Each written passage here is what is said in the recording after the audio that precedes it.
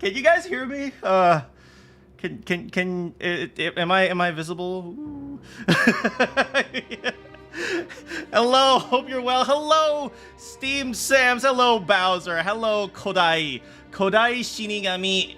How are you guys doing? You hope I'm well. Thank you so much. Does this game include octopuses? Probably. I actually don't know very much about this game, to be honest. Welcome, guys. The music is too good. It's distracting. Hold on a second. There we go. We'll put on some more relaxing background stuff here. How are you guys doing? Yeah, so, this is my first time streaming on this channel.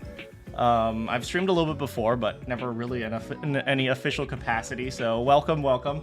I don't know if I'm supposed to say that this is not sponsored, but this is not sponsored. They're not paying me to play this. I just don't know what I'm doing. How are you guys? I hope you guys are doing, having a good day, having a good weekend. Yeah, I got a few requests to just stream this game, and to be honest, I was a little bit hesitant to stream a game that, you know, I actually have some relationship with, but yeah, but here I am. Anyway, I'll tell you guys what I want to do today. I said we're playing Octopath Traveler, but at the same time, I don't necessarily want to play Octopath Traveler as much as I'd prefer it to be like a backdrop for what I actually want to do, which is just, you know, chat with you guys. You're well, just baked a cheesecake. Do you bake cheesecake? Do you bake cheese? Because I've seen like a million recipes for no bake cheesecake. So I'm am I just really dumb?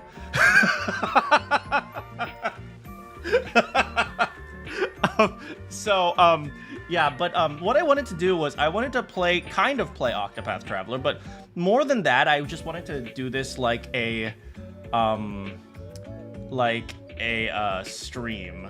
And hold on, I think I have a chat bot somewhere here. If I didn't inherit my family recipe, you wouldn't have a clue. Hey, you know what?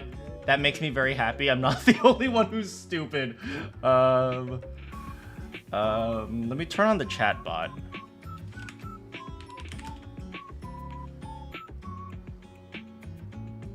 Let's see if the chat bot is even working.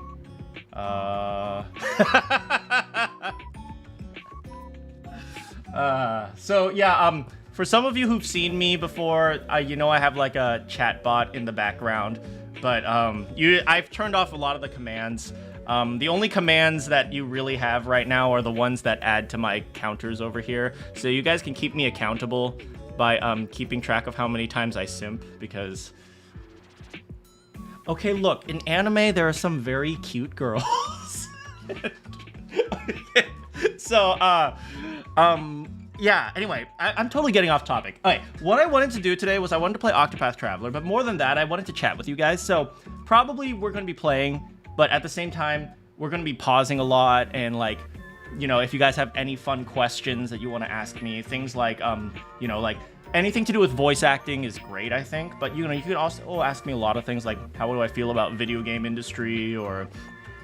what do I think about Expedition 33 winning Game of the Year, or how to get your engineering degree? Because I mean, I know how to do that. Or maybe like, I don't know, who's the best waifu in Fire Emblem Three Houses? And by the way, the answer is Marianne, and if you say otherwise, then you're wrong.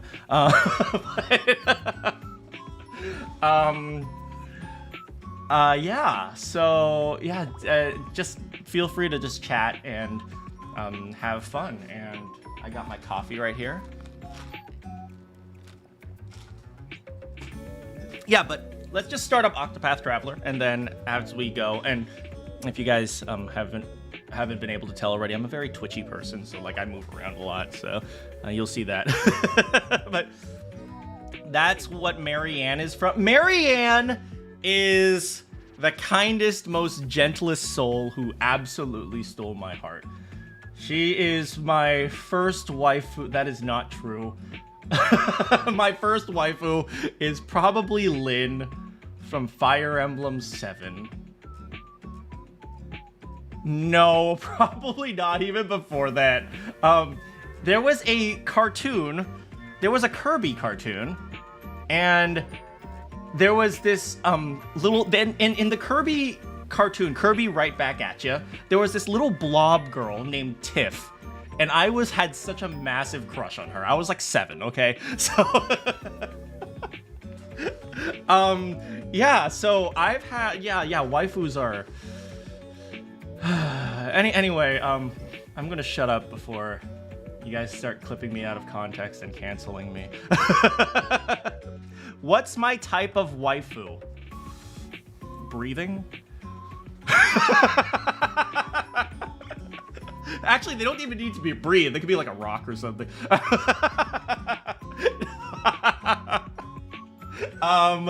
Yeah, I don't have a type of waifu.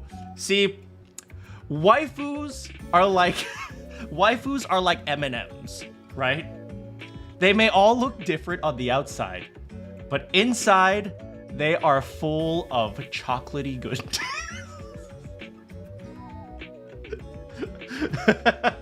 The green M&M. Okay, maybe she's a tier above the red one, okay? But what's my favorite personality type? So dumb. Okay, I actually do like really dumb characters. But a lot of the dumb characters are usually not because they're dumb, but because they're very innocent and sweet and wholesome, and they just want what's best for the world. Right? Usually dumb characters are very simple-minded, and the simple-minded characters are like the ones who just like, I just want everyone to be happy. So I like that. I like that. I definitely don't have a thing for tsunderes. I definitely don't want to get bullied. Baka. Anyway, we're totally getting off topic. At least I'm gonna start. This is Rinyu in a nutshell. Rinyu is kind of stupid.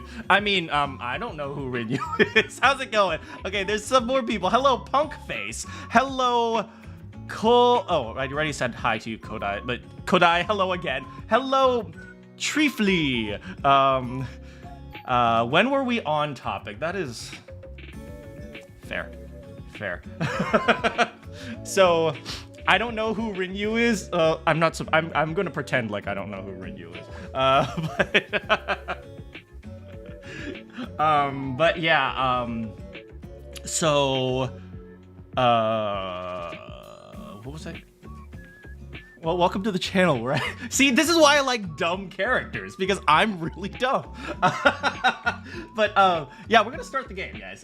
We're gonna start, but know that when you guys ask questions, I might just randomly pause the game. I might, like, you know, have a chat with you guys. I might, like, you know, draw figures about things I like, I don't like, and stuff like that. You know, it's all in good fun, and I want it to be, you know, also because I know a lot of people wanted to ask me questions about voice acting, and I want to just, you know, answer whatever questions you guys have about that. But more, it's just to have fun. So ask whatever you want.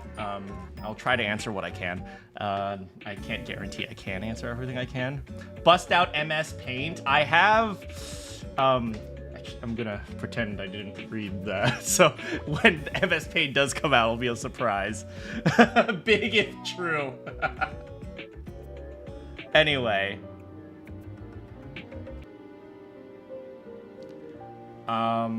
Yeah, so I think this setup looks okay. I don't know if it... No, I think it looks okay. Like, you can kind of see my face. I know a lot of... I'm kind of shifted over. Hold on a second. Yeah, there we go. Has it been challenging for me to get into the voiceover industry? Let me start the game first. And then at some point we're going to pause and have like a big conversation about that, because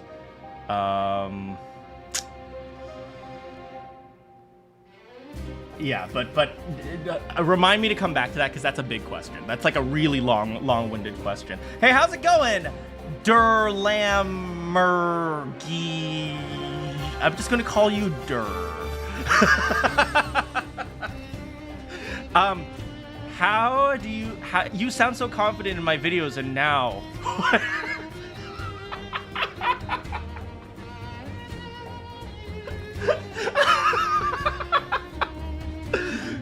you see, there is this magical thing called video production.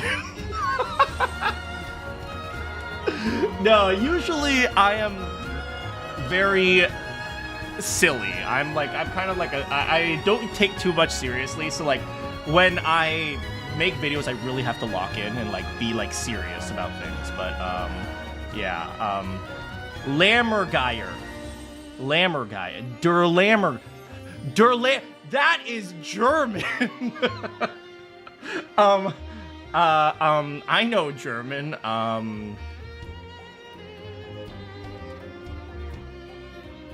Hey, no, that's H-E-J is Swedish. Okay, hold on. I took like 2 classes of German. It means lamb vulture. Oh, that's cool.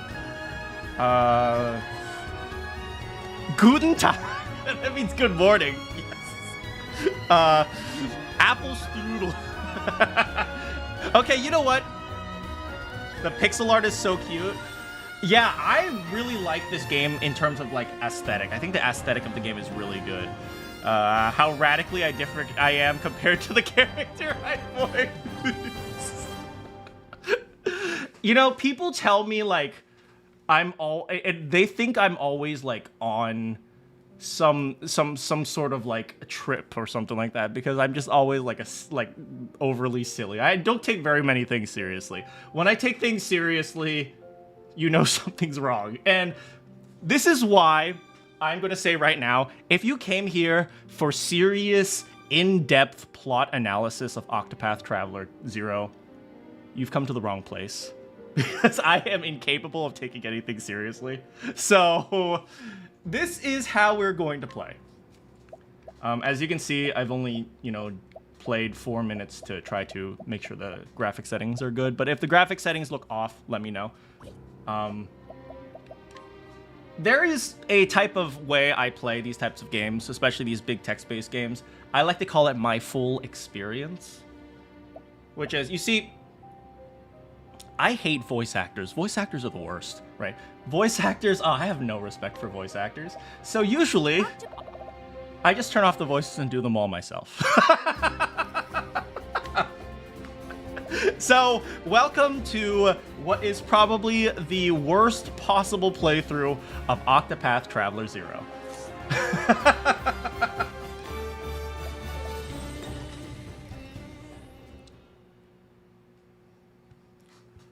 Alright, so we're going to get started, and Kodai, I'm going to get back to your question once we get into the game a little bit. I don't even know if this is supposed to be voiced. Oh, crap. Remember, you can be anyone. You can go anywhere. Is that true? I don't know. I wanted to be a 7'2" middle blocker when I was growing up, a volleyball player. That didn't work out. And one day, I hope you'll share with me what you've experienced. I don't even know who you are. You're a talking book. I art thou. Thou art I. As someone who's level 70 in this game, you're excited for this new dub. Yeah, this is coming out in a new patch. This is spoilers, guys. There's a new patch with just my voice. Things you're learning. I'm not 7'2". Sadly, no. Am I accurate? And who you've become. So, is this like book my companion? Or, is there someone like living inside the book, like in Metaphor, right? You guys played Metaphor ReFantazio? Really good game. Select my appearance. Okay, so I am bro.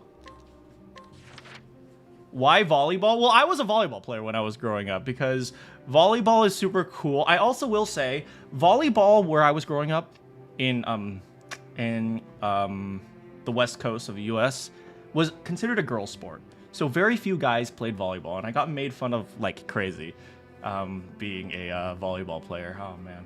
But anyway, learned skill. I didn't even look at this when I was going through the graphics earlier. So attack skill. Select a weapon and deal damage to a foe 2 times. Okay. Recovery. Oh, by the way, I don't know the battle system. I haven't actually played Octopath, but not true. I watched a lot of the videos of Octopath in preparation for this, but I didn't actually play it originally. You know, there were just so many Square Enix games that came out, so I do want to go back to play Octopath 2. People say Octopath 2 was really good. Healing.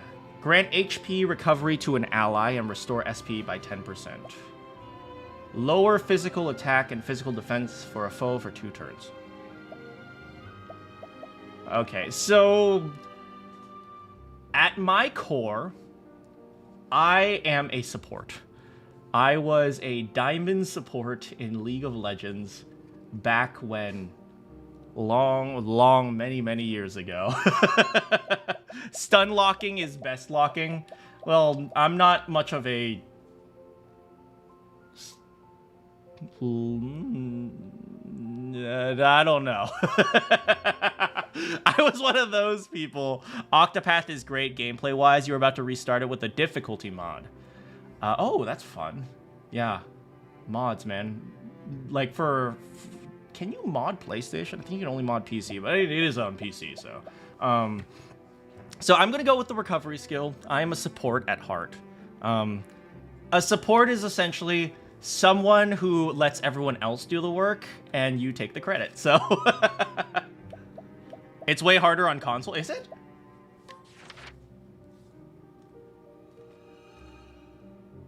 Okay, favorite dish.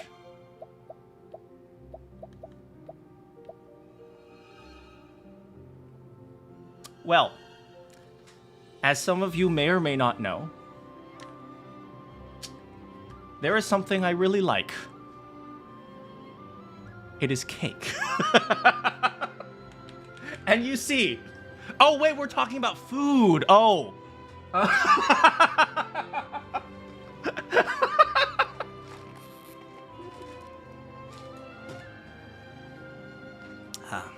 I have a saying, cake is cake, no matter the baker.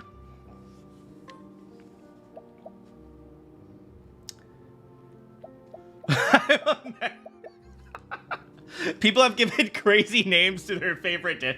I'm a simple man. I like cake. My mother's specialty is cake.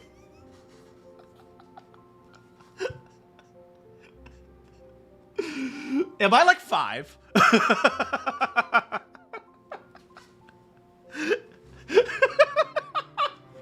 Well, anyway, what type of cake do I like? Actually, believe it or not, I only like, I don't actually really like that many sweets, so the one sweet I am okay with is ice cream. Everyone's talking about my mom's cake around town, that's for sure.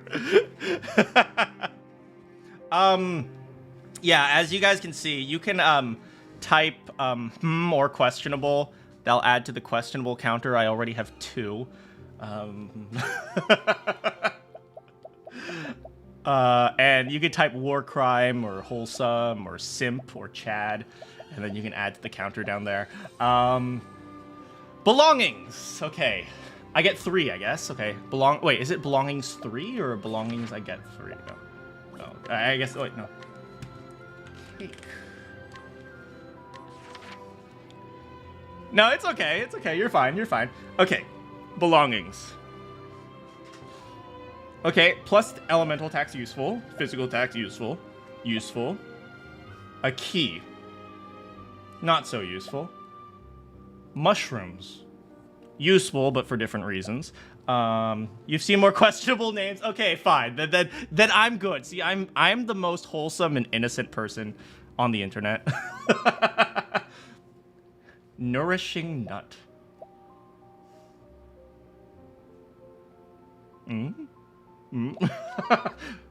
Ratatouille. Letter fragment. Okay, so I'd like to think that if I was in a fantasy world, I'd be really, really poor. So I definitely have nice accent. I can't French accent. They put Expedition 33. So my treasured item is a piece of paper. I'll take that. My treasure item is a rusty key. And my treasured item is some shrooms. You know what? Those are my 3 belongings. A piece of scrap metal, a piece of paper, and the drugs my father left behind.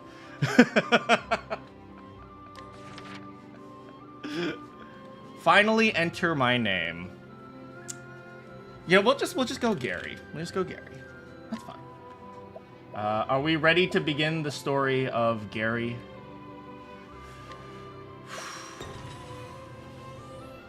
Here we go.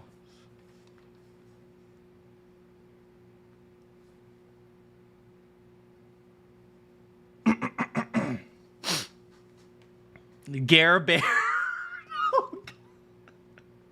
I don't know why my name is so memeable. Like, there have been so many people throughout my life who have called me Gary the Snail just because of SpongeBob. I don't mind, but it's just for some reason my name has become like this meme. Like Gary is like generic old dude name for some reason. This is the land of Orsterra. It is said that the Flamebringer, well,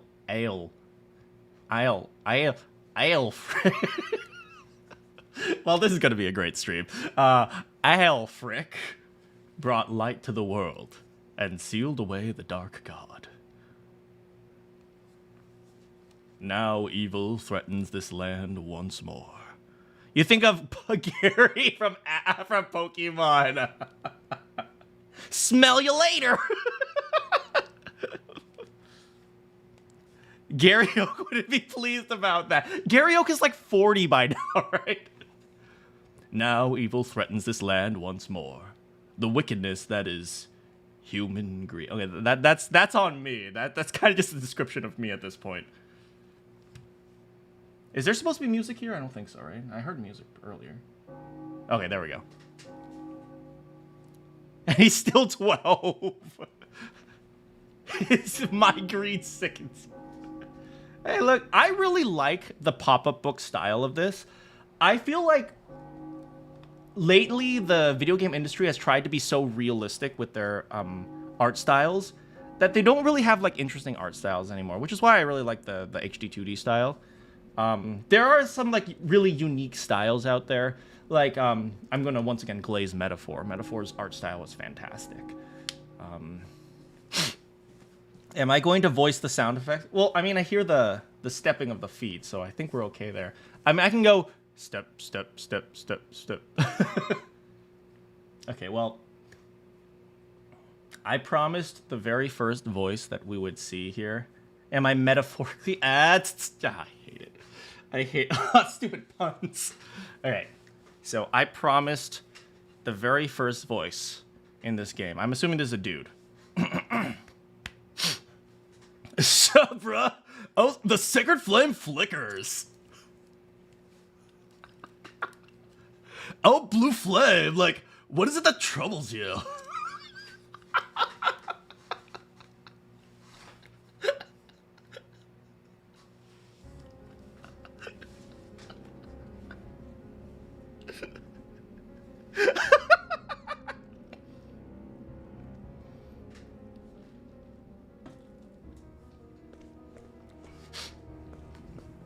This simple art style allows for a display of things that would be horrible. I heard this game is very, very dark. I only know one of the stories. There's 8 stories, right? Octopath, right? So, Octo. So, yeah, I know one of the stories, and one of the stories is kind of dark, but, like, I heard it gets even darker than that, so, but I don't know too much about the... oh, but I do know her. She is our rich girl. And what can I say? There ain't nothing more attractive than some money. Don't cancel me. Hey, how's it going, Dr. Phil? This decision will have catastrophic ramifications. Oh no. Oh wait, so she's like a sophisticated woman. So... Oh, what a splendid view!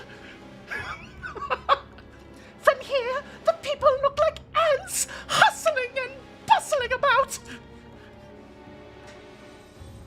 But I wonder if they're truly doing all this work out of obedience to you.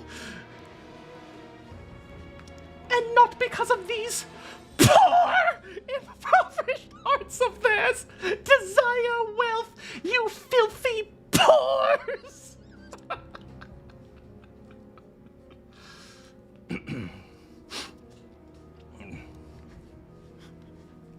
Wealth matters little when it comes to the heart. Power and the fear that it induces is the only thing that can control people. But there's something you want even more than that, isn't there? I know where the ring is. I'm using the pores. Pores. in a small town.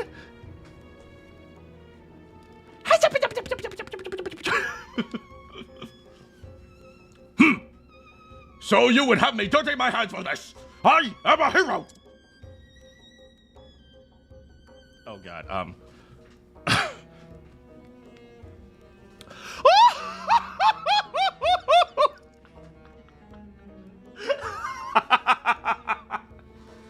hero in need of weapons, yes?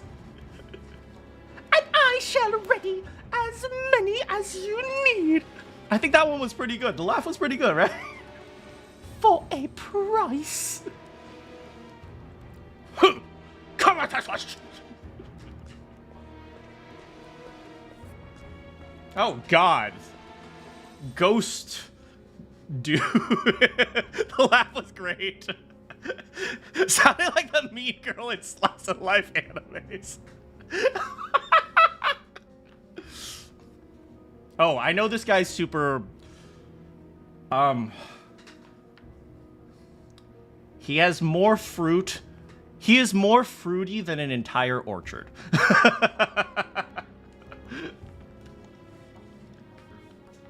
Oh, how marvelous! Your hearts are oh so vile. Why, I'm positively inspired. I am so sorry. I am so... To all the people who came here expecting something serious, I apologize. Ah, so the famed playwright alive. I nailed his voice, really. No, I'm not. You're right, I'm absolutely not. I knew what to expect. The famed playwright arrives at long last. Yeah, he gets all the chicks. Fame is nothing more than pretense. I came to this poor hinterland because I heard I could find good material for my plays.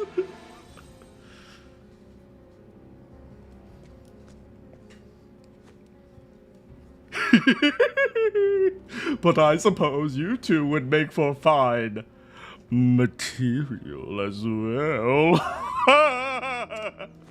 Good God. You are but a lowly rider.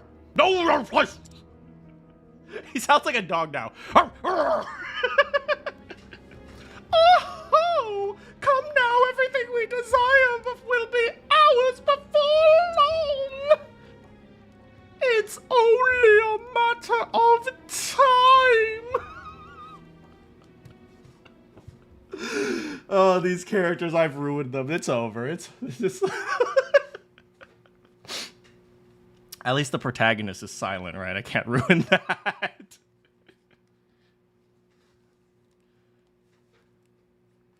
Hey, that's me. Remember, Gary, you are an idiot. This is a nice break. I'm glad to hear that you're enjoying. Hey, it's me.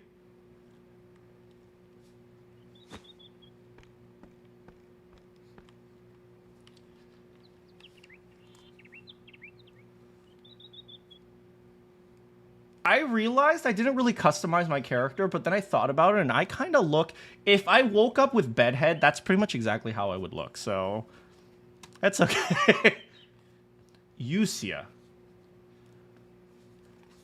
Ah, you're finally awake! Okay, I'm assuming this is, like, my mom. I'm going to give her a normal voice. Hee hee? Did you have a bad dream? You were tossing and turning and calling out, "Mother, I need your cake." I'm so sorry. In your sleep.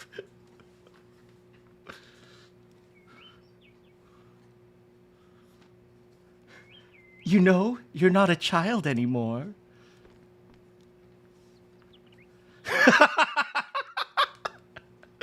Now your father's already outside doing what he always does. You'd better hurry up, sleepyhead. Thank you, Mom. I love you, Mom. It's too bad you're probably gonna die. As with all JRPGs, you get stronger when everyone you know is dead. Hold circle to dash.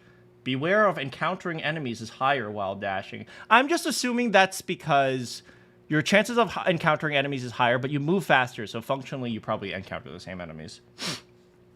The classical red paint. Is this game a JRPG? No, it's a it's a first-person shooter. Press L2 to display the map. Okay, I got it. Oh, treasure chest. 300 bucks. I'm guessing that's like $3. Wait, how do you open the? Yeah, so 300. I'm assuming this is like yen or whatever is the equivalent of this world of yen.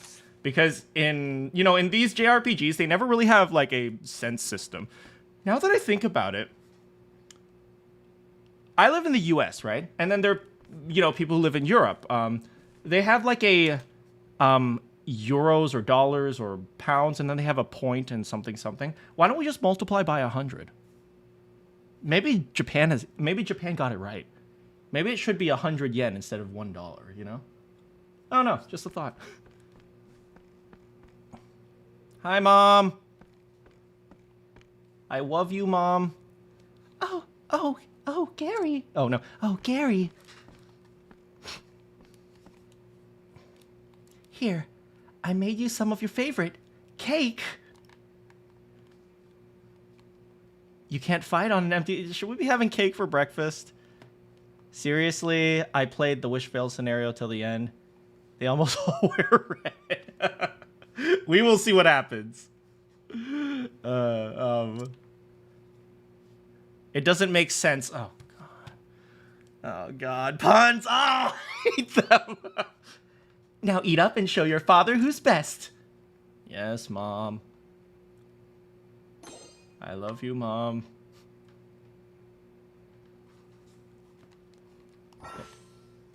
Turns will be left. Wait. Turns left. Turn left. Turn left.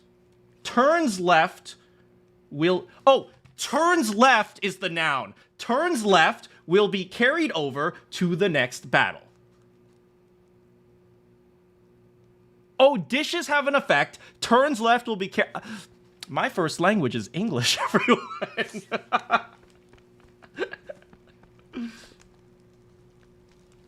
Your father's already outside. Oh, square? What is square? Entreat. Enquire. Enquire about who they are. English is nonsense. That's true. Wait, why do I need to inquire? This is my mom. Wait, Success rate 95%. So there is a 5% chance I have no idea who my mom is. This is a fantastic game. I love this game.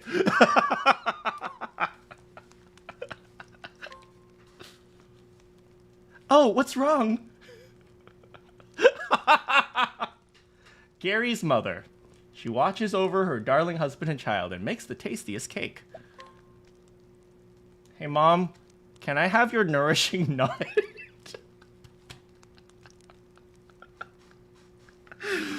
This is fan.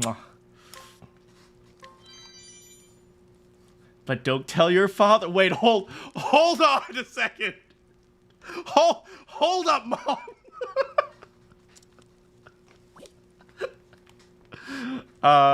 There's a 5% chance she'll get mad at you.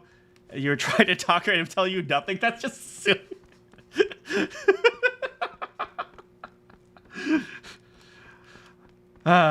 Didn't know that was even possible to lose reputation. Well, hopefully we'll run into a 5% where we have no idea who these people are. It's like, I've known you since we were in 3rd grade, man. What the heck? Look at it. It's so pretty. I love this pop-up book thing.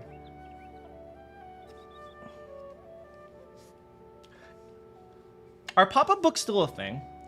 I haven't been a kid for a long time, so I remember I loved pop-up books, but then I would always wreck them because I was too violent with them.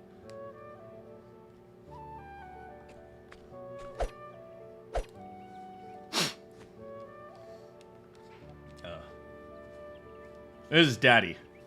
Ha ha! There you are! You haven't missed a day of training ever since you were little. Wait, Dad, I'm over here. Can you look at me? Dad, turn around. Oh, there you are. Though you do oversleep from time to time. Your swordplay continues to improve. I think it's time you became a full-fledged member of the Watch. It's pronounced freed. No, it's definitely fried. If you can best me in battle, my technique shall be yours. He's talking to my invisible brother. He's hallucinating. My invisible brother died in war 2 years ago, and my dad has PTSD now. I'm creating my own backstories for these guys. Now come! Hold nothing back! Yes, Dad.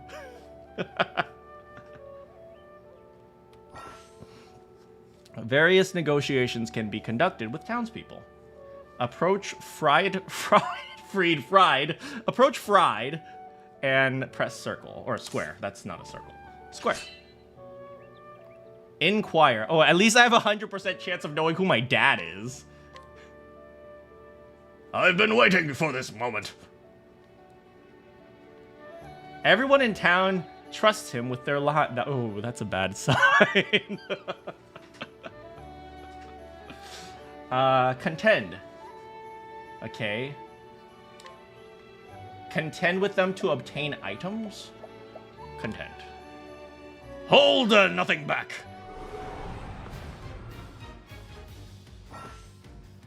Alright. Exploit the weaknesses. Exploit the weakness with a sword. Weakness can be exploited based on people's jobs. So if I'm like an accountant, can I like... You're like, I'll exploit you. Here's $10. Can you like help us out here? Just buy them off. Attack. Wait, skills. Downward slash. Abide. My skills. Learn skills. Healing prayer. Oh, that's the one I picked up earlier. Defend. Attack. Ow. What the frick, Dad? You can't attack twice. Okay, attack. Oh, I see. He's vulnerable to the sword, which I feel like is probably a very bad weakness. Break your foe, enter boost mode to deal a devastating blow. Breaking an enemy will dramatically reduce their defenses. Press R1 to enter boost mode, and that will increase the potency of my attacks. You can spend up to 3 BP. I'm just gonna call them battle points. Okay. Pew! I'm assuming there's going to be voice lines here, so I have to do these voices too. Hut! Hot! I'm all leveled up!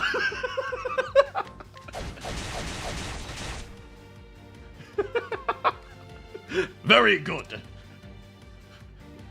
Now you're a full-fledged member of the Watch. I'll have to do all the voice lines too, then.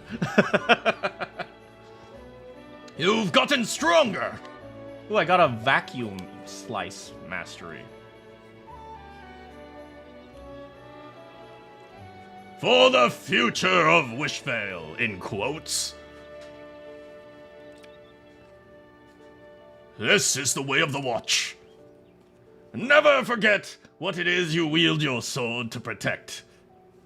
This town, and your mother, and I. We all love you so very much. I hope nothing happens in the next 24 hours that causes the town to burn down, and everyone except the main characters to die, but that would never happen, right?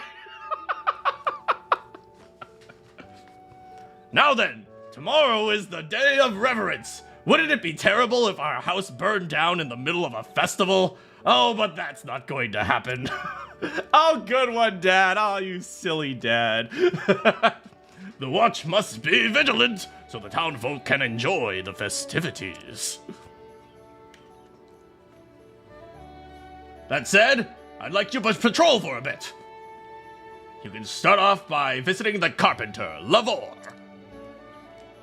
He seemed to have his hands full with the preparations. Go see if there's anything you can do to help. Also, can you pick up my red clothes? We're all going to be wearing red tomorrow, except for like 3 characters, so... Try equipping vacuum slice mastery. Okay, here. Equipment. Not equipment. Skills, that's it. Me? Healing prayer. Oh, here. Vacuum slice. It costs 30! I'm never going to use that! Wear red to live. I don't know about that.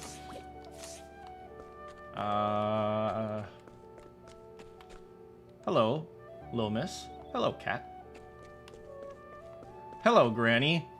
I'm 47. Yeah, but this is anime, so you're incredibly old.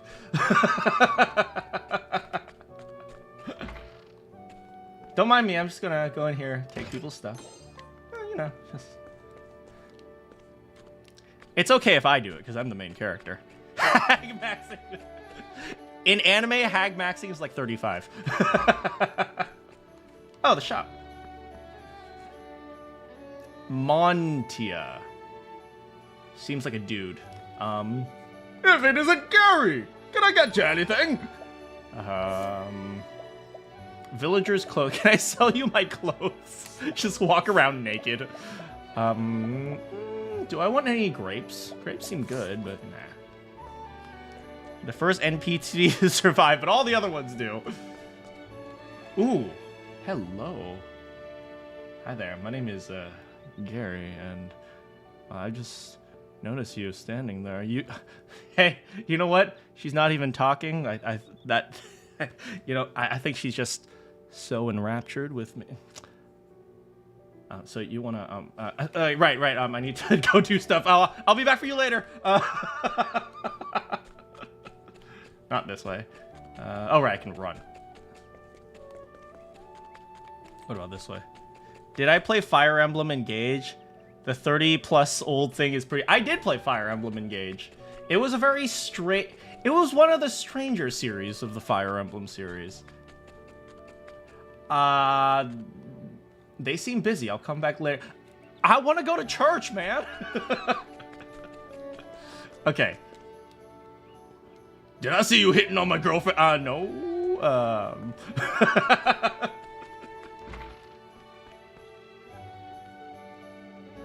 Would you like a drink, Gary? I'll serve you anything but Sprite. Sprite? I'll serve you anything but Sprite. Can I have a whiskey? Yeah, that's fine. Change skills. Party. They never did more with the Scheme Pug setting introduced in Engage. Yeah, Engage was very weird. I very much believe the best storylines in the Fire Emblem series were the Game Boy Advance versions. So Fire Emblem 6, 7, and 8. God, I still remember Fire Emblem 7 Burn, the country of Burn. I still remember the the Four Fangs, and how they were, and the Black Fang, how they were originally started as like a mercenary group. Eventually they got taken over with politics to serve Burn, and like and you had like the entire plot line with like Nino. Man, I had a huge crush on Nino when I was a kid. And the whole plot line with Nino and her adoptive mother and her being a scapegoat for the killing of Prince Zephadel or something like that. It was... You like the DS ones? Three Houses was pretty...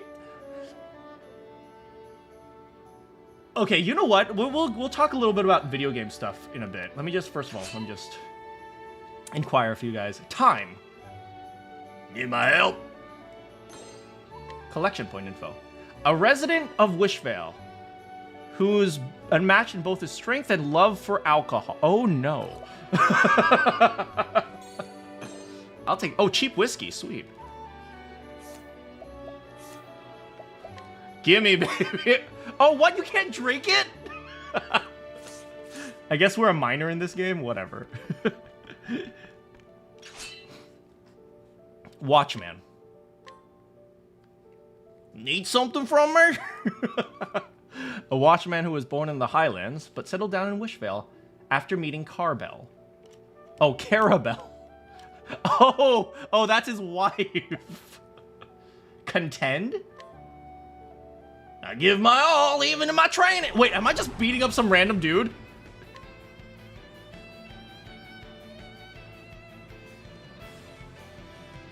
Karen, I apologize. I didn't mean to beat you up, but since we're in a fight now, I have no choice.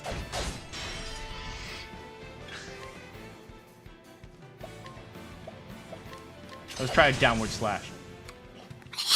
I killed him!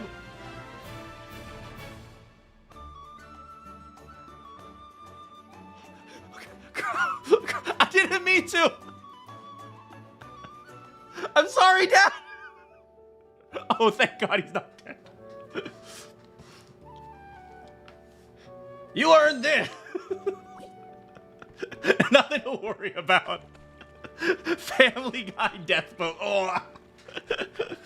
At least in this game, it's presented as content. In Octopath 2, it's just called mug. That's hilarious. We can mug this old dude? What a peaceful day. Inquire. Please don't steal from me. Oh, I can just buy stuff from him. Oh, I can haggle it down. Oh, that's purchase. Alright, please give me your herbs. It's got some years on it. Wait, hold on a second. Is he giving me expired, like, vegetables? This is fantastic. Basil. Well, Entreat. Give me your paprika, kid. Okay, please don't hurt me.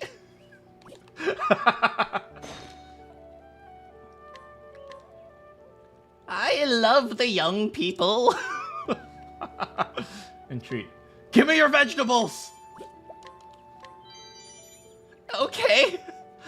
I'll pay my protection fees. Paprika is good? Oh, is it? Oh, sweet. I'm just going around mugging people. I feel awful. I actually don't really care. I don't feel awful at all. Okay, so this is what we'll do. Okay, actually, let's have a pause quickly, and I want to chat with you guys a little bit about and because there's nice little background music to chat to. When you mug people, you mostly hear like, "You thug" or "Help," or "Why does this always happen?" That's really funny.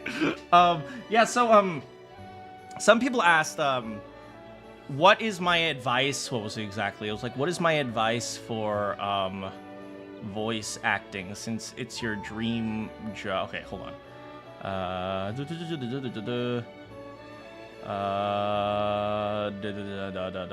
Anyway, I couldn't find it. But anyway, the idea, the question was, what is my advice when it comes to voice acting? And that is a very complicated question, because if it was challenging getting into the voiceover industry. Okay, so there's a reason why this question is challenging, because when we say voice actor, there's like 7 different words that could mean. There's 7 different definitions that could mean, right? It could mean like someone who just voice acts and just does it for fun. There's someone who does it for a full-time career. There's someone who does it kind of part-time. There's someone who does it just because, they like voice acting there. And so then there's a lot of different pieces we could go with. You said industry, so it's a little bit more talking about like full-time business type of thing, like a full-time career. But like, I wanted to make sure I understood the question. Like, do you mean like, is it like, do you want to like, what is your advice to improve your voice acting, or specifically do it as like a career, or like, is there like a question? And anyone can answer this, by the way, because I can answer multiple, by the way, if any of you are interested in this. But if you want, how do I want to put this?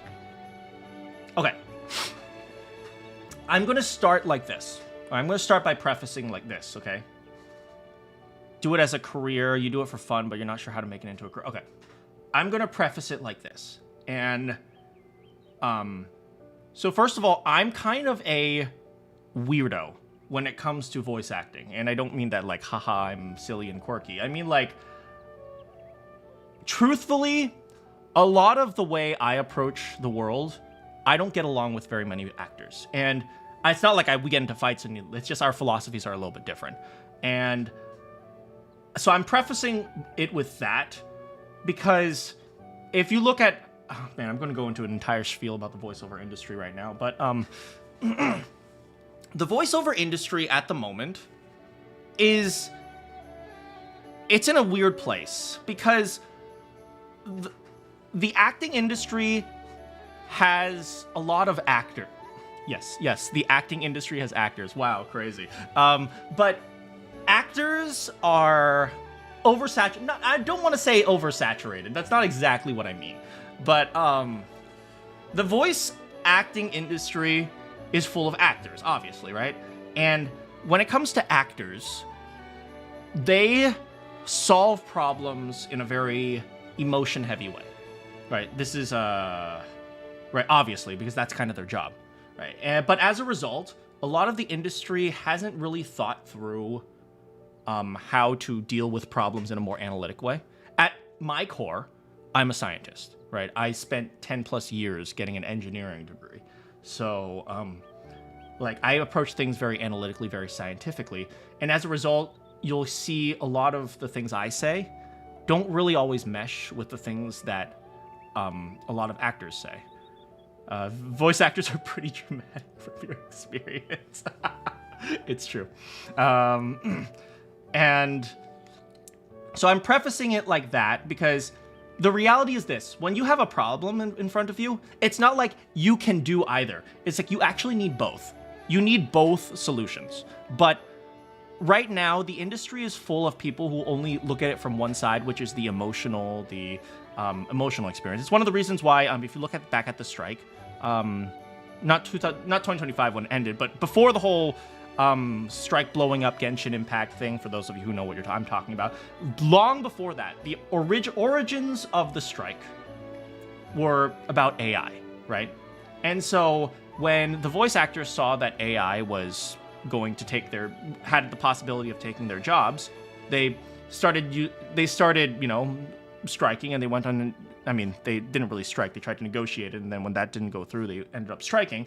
And they pushed these very emotional appeals of like, oh, AI is going to destroy, human jobs, and it's going to make human life worse, and so on and so forth. And one thing they did, and this was early and before anything was really particularly relevant, is a lot of people went onto Twitter and they made these emotional appeals to, especially like engineers, for example. So a lot of the engineers were saying like, oh, engineers, you need to start thinking about the consequences of your technology. It's like, oh, when you develop your AI technology, you're going to end up destroying us all, or something dramatic like that. And how the engineers responded was, okay, so. That was literally how they responded. And the actors had no idea how to deal with that because they had never really dealt with people who were so non-motivated by emotion. A lot of the engineers, I'll just give you an example because I know this from my experience. I mean, engineers, business majors, there's a big debate on that, right? It's like, oh, do engineers have the responsibility to take care of AI or when they're developing it? But the idea was that they tried to say like, oh, engineers, you need to be more thoughtful with your AI. And they're like, okay, so what? And because they were dealing with people who were just so non-motivated by emotion. They just had a problem in front of them. A lot of engineers are like this. There's a problem in front of me. I want to solve it. That's it. Like, they don't really think about like the consequences or anything. Similar, you're a tinkerer and a problem solver. I separate emotion and look at the facts. Yeah, and I've noticed more people who know my channel, because my channel got more popular from some of the AI videos I made, are generally more on that side. And the reason why I'm prefacing, but AI voices still lack genuine human emotion. Fair enough. You're silly, but you are silly to think that it won't eventually, right? It's like, at a certain point, technology always gets good enough, right? It reaches a critical mass where eventually it will overshadow all people, right? The reason why technology is good isn't necessarily its quality, it's actually quantity, right? Try getting a human to voice 500 characters at a time. You're probably not going to be able to, right? So it's like, at a certain point, once it reaches that critical mass, it'll eventually overshadow it. So I'm not really trying to debate what AI is and what AI isn't. The whole point of me bringing up the whole strike thing, we can talk about AI in a bit, but the whole point of me bringing that up is that a lot of the things I say are going to be ugly, right? They're going to be like ugly, harsh truths. And these are the things that actors don't like to hear. They don't like to talk about because, you know, they want everything to be happy and nice, and sure, fair enough. But maybe you could say it's even toxic positivity, because there's a lot of that in the art industry. So anyway, preface aside, let me get a quick coffee sip.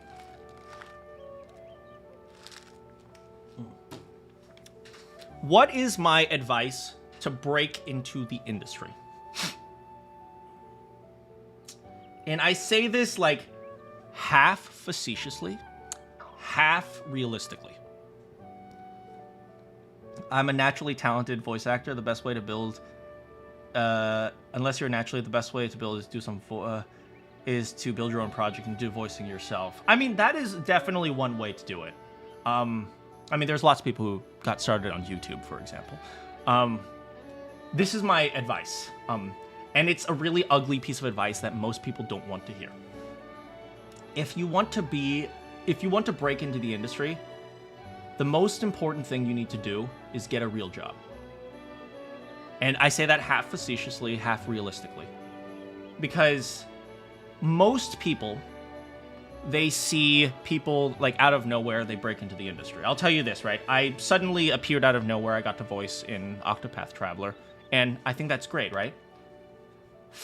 And, you know, like, people see me like, oh, I got started voice acting in like 2023, 2024. It's like, oh, in just 2 years, I'm doing Octopath Traveler. Not exactly, right?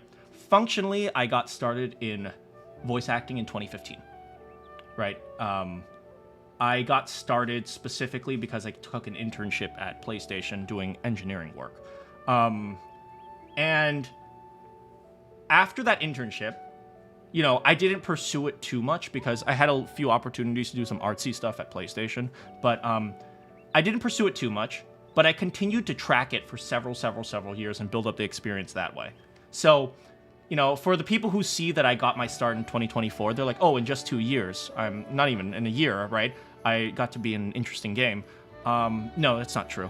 The reality is, if we want to consider my start in 2015, then you could say it's about 10 years, right? And I was in university at the time, and I was supporting myself. And if you guys don't know, I don't know how old or young you guys are, but when you're in grad school, it's more like a job, so you're actually making money. You're not really paying money to the college. So I functionally had a job, and I was able to sustain myself that way. Now, you can get whatever advice you have for reaching out to agents. You can, it doesn't help that being a voice actor doesn't really pay bills either, especially if you're considering living in Dallas or Los Angeles. Yeah, that's kind of exactly right? Which is why I'm saying, like, the first thing you need to do is get a real job. Because if you want to make it a career, you are going to just have to sit there for a while. And sometimes it has less to do with luck and more to do with just reality. You know, some people say like, oh, you need to get lucky. It's like, yes, you need to get lucky. And you can also say if you work hard, you'll get it eventually. But the reality is, well, let me finish this thought and then I'll move on to another thought. The reality is it takes a lot of time and it's annoying. And there might be some guy who happens to have connections, like his dad is like a famous director, and as a result, he gets in immediately. It's like, but do you think you or anyone else you know is like in the 0.001%? And so this is an ugly reality that I hate telling people, but I think it's the most responsible thing for me to say, is if you want to be a voice actor, the first thing you need to do is you have to have a way to sustain yourself. And that is... I think that's the big point, right? Now, often what people do is they have a real full-time job, and then they go into voice acting, and then they wait a little while, and then eventually they start getting more jobs. And then when you get up to a point where you're making enough money, then you can quit your first job. And that's what a lot of people do. And I think that's probably the more responsible way. As you said, Kodai, you said this is your dream job, right? At the same time, this is an industry that is specifically built on hopes and dreams.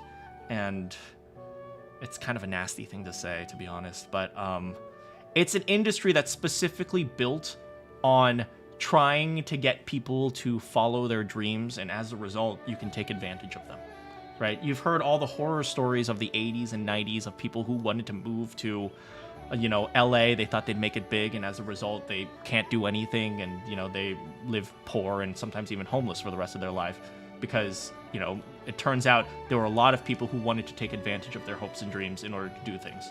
So that's the first thing, and it's an ugly piece of advice, and I don't like giving it, but I also think it's the most realistic piece of advice I could give.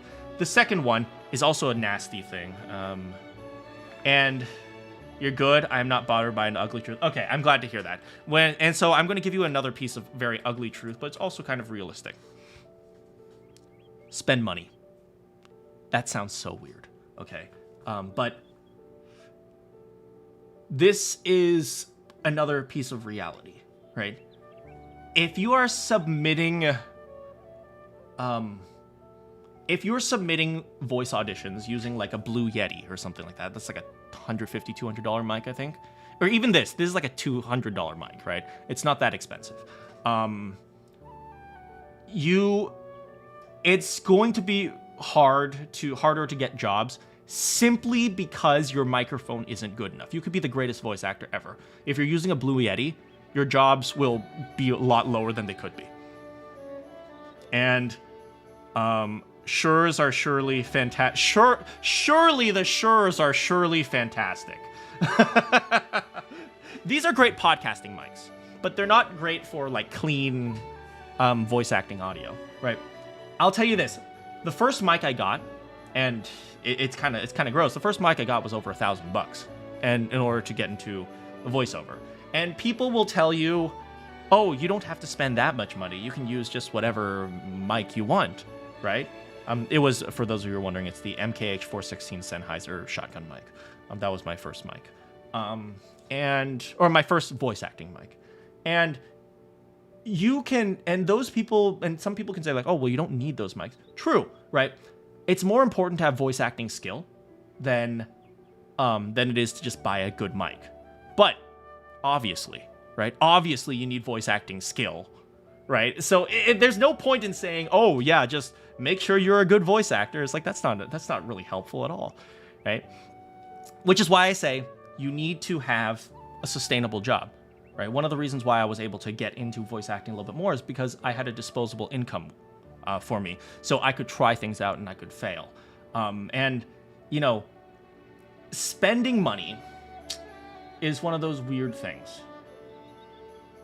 Hold on a second.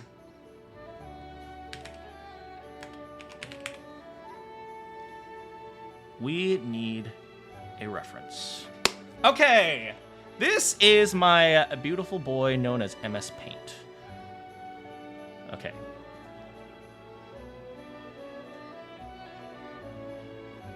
Ori's voice actress in Octopath Traveler is saturated. I wonder what the story behind it is.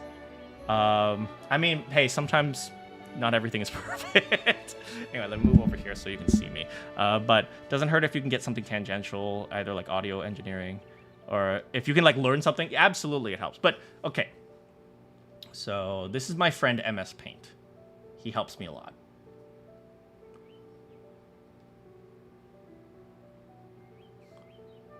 Frick.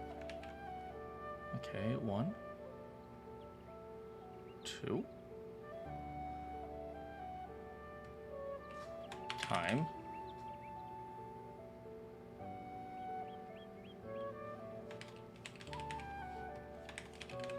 Do you guys see this, by the way? Hopefully you guys do it. You can see it. Okay, so this is time, and let's just say in, I don't know, years or something. And this is success in whatever metric you want, right? Like success, you could say it's success in how much money you make, success in how much notoriety you have, how many jobs you get. Doesn't really matter, right?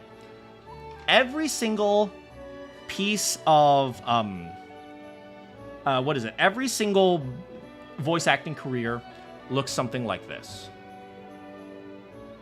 We'll draw it in red.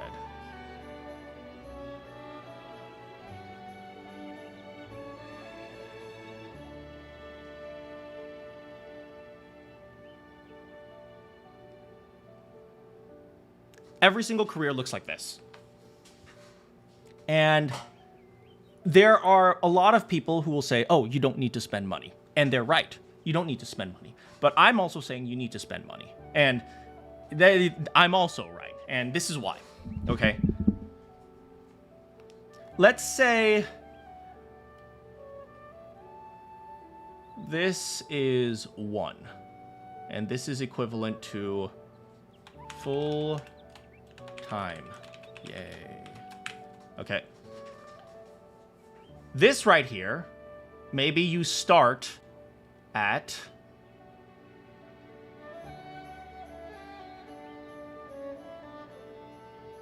.0.001. Okay, you're starting right here at 0.001. Okay. For the most of your career, you will be right here. And it's annoying. So, but here, what you're doing is you're building jobs, you're building experience, you're doing lots of small projects. And so here is like, you know, you might be doing like low budget projects, student projects, etc., right? And then eventually you might get to here.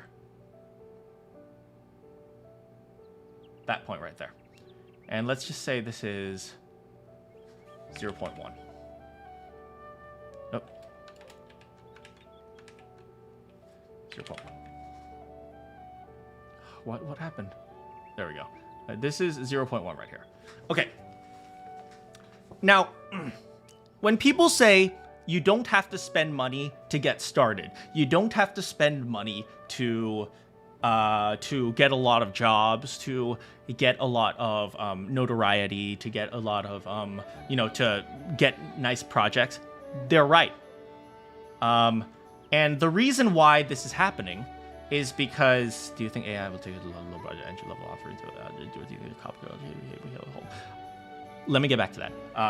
Let me finish this thought and then I'll answer that. What, if you look at this, right? This is a 100x improvement from here to here, right? We're going from 0.001 to 0.01, to 0.001 to 0.1, right? That's a 100 time improvement, right? So if you look on the low end of things, right, you don't need money because you use like a normal silly mic. Like you can probably use like You can use like a $100 mic is probably fine for voice acting here. You can there's a lot of there's a lot of jobs you can get here. You can get like local commercials, for example. You can just go into your local your local mom and pop shop and ask like, are you guys planning on filming something for Instagram? I can make you an Instagram video. Boom, you already have a voice acting job, and they'll probably pay you like $10 or something like that. And so on and so forth, right? Now, some places they have like their own Instagram team, so you can't do that. But like a local mom and pop shop, you could probably do that. I've done a few commercials just by walking in and saying, hey, if you guys need a voice for an Instagram reel, just let me know. And they post things on Instagram or on TikTok or whatever, and it's just pictures of their food. And then I just say like, hey, check out the salmon poke bowl here at Poke Deluxe. Something like that. And then from there, you can have a major improvement without spending very much money, right? That's a 100x improvement. But that's still nowhere close to making it full-time. Which is why when you said you want to break into the industry and make a full career out of this, and by the way, careers aren't just video games. I want to make it very clear. Video games and animation are a very, very, very tiny percentage of the actual voiceover industry. Most voiceover, I'd say like 60 to 70% of voiceover is commercials, right? So a lot of people think like, oh, the pipeline to become a voice actor is you get a character in a big video game or something, and then you get to go to the conventions and you make a lot of money. That is pennies compared to getting a 30-second commercial at Walmart. It's like, if you can get like a 30-second commercial for Walmart and they want your voice exclusively, you could be making $200,000 a year. That's not even a joke. So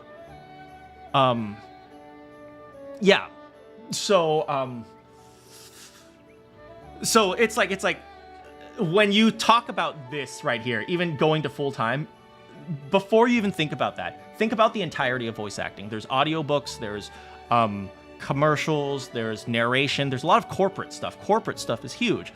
Maybe tutorial stuff, in order to turn on your Dyson washing machine. Wait, Dyson is cooking. How to heat up your Dyson chicken nuggets. First, open your air fryer. Next, close it, because we're using oil. It's like there's so many different ways to do voice acting. So that's one of the big things. I appreciate the advice and what is saying as well. I've been making voice videos for 8 years, so I have practice in a decent rate. Yeah, Rode is a great... I'd say Rode NT1 is like the place where like you would start saying this is good quality. This is reasonably good quality. Like that's kind of like the starting point. Tyson. Wait. Oh, Tyson chicken.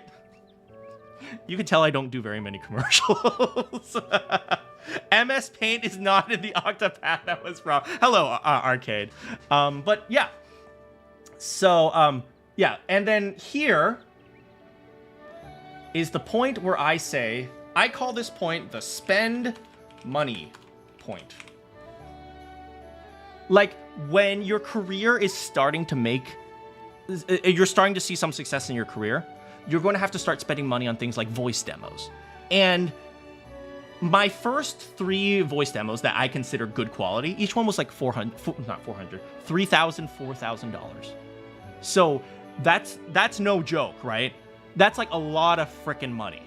So it's like if you spend it here, if you spend $4,000 here and you're not making very much income, you can see my mouse, right? If you're spending money here and you're not making very much income, that is the main reason why I say you need to have a job to support yourself.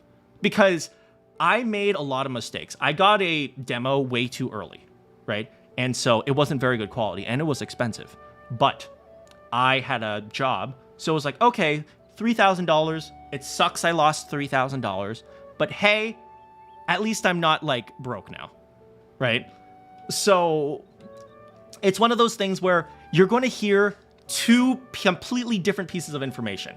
You'll hear you don't need to spend money, and from me, suddenly you're hearing spend more money. And there's a reason for that, because this is the part where you don't need to spend money. Right here. This is the part where you need to spend a lot of money, right here on this big curve.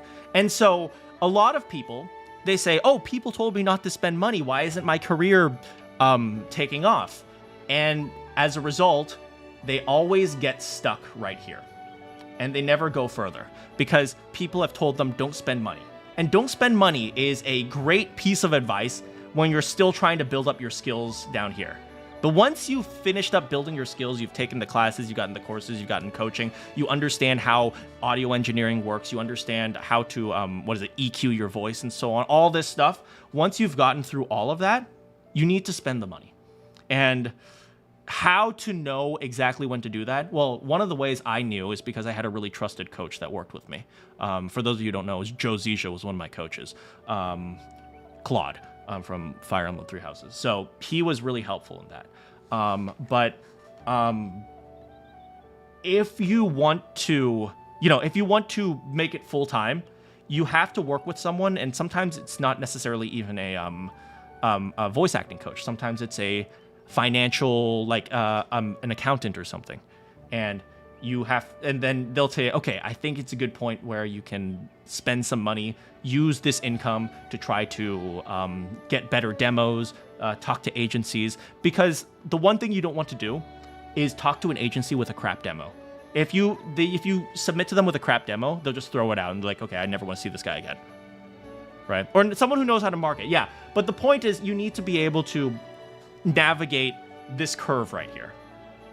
And this curve is like the most important curve for just about any business, right?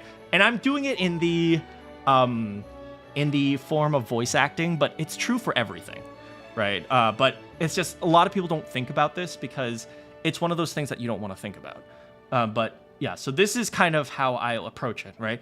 I don't know how seriously you've taken voice acting. You said 8 years you've been doing fun projects. I don't know if you've been taking like serious coaching or seriously trying to get jobs or stuff like that. There's a lot of online casting sites that you can probably play around with as well if you want to like get around over here. But like once you've gotten to this point, you need to start spending a lot of money. You know what they say, right? It takes money to make money, and it's one of those unfortunate realities.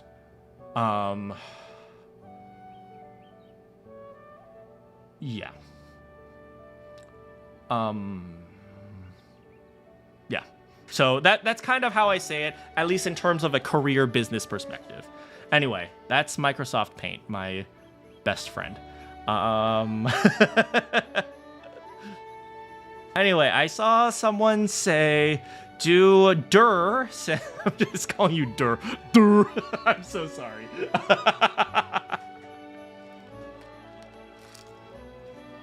Thank you for the paint. As you can see, I was slated to be a professional artist, as you can see here, but I was like, I'm too good. I'm going to take the jobs from everyone, so I'm not going to be professional because it's just too easy.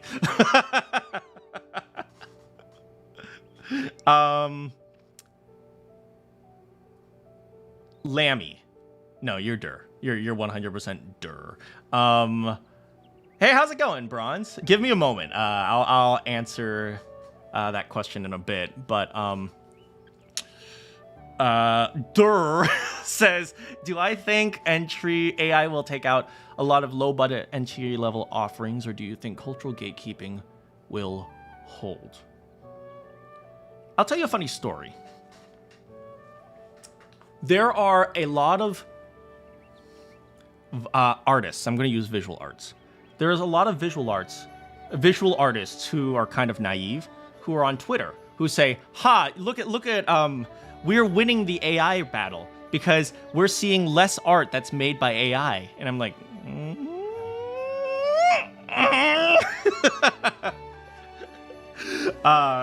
it's the reason why you're seeing less art made by AI is because the AI is getting better, so you can't distinguish the difference. But do I think it will take out a lot of low budget or entry level offerings? Here's the reality. It has already done that. If you've ever been on are you sure about that? If you've ever been on a subway and you hear now boarding at station 6. Please watch your step, or something like that. That used to be voiced by an actual person. It's not doing that anymore, right? So the way I see it is this. More and more, voice actors aren't just like everything, voice actors have to adapt. And so when you see a lot of low-budget, entry-level offerings, the reality is it's so much easier to just type a few things on your computer, generate 30 instances, like, I'll just go with that one, right? Will it hold for things like anime and cartoons? I don't know.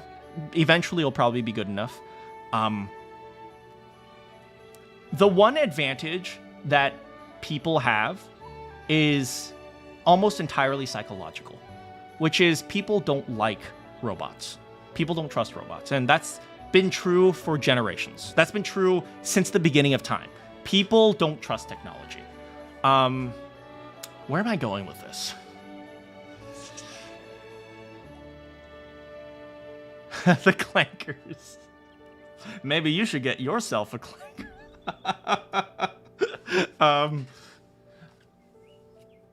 People generally don't really trust technology. And more from what I see, there are voice actors that are being brought in not necessarily because of voice acting specifically, but more as like a consultancy style thing, right? Because when I bring in a voice actor, at the very least, I can trust that he will give me what I want in a certain amount of time with a certain performance that I have seen is repeatable before. So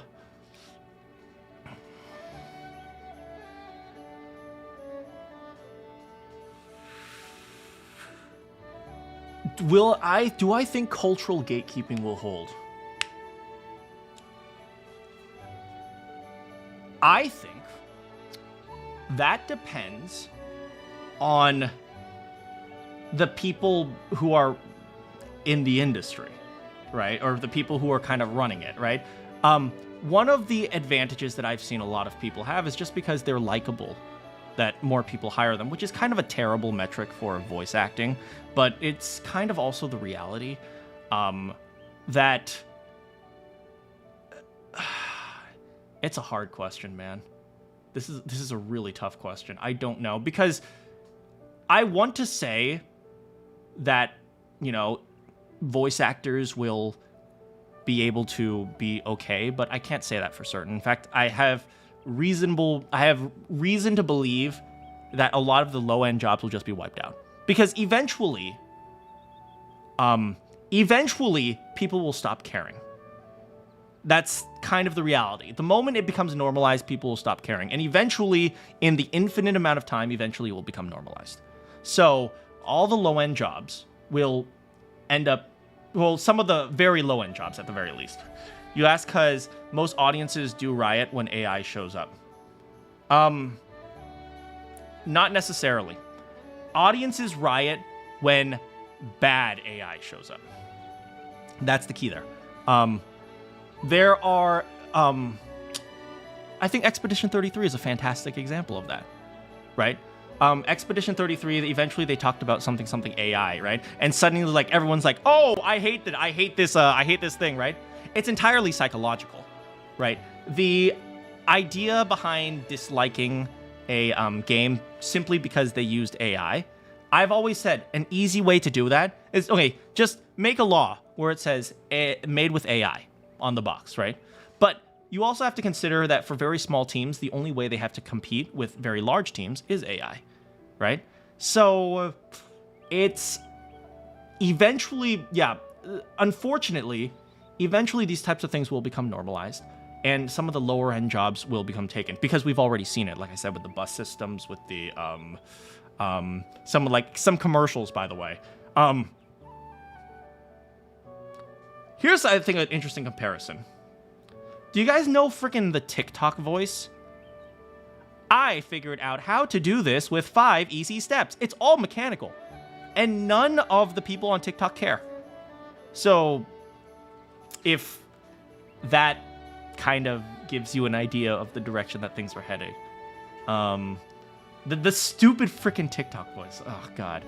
But, yeah, think about all the jobs you could have had if every single one of those was voiced by a professional voice actor. But, no, it's all just the stupid TikTok AI robot voice. And, well, yeah. This is going to lead me to a second question, though, which is, if I want to have a voice acting career, how do I keep it against AI? And there's two ways to do that. First of all, like, people need to actually like you. Okay, that's the real point. It's like, if you're obnoxious, people are going to replace you. Okay, that's just the reality. The tech industries, just about every single industry is being pulled up, unfortunately. Threat research for me, you can't find anyone entry level because it needs a minimum of 5 years. Yeah, right? I need a job to get experience, but I need experience to get a job, right?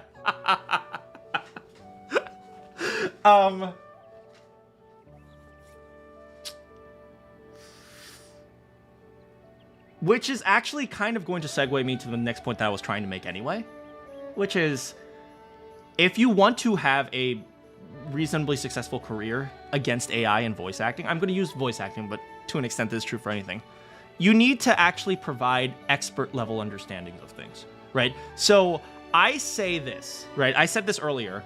Voice acting isn't just necessarily being an actor anymore. It's also partially being a consultant, right? If you scream, the part of what the director is asking for is for you to understand exactly why people might scream this particular way, with this particular sound doing this particular thing, right? Now, the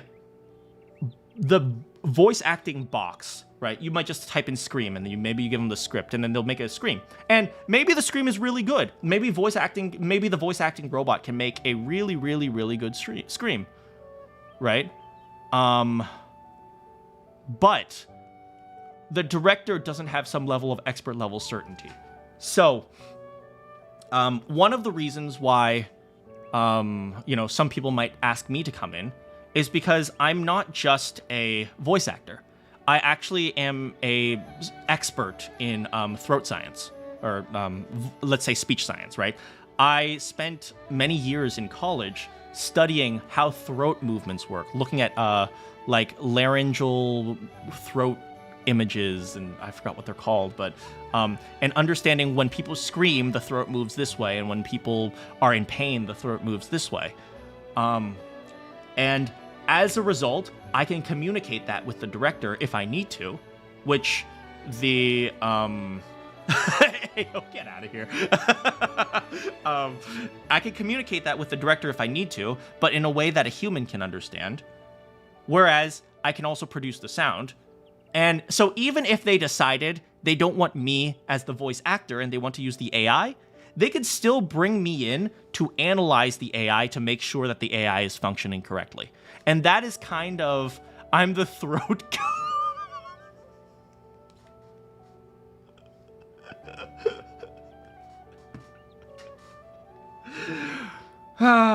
there is a reason why this stream is called Destroying My Career. But yeah, so part of what I have that is an advantage over a lot of voice actors when it comes to things like AI is that I have a specific scientific knowledge and scientific understanding where even if they decided to use the AI, I could still come in and analyze and say, yep, it's doing it correctly. Whereas many people are like, oh no, I hear it weird, and they have these like feelings of like, oh, I hear it kind of doesn't sound good, but like they can't explain why, right? Specifically me, I have that level of confidence where I can say, that's how you do it, this is how you do it, and that thing is functioning correctly or that's functioning incorrectly, and I can show them evidence of that. So, would I say I have a deep understanding? Thank you. But, yeah, so that was kind of like a long-winded, over-the-top, roundabout way of saying, yes, I think the low-end jobs will be replaced by AI, because at the end of the day, they don't really provide that much value, versus if you want to continue to keep your job, one thing you need to do is you need to have a specific knowledge or specific expertise to provide. So whether it's voice acting or arts or something, it's not enough to be an artist or an actor. You have to have a specific expertise. So if that makes sense, kind of. That's Gary the Throat Goat. Well, my career's over. We're a lot of blue quadrant people with high technology and might not be able to communicate that. Yeah, that's kind of it, right? So it's like, maybe one way you can say it is, one of the things AI does very well is very specific things, right? They can solve very specific problems reasonably well. But one thing that a human provides, at least at the moment, and it's not going to be for a very long time, is a very general and understanding of general ideas and abstractions and so on. So I can explain why the throat moves this way, I can explain it in more detail, and then I can explain exactly how the AI works, right? When one career stops, another starts. Stop. I'm going to have to start an OnlyFans because of you guys.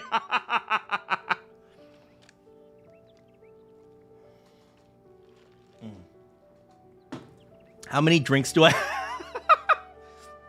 I have like, one of my big problems is whenever I go out to eat, I always get a drink, even if it's just like a coffee. And so like sometimes I'll have like 4 different coffees like sitting there.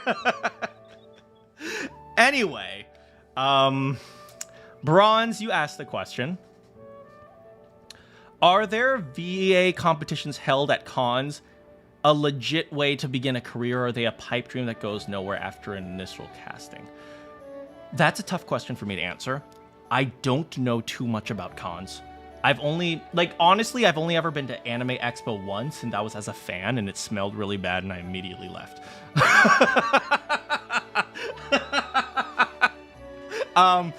But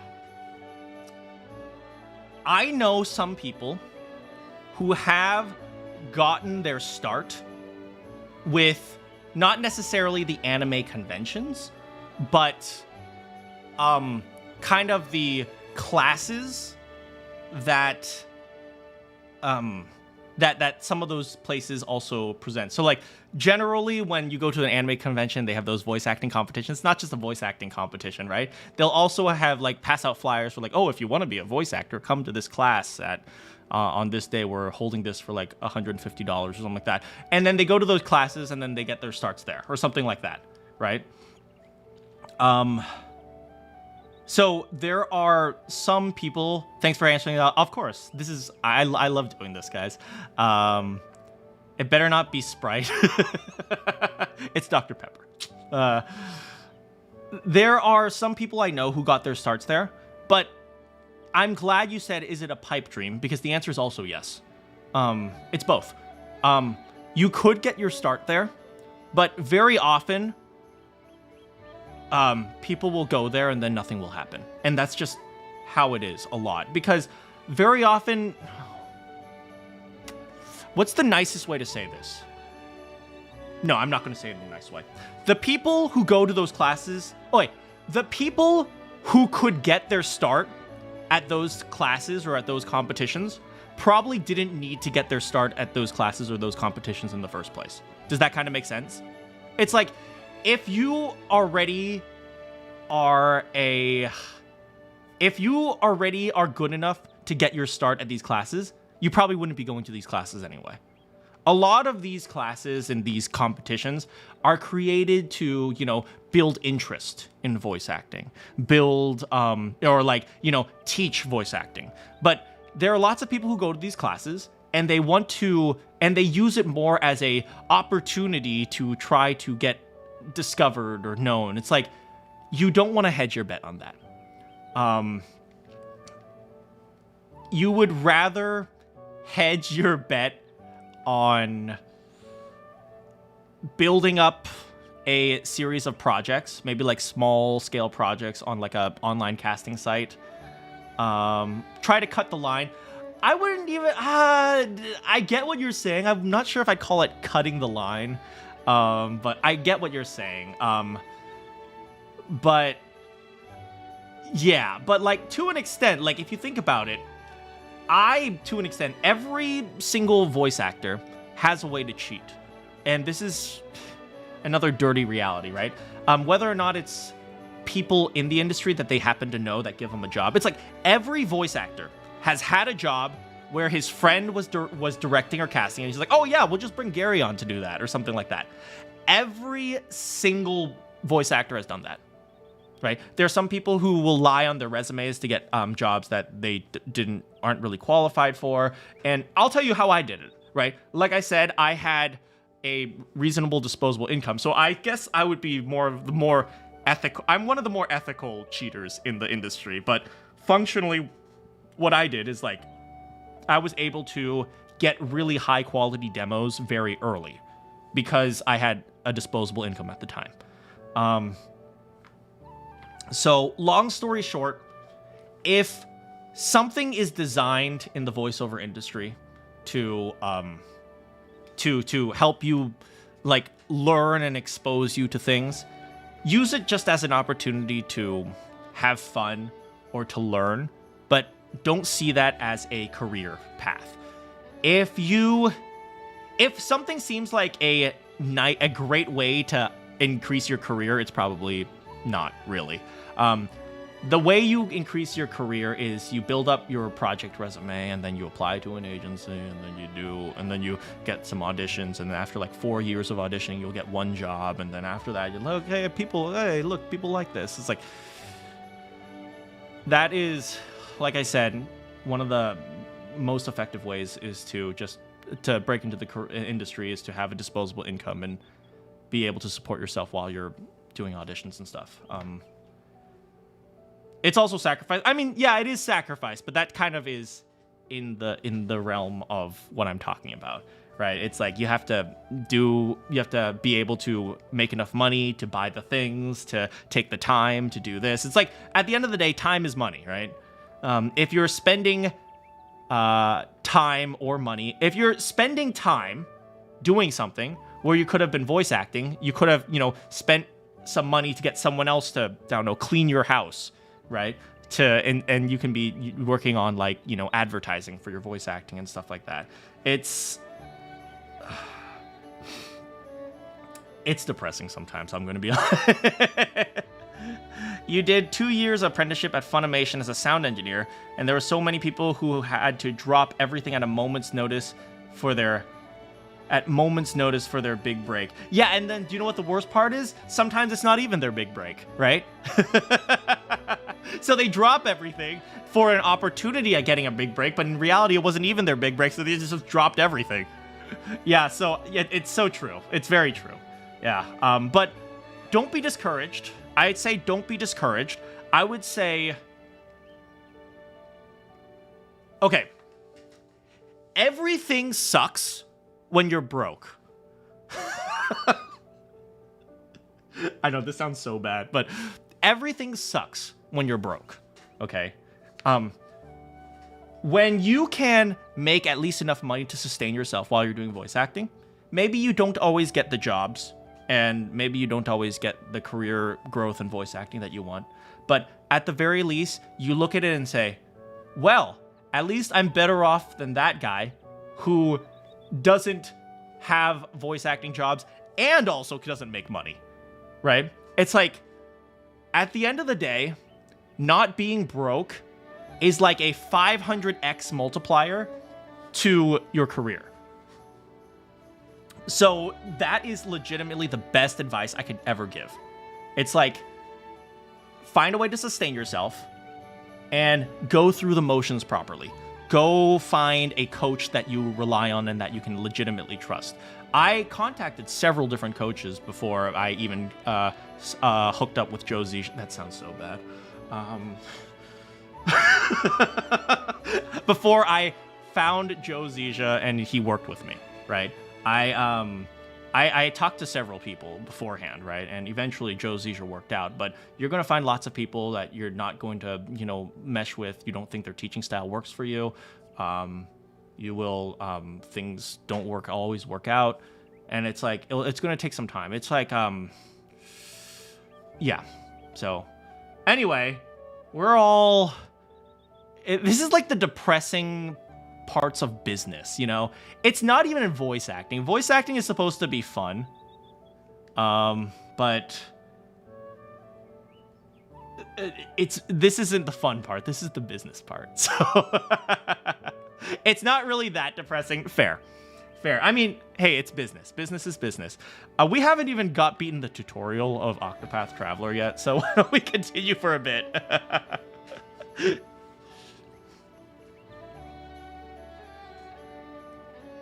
Anyway. And if it's real, it is reality. That is true. Anyway, I was hitting on this girl right here. Hello, girl. How's it going? Oh, you holding my hand. Ooh. And did we find our waifu? She doesn't even have voice lines. Secondhand puffin. Hello. Anyway, why don't we continue?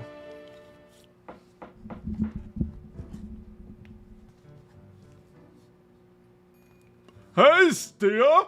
Come help me with it! Oh no. This is the first actual talking girl character, right? Oh no.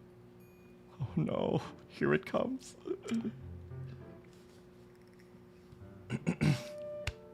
Oh my god, you got it, Pops.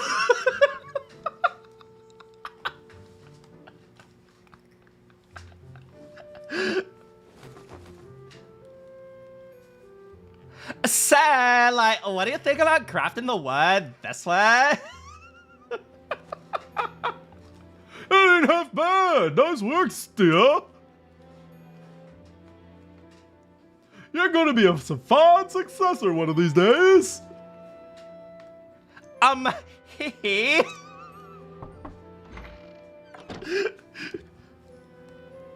Oh my god! Hi there, Garrett!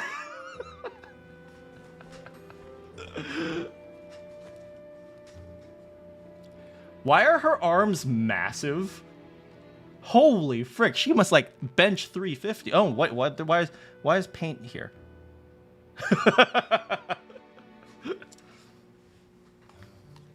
In fact, we're almost done with the festival decorations. How do you think this long the stream is going to go on? I don't know. I'm just going to see.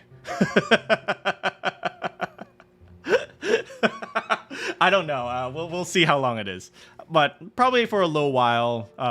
If people are tired and start dropping out, I'll probably end. But you know, it's just for fun. So we'll see what happens. She is a carpenter. Yeah, she's been benching. She's been, man. She like what is it? She curls like 70. See how it connects together so seamlessly? Stia put them together. This girl's a downright genius, I tell you. Just like her old man. Very funny, Pops. Now, come on, we've got work to do. I can handle the rest. Why don't you go help out at the church? You might drop for dinner, but you hit you up after if I'm still going. Sure, have a great dinner. That's what all the festivities. That's where all the festivities. English is my first language. That's where all the festivities will be happening. They'll probably need all the help they can get. Yeah, like a good point. I'll like head over. Now remember, carpenters always are the unsung heroes. The town needs us, so use those Strong and sturdy arms. Damn, she's a big, strong woman. use those 40-inch biceps.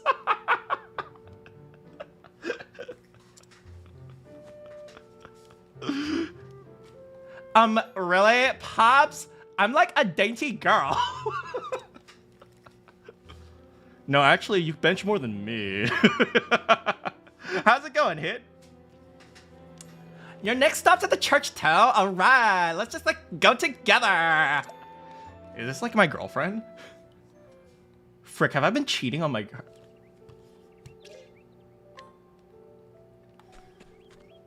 Where is she? She's supposed to be following me? Hold on, maybe. Settings. Game options. Oh, there. 8. Confirm.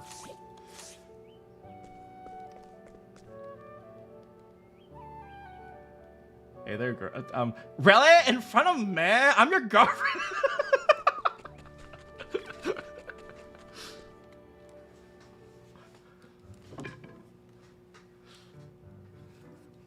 Hey, Lorana, we bought you some wood. Oh, Lutus, Nellum. No, that's too high for her. Oh, Lutus, Nellum. Thank you both so much. Childhood friend. I've gotten a fair bit into the game, but I haven't finished it. You actually got this at my recommendation. Oh, really?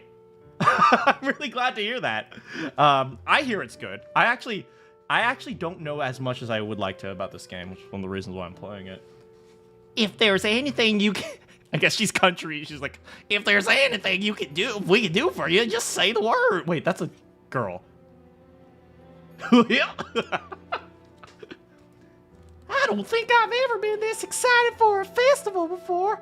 But Miss Scarlet, I don't know nothing about birthing no baby. I'm sure it's gonna be incredible. Yeah, I saw something strange on the other side of them woods. There were some soldiers in red there. Maybe there's a battle going on there or something. What is going on in this town? Don't be silly, Lotus. That would never happen. What would soldiers gain coming by to a poor little village? Yeah, I guess you're right. And even if we did, we've got the watch. So long as Freed's around, no one can hurt us. Right, now let's continue the preparations. Bye. Why does she sound like the gingerbread man from Shrek? Oh no, my gumdrop buttons! Cough, cough, cough, cough. Grandma, what are you doing? You should be resting. What are you talking about? I'm only 35.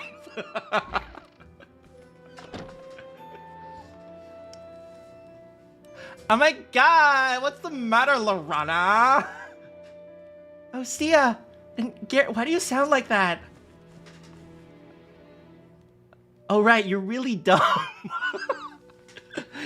You're familiar with the enkindling, aren't you? It's held on the night of the festival, and a blue flame is lit to look just like the sacred flame. It's customary to use an azure flamestone. We don't use the word blue here. We use azure because we're sophisticated. The game's good. I'll admit you got tired of the story and skipping cutscenes, but not anymore. Don't worry, the Gary voice patch will be coming. Every year, the priestess is supposed to go out and find... Wait, she's the deacon. Is she not the priestess? But my grandmother hasn't been feeling well lately. With the medicine you gave me, I'll be better in no time, you stinking kids. We shouldn't take any chances. You're starting to recover. I'll go find the stone. You rest here before the festival begins. If they don't use sapphire, sapphire is a good one, definitely. But if you go, who will oversee the preparations? Do we volunteer? Nah. Well, bye.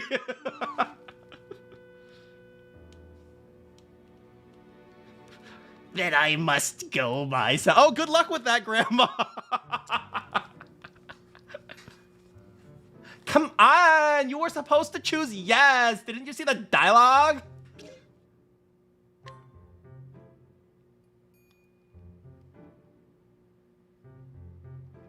I am literally dying. Oh my god, why am I dating you?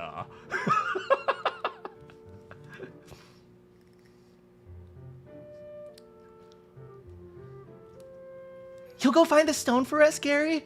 Well, no, but my girlfriend forced me into it. Volunteer? Yes or yes.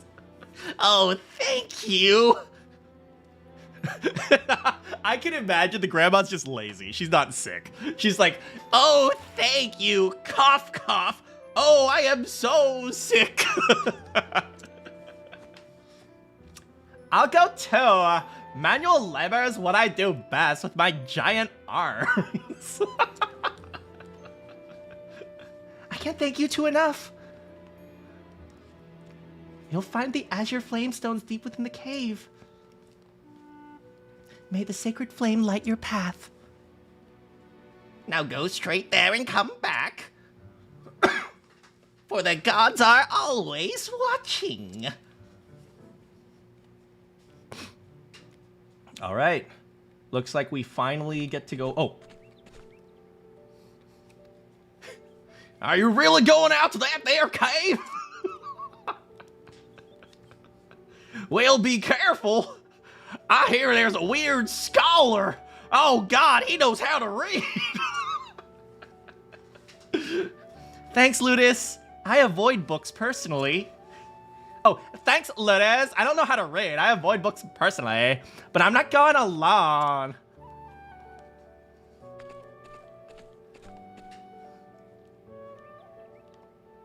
Now what? Oh, I guess we're going down. It's nice to have the mini-map down there.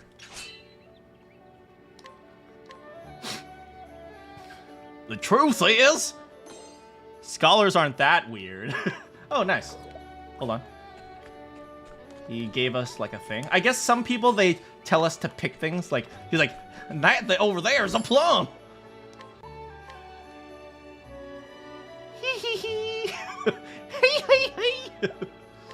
Healing grapes.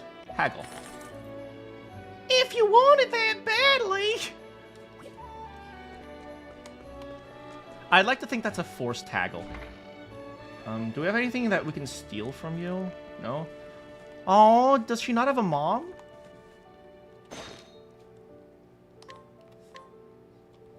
hell, Oh, how have you been? A fire soulstone. Give me. That's not something I can just hand over.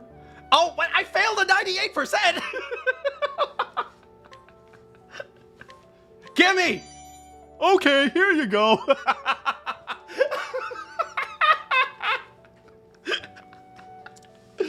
Oh, it's so good.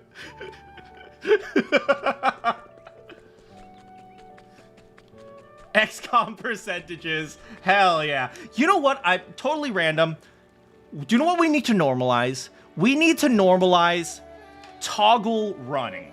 I don't want to hold down the circle button to run. Can't you just make it so I can press the circle button once and I auto run?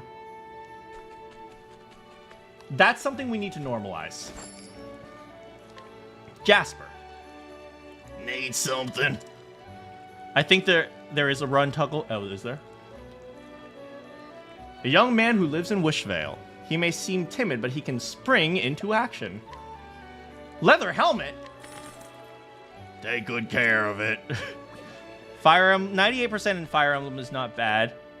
Is usually 2 random numbers, so it's not that bad. Right, 98% is actually, wait, 2 times 2 is, wait. So 0.02 times 0.02 is 0.0004. So that's a 99.98% chance. I think that's how it works, right? Anyway, what was I... Or maybe I'm doing the math wrong. Oh, no, it's not succeed 2. It takes the average between the two, right? Whatever. I don't remember my Fire Emblem percentages. Let me see status, other settings. I saw something interesting as per the conversation we had with an AI. It was purposefully used using AI to edit otherwise non-AI images to farm engagement from enraged comment. I mean, engagement farming is becoming more and more of a thing in just about every platform, man. Not the greatest thing, but... I don't know, to be honest. I don't know what the right response is. I wish I did. But dash. That's not it. I'll put up with it for now. I couldn't care less. It's gotten worse lately. I believe it. Saving. Oh, saving. Save. Hey, girl. How's it going? Oh my god, he's married! Enragement bait. Yeah, I believe that, man. I guess we're going 99.96. I see. Yeah, that's about right, I think. Maybe. Oh! Marmot. Oh, he's already dead. Are we just going around killing the wildlife? Oh no! Oh no! Wait. Hold.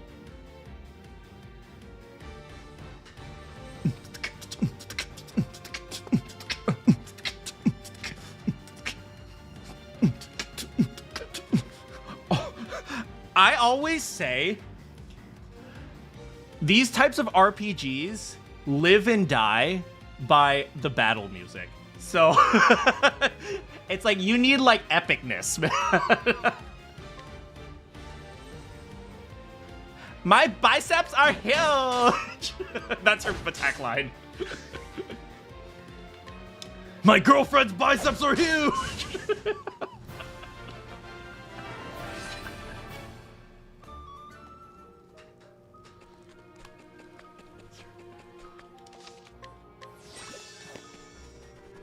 Alright, we're going. Oh, snowy. From the old Advance War games, man, I still remember.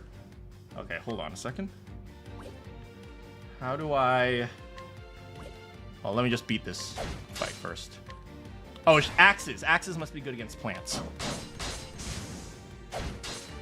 Ow. Ow. Oh no, she's getting beaten up!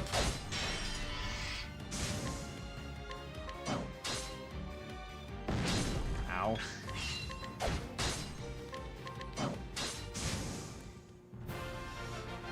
Let me finish this. Yay, level up. Which character did I voice in the game? You've only done one act so far. I am the voice of Velnort.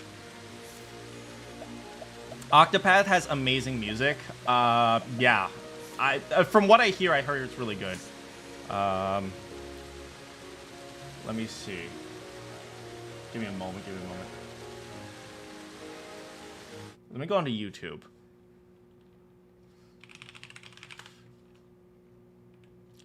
Fire Emblem 7 fight music. This theme I remember so well.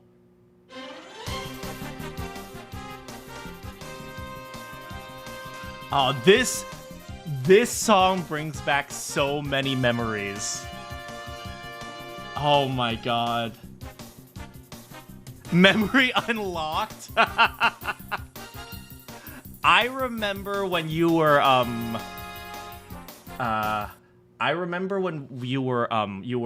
playing as Lynn in the tutorial, and then you fought the very first bandit, and then she's about to die to the boss, and then she does that super crit where she like splits in 3 and goes pew pew pew. It's like, oh man, those were oof. There's something about 8-bit, 16-bit sounds that are so nostalgic.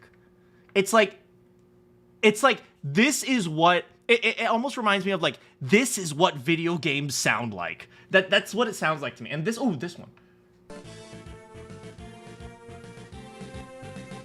This is when you're recruiting people. Like when you run into someone in the middle of a battle and you're like, "It's you!" And they're like, "Wait a second. I haven't seen you since the 3rd grade. What are you doing fighting for the enemy?" "Well, I needed money and I had to support my mom." "Wait, what if I gave you money and you joined me?" "Sounds good. I'm in." Oh man, that brings back so many memories. Chasing Daybreak. I I know Fire Emblem Three Houses was fantastic. I do not remember the frickin' music songs. Three Houses Chasing Daybreak. There's a metal cover.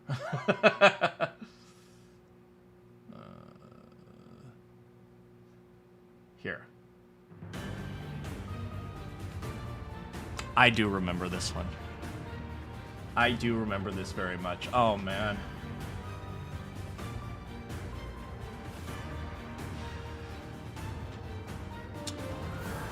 Do you guys remember in Three Houses? That one's a great piece. Do you guys remember in Three Houses? Let me get back to Octopath though. Do you guys remember in Three Houses there was like the battle of the eagle and lion? And like it was the three houses were fighting each other, and it was like a fun little mock battle. And then there was the theme playing in the back. Actually, I gotta reminisce on this because music. There's some really great themes. Where is it? Eagle and Lion.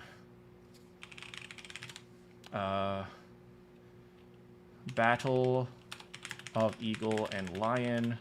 Music. Blue skies in a battle. Okay, so this one right here. Let's skip the intro.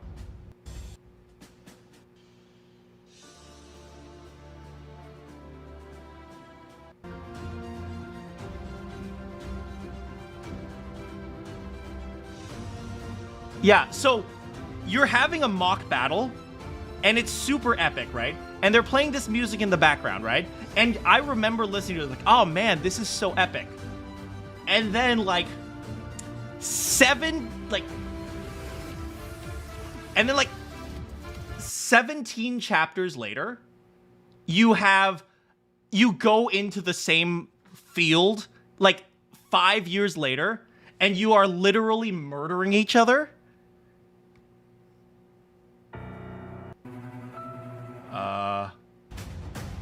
And then they play the exact same theme, except infinitely darker.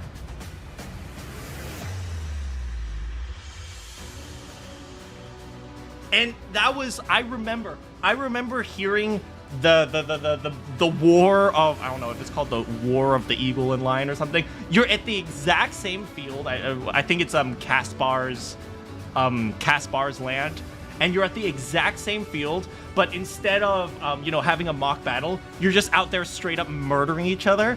And it was like, oh my god! It was like, ooh, that was such an amazing musical choice to do that. And then you have this singer right here who appears and like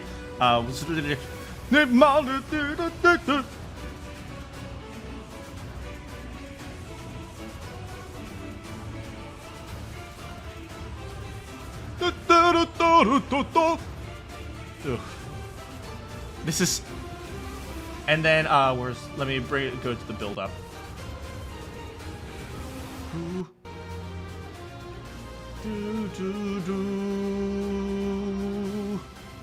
And then you get here, and then you hear the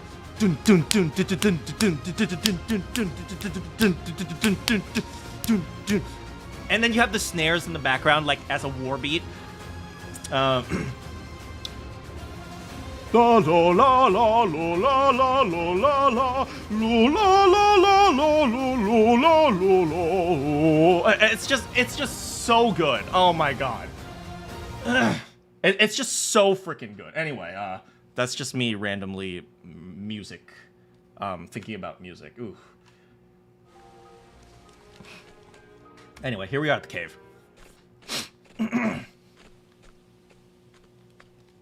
Is that the weird guy who reads? Oh god. No books, please. Like, can we help ya? No. Are you like, by any chance, know how to read? But the stream, I'm glad you're enjoying it. Thanks so much for joining us. We haven't even gotten past the tutorial. You're right. We shouldn't talk to old people.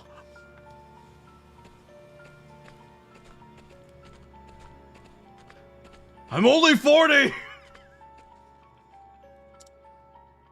Dang, does he not speak? Onwards. Don't worry, Mana. I'll protect you. Oh.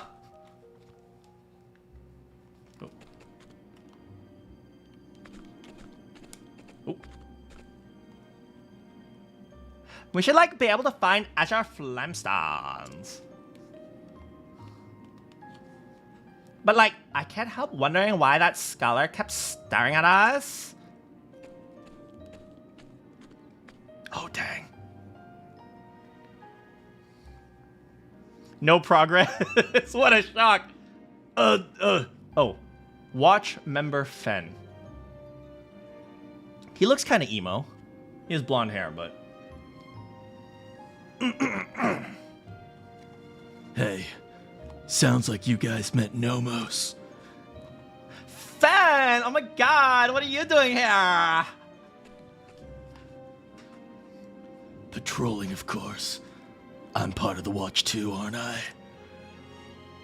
Did something happen with Nomos on your way here? Nothing. I'm not surprised. Seems all he does is watch people. Thankfully, he's not doing any harm. But a lot of people find him unnerving.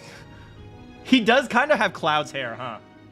Anyway, what brings you two here? We came to find an Azure Flamestone on behalf of the priestess. I see. She has been feeling unwell lately. Exclamation point. What's the matter, Fan?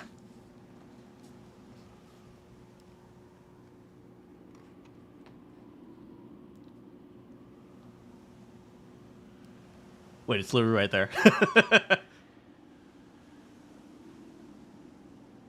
Something's not right. I can feel it in the wind. There might be dangerous monsters prowling around. I'll go with you. It's okay. Stia's like the strongest one of all of us. Stia's like stronger than Raphael. I will say, since we've talked about Fire Emblem Three Houses, I personally believe, and this is kind of both a good and a bad thing, I very much believe that Fire Emblem Three Houses is going to be the Fire Emblem that ends up destroying Fire Emblem. And that sounds a little bit weird, but it did so much that it attracted such a huge audience that it's starting to not know what direction it's going. No, hot take. Here's the thing. Fire Emblem Three Houses was really good. That's the problem. That is actually the problem. Because it attracted such a large audience. Like, for example, I know a lot of people who played Fire Emblem Three Houses on easy mode because they didn't want to play the strategy. They just wanted the visual novel and they wanted to do the story and the dating sim.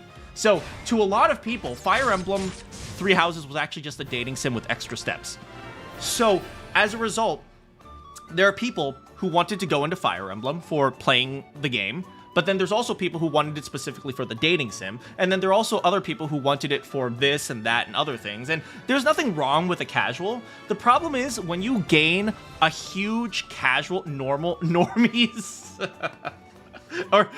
when you gain a big casual audience, what ends up happening is that the game needs to start catering to what makes general games popular, and Fire Emblem was never a general game. It's a very niche game. It's a strategy game.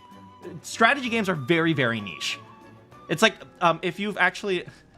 The stakes make the romance sweet. No, there is no easy. If you're playing on normal, you don't have to think.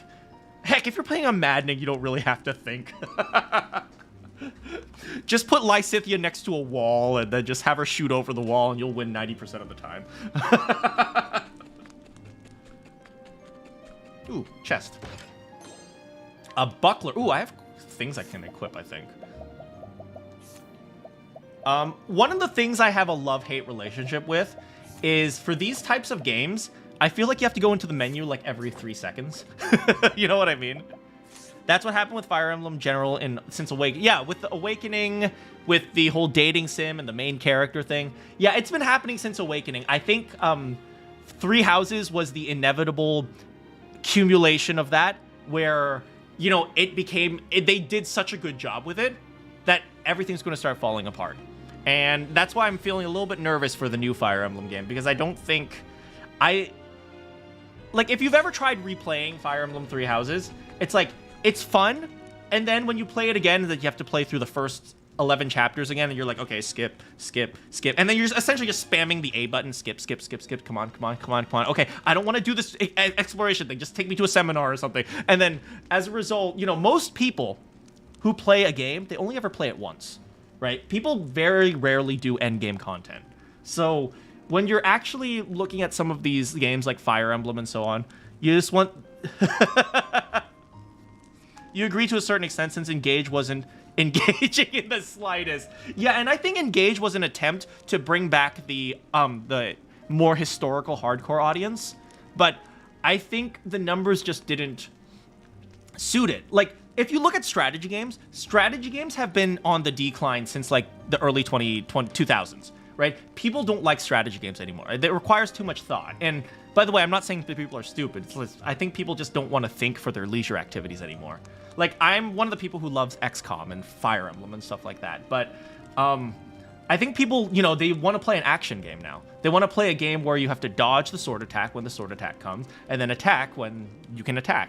And that just requires reflexes, right? Echoes took a step back from the supports, but it was a more faithful remake. But did it? How well did Echoes do in terms of sales? Do you know?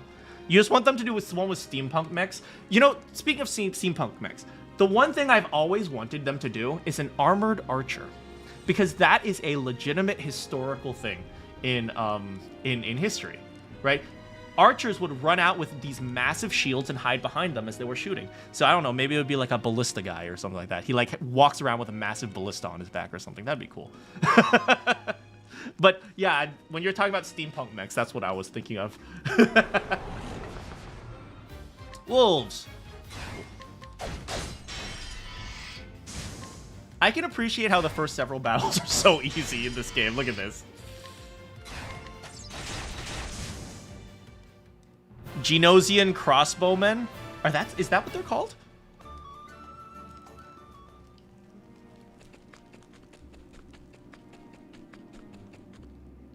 Wasn't there a class like that in Unicorn Overlord? I really liked Unicorn Overlord, man. Unicorn Overlord was such a freaking fantastic game. It has nothing to do with the fact that there were a lot of pretty girls. Okay, it might have been 90% to do with the fact that there were a lot of pretty girls. Dark elf supremacy. Okay, but yeah, there was an armored crossbow unit. I do remember. Those were really cool. They were really cool units. Yeah, they could like stand in front and take hits and then they use a crossbow. Who did I marry? Oh, right, I married Lex.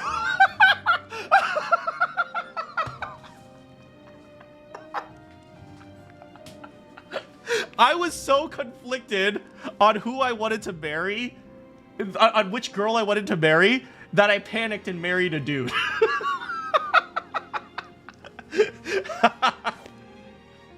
But, yeah, one thing, I think the most engaging thing about Unicorn Overlord was its ability to customize units. Like, their ability to, like, essentially, every unit had a flowchart, and every character had, and every unit had, like, a location and a placement status thing, so you can, like, manipulate how different attacks attack. It was so interesting and cool, and I knew from the moment I saw Unicorn Overlord, it would not be popular. That's the worst part. That is the absolute worst part, because it is such a cool game, But because it's so intricate and complex and like, and there's so many interchangeable parts, I don't think people would really have that much appreciation for it. Because as I've said, like, strategy games were in the decline for a long time. There's another game that I really liked. It's an indie game called the Necrophilium Saga, or Nephilium Saga. I almost said the Necrophiliac Saga. The Nephilium Saga. It's on Steam. But yeah, sadly, Vanillaware games are never top stars. I don't understand why, because visually there are. But yeah, you know the game. Like, that one also had customizable units, and I thought the idea of being able to customize your units was so interesting. Like, that's what I really wanted, and that's something in Three Houses that I really liked. I'm actually gonna, since we're chatting right now, that's one thing I really liked about Three Houses is the battalion system. So one thing I really liked about the battalion system, not just in terms of gameplay, but just immersion and feel. Symphony of War, that's the one. One thing I really liked about the battalion system was this idea that every individual character is not one character. Like, if you look at the Game Boy Advance characters, they generally justified that you're traveling in a small group because you don't want to attract attention. That's why you only have like 30 people with you. But in some of these games, like in Fire Emblem Three Houses, the battalion system kind of has this implication that every unit is actually an entire like militia. And each militia has a way to fight. And so, like, Claude's militia, he can, like, you know, they fire off arrows and have this, like, special attack. Then you have a, something else, like a,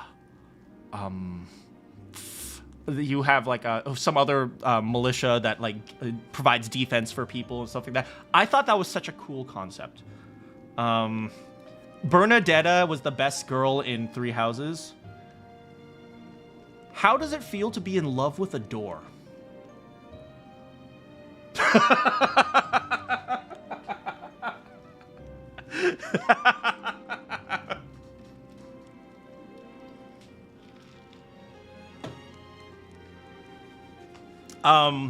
Anyway, I never played the expansion, unfortunately.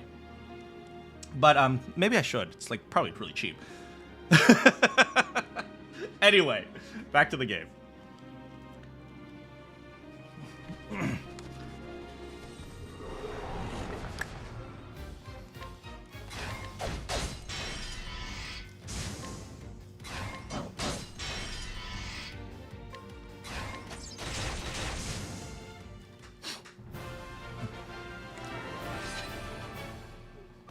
You know what? We'll do one more battle so we can get Stia to level 4. Come on!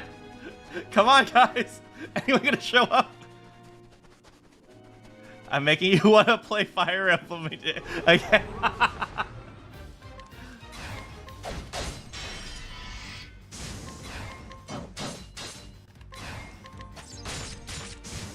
Gotcha.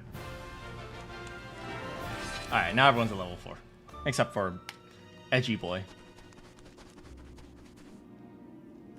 Alright, we got the stone. Exclamation point! Look, Gary! There they are, Azure Flamestones. Alright, we'll just take a little piss. Get back! It's just a wolf, it's fine. I've never seen a beast like this before. It's a wolf. You're part of the watch. That means you can handle yourself. Right, Gary? I can help too. I bench 450. A carpenter's hands are useful. Now prepare yourself! I'm making Fed such an edgy boy. Oh! Okay, maybe we haven't seen a beast like this before.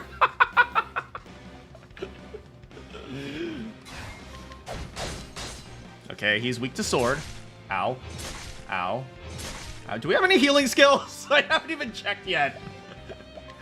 Okay, first aid. Holy power, come to me! If you guys get that reference, I'll give you a thumbs up.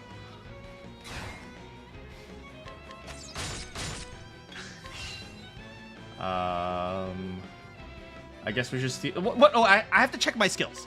Okay. Repeated shot. Deal bow damage 2 times. Stout wall. Raise defense.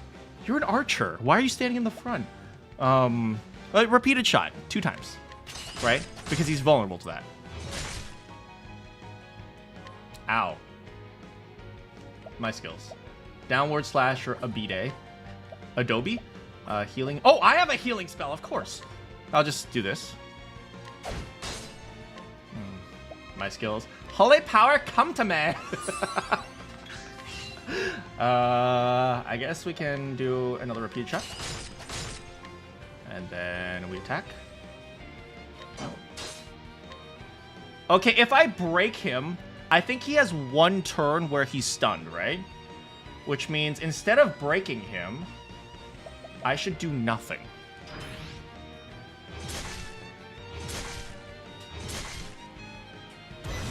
Never thought about how Fen being a defensive tank is an archer. I know, right? Why does he have a defense skill, right?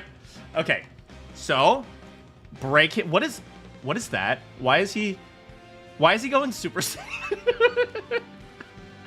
The wolf's just standing there. I'm charging up. Ah!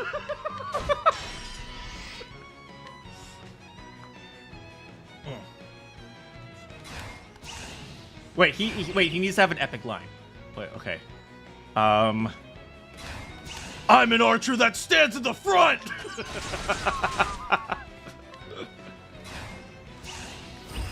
Oh. My biceps are like massive!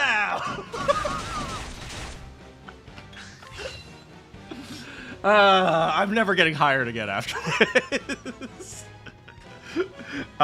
He scales with elemental defense. My Stia with 500 doesn't care anymore about elemental attacks. I see. They're stunned for 1 turn and then the next turn, so sometimes doing nothing to break on the next turn is smart. See? Look at that! Verified big brain. Thank you very much. Does the smort command still work? Hold on. Smort. I think the smort command works, right? Yes, no? Oh no, I turned off the smort command. Okay. Smort. One more time.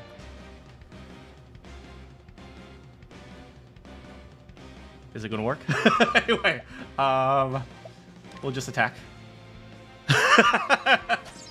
I has big brain. Oh, sorry, I has big Brian.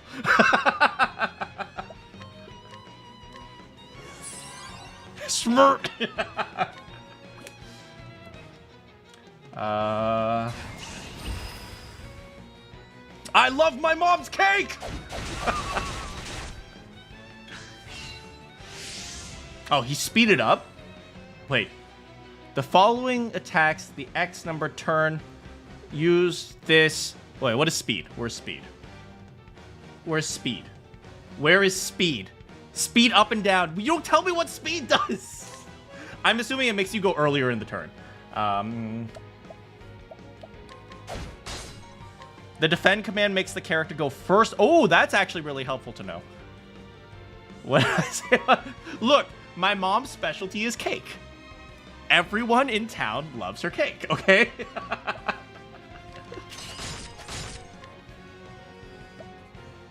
There's no point for her to attack right now because she can't break, so... chop wood?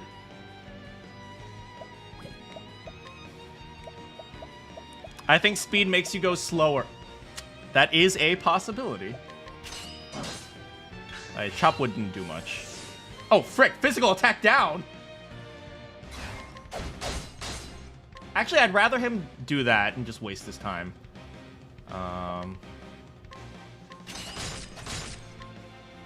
It means you may go earlier. Thank you. Okay, my skills, you just hit him. If I do this, it'll break him. Pew pew, baby. These are the actual voice lines, right? I'm getting them all correct, right? Ooh, his name became red. I'm assuming that means he's low on health.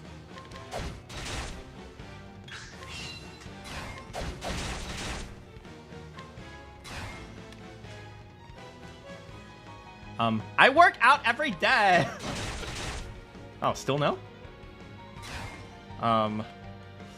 What's the most edgy thing I could say? My brother killed my entire family.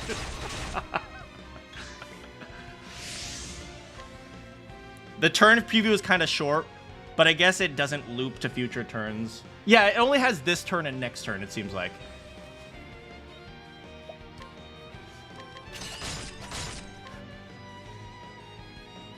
The triangle I mean, triangles, this is the same makers, right? Square Enix, with the whole HD 2D thing. I should play triangle strategy.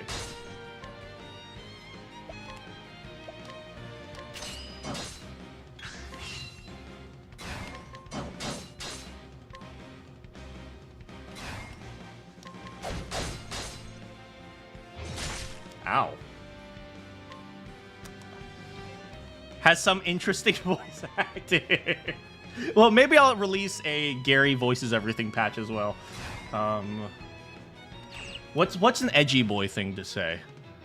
My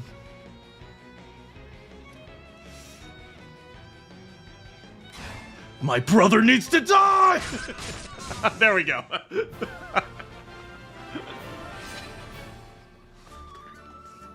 In this game, speed is not absolute. It gives an idea, but it can be inconsistent. That makes sense. Some level of randomness is good.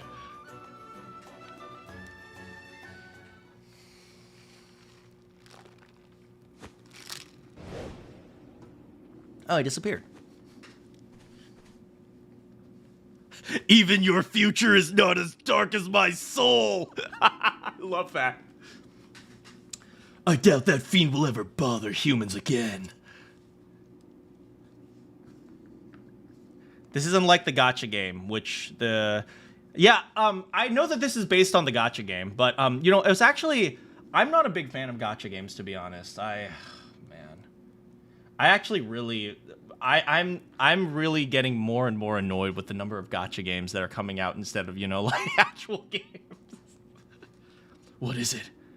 I've never seen anything like it.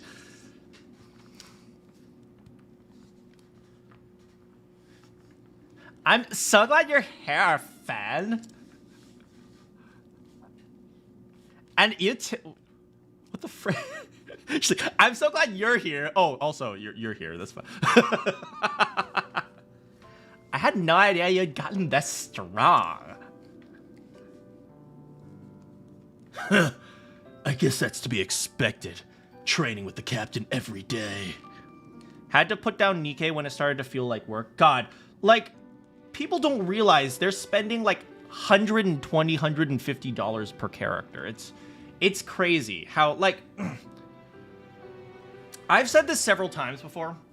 I very much have a belief that, look at this, like, nostalgic, cute music as we talk about gacha games. I have this very, very strong belief that, gacha games need to be 18 plus. It doesn't matter what's in them, right?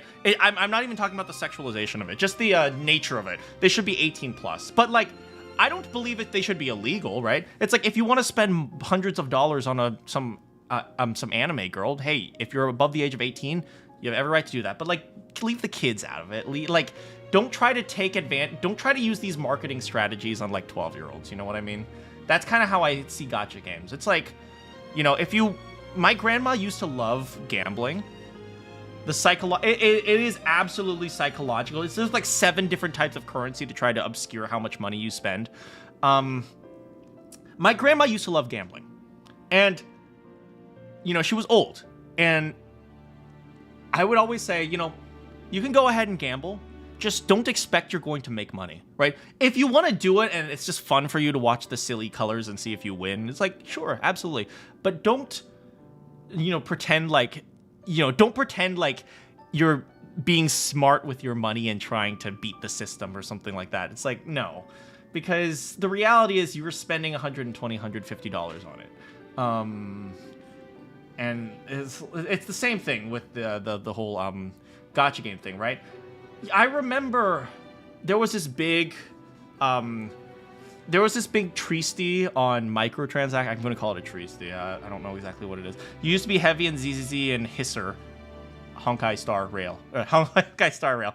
But the fact that you can't beat endgame content without E6 characters really stopped out of the enjoyment out of it.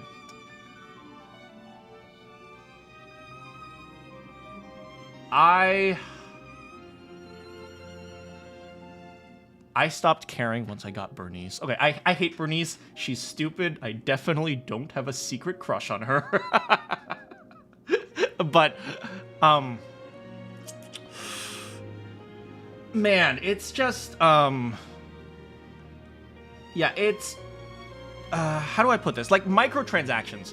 When I saw there was a big treaty on microtransactions. I forgot who it was, but one of the company CEOs said something like, oh, you can't put more restrictions on microtransactions. Like, if you put more restrictions on microtransactions, it'll be more difficult to sell products to people. And, you know, I was just thinking, like, how could he say this? That's literally the point. It's like, you know, here you maybe, of course you want it to be easy to sell products, right? But it's like, if your market is scamming kids into spending their parents' money, maybe it shouldn't be so easy to scam kids into spending their parents' money, you know? That's how I see it, right? COTC is genuinely good. It's basically Octopath. I personally didn't spend too much on it, but whales do exist, true. And I think that's the problem, right? Because from what I understand, Octopath Traveler 0, and I don't know everything, because the start of this game, they claimed there were some audio problems, but when this game first released, but Octopath Traveler 0 is kind of a proof. I saw there were a lot of great reviews, like people really liked this game.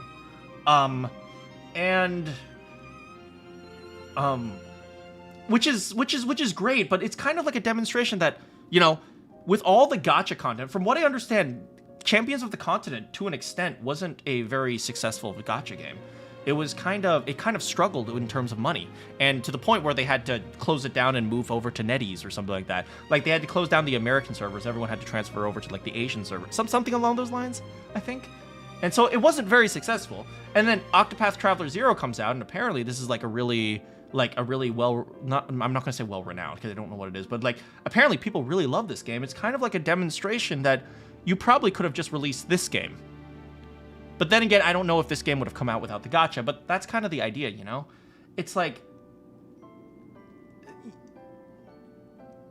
everything needs to be live service nowadays. Everything needs to be monetized with microtransactions. Everything needs to have a store. It's like, if you've played, like, any of the more recent Assassin's Creed games, every time you open the menu, like the pause menu, there's like this like advertisement here. It's like, check out these new deals on the store. It's like, whatever happened to releasing a product for the sake of the product? It's like a product nowadays is just a device to sell you more stuff, you know?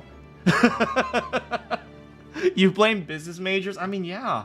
I'm not sure if it's business majors or business corporations or who it is, but it's like, it's one of those reasons why I think, you know, a lot of indie games are becoming more and more popular, and a lot of AAA games are starting to fail. You know, Assassin's Creed Shadows, from what I understand, it didn't even break even. It was a $500 million budget game. It didn't even sell enough to break even. But it's like, meanwhile, we have these kind of like small-scale studios that are like making lots of, like, selling lots of products simply by releasing a game that functions. And, oh man, it just hurts how corporatized the gaming industry is, especially since, you know, I think back to the days of Nintendo 64. where I would just spend hours trying to get, you know, every single star in Mario 64, and like I didn't need to feel pressured into like spending money or doing this, or you know, you could just play the game and not worry about it. It is a shame. I think, you know, if we look at the successful and unsuccessful games, what's the most recent game that came out? The shooter, what's it called? The one that looked like Concord, High Guard. It like, you look at that, right, and it's like a free-to-play game where they sell you cosmetics and skins, and it's a live service game, and you know, and nobody played it. And I think we're starting to see a number of people who just don't want to put up with it anymore. And you know, there's one of the big reasons is because people don't have money anymore. You know, people can't afford, you know, a game that actually is, you pay $80 for it, but you're not really paying $80 for it. You're paying $80 for half the game, and then you have to buy the other game out of DLC, but you can't get the full game unless you also buy the pre-order bonus. And then after it's like, and man, the industry is just trying to like grab every single cent out of the gamers nowadays. Live service has been starting to die generally. Yeah, that's from what I understand, man. And of all the games, Marvel Rivals is one of the most popular ones. You know, and that's a big slap in the face to a lot of the Western industry, that's for sure. At least they released this game. I said from the very beginning that I'm really glad, after I looked into the history of this game, I'm really glad that they released this game. And it kind of served as a proof that they don't, you know, that there is value in not making everything gotcha and so on and so forth. Now, I know people say they really like Champions of the Continent, the mobile version of this game, but yeah, it's like, I'm really glad that at the very least they tried to preserve the game instead of just making it go out of end of service, EOS. Another reason you're more fan of indie games? Yeah, I'm a big fan of indie games nowadays. I'm becoming more and more of a fan of indie games. You know, man. Yeah, there's just, it's either, I always feel like nowadays the big games are either doing one of two things. They're either trying to constantly sell you stuff or trying to lecture you about right and wrong. It's like, those are the two things that every single big name game does nowadays. And oh man, and then comes along, you know, a game like Expedition 33, which I think is like a very solid 9 out of 10 game. And it doesn't try to sell you any DLCs. It doesn't try to make you buy microtransactions so that you can have more turns or like increase your stats or something. It just creates a game. It creates an apparatus for a game. It doesn't really try to lecture you. It tries to lecture you a little bit, but it doesn't really try to lecture you. It just has a, you know, a very classical story, and you can just play the game. And it's not even like the game was innovative. The only major thing that was innovative about Expedition 33 was kind of the visual style of the combat. It's like a lot of the stuff has been done before. People just liked the fact. I have a belief. They mocked Elden Ring when it came out too, right? I have a belief. If Expedition 33 downside French. If Expedition 33 came out 10 years ago, it would not have been popular. People wouldn't like it. Because I think one of the reasons why Expedition 33 was put in a position to be so successful is because the gaming industry devolved so much that essentially what gamers were looking for was just a classical game. A lot of people say Expedition 33 was innovative. I say the exact opposite. It was very classical. It did the most basic things very, very, very well, right? Which was, yeah, you don't need to reinvent the wheel, right? Just good music, fun things to look at. One thing I really pointed out about Expedition 33 was, actually, let me open up another paint window.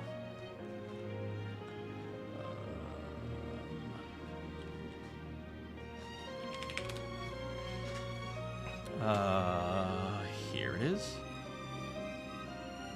Okay, one thing I really liked about Expedition 33, okay? So, let me just draw you a little picture here. This is a road. Actually, you know what? We'll...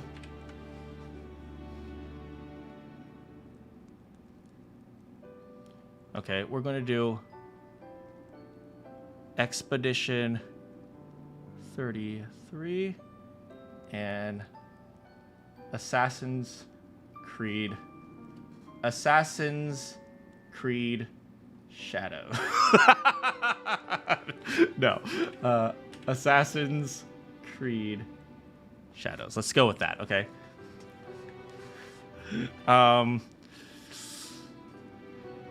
Expedition 33. Here's a road. And here is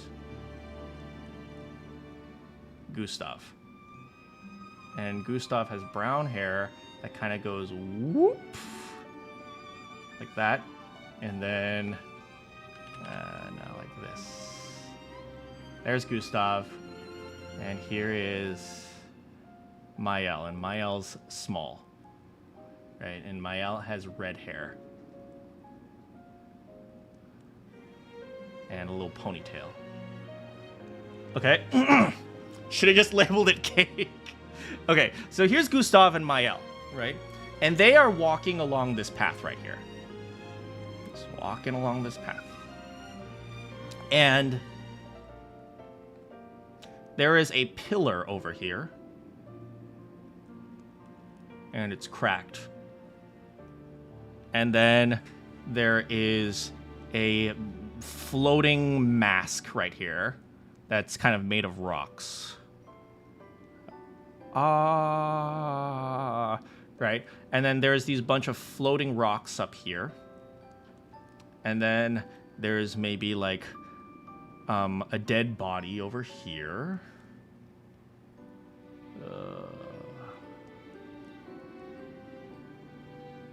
And then there... Okay, so this Expedition 33, right?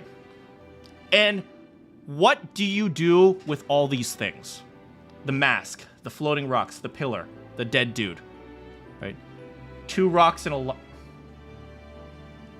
Okay, what do you do with this, with all these things?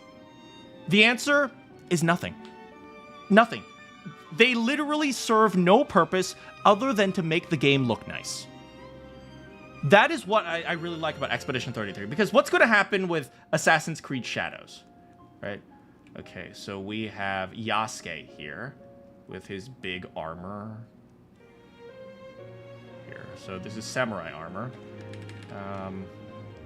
Here's his samurai armor. So Yasuke has black hair. Okay, and then here's Nawe. And Nawe... Oh, eyes. Nawe's head is huge. Eyes. And here's Nawe here, and she also has black hair, actually. But then she has, like, a blue hood, so here's her hood. Oh, no.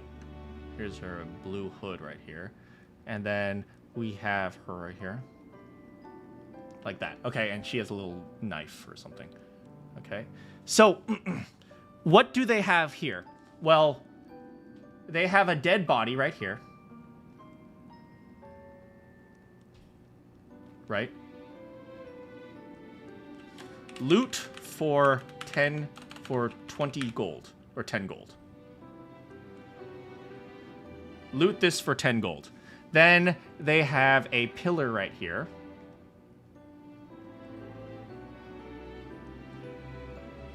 That has a little piece of paper on top.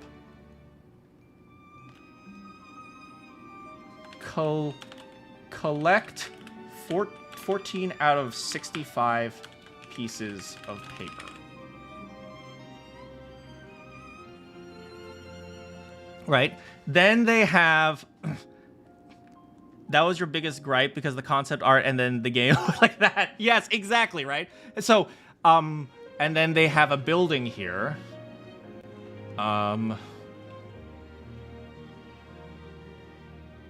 Maybe they have like a building here. And then inside the building, there's a chest.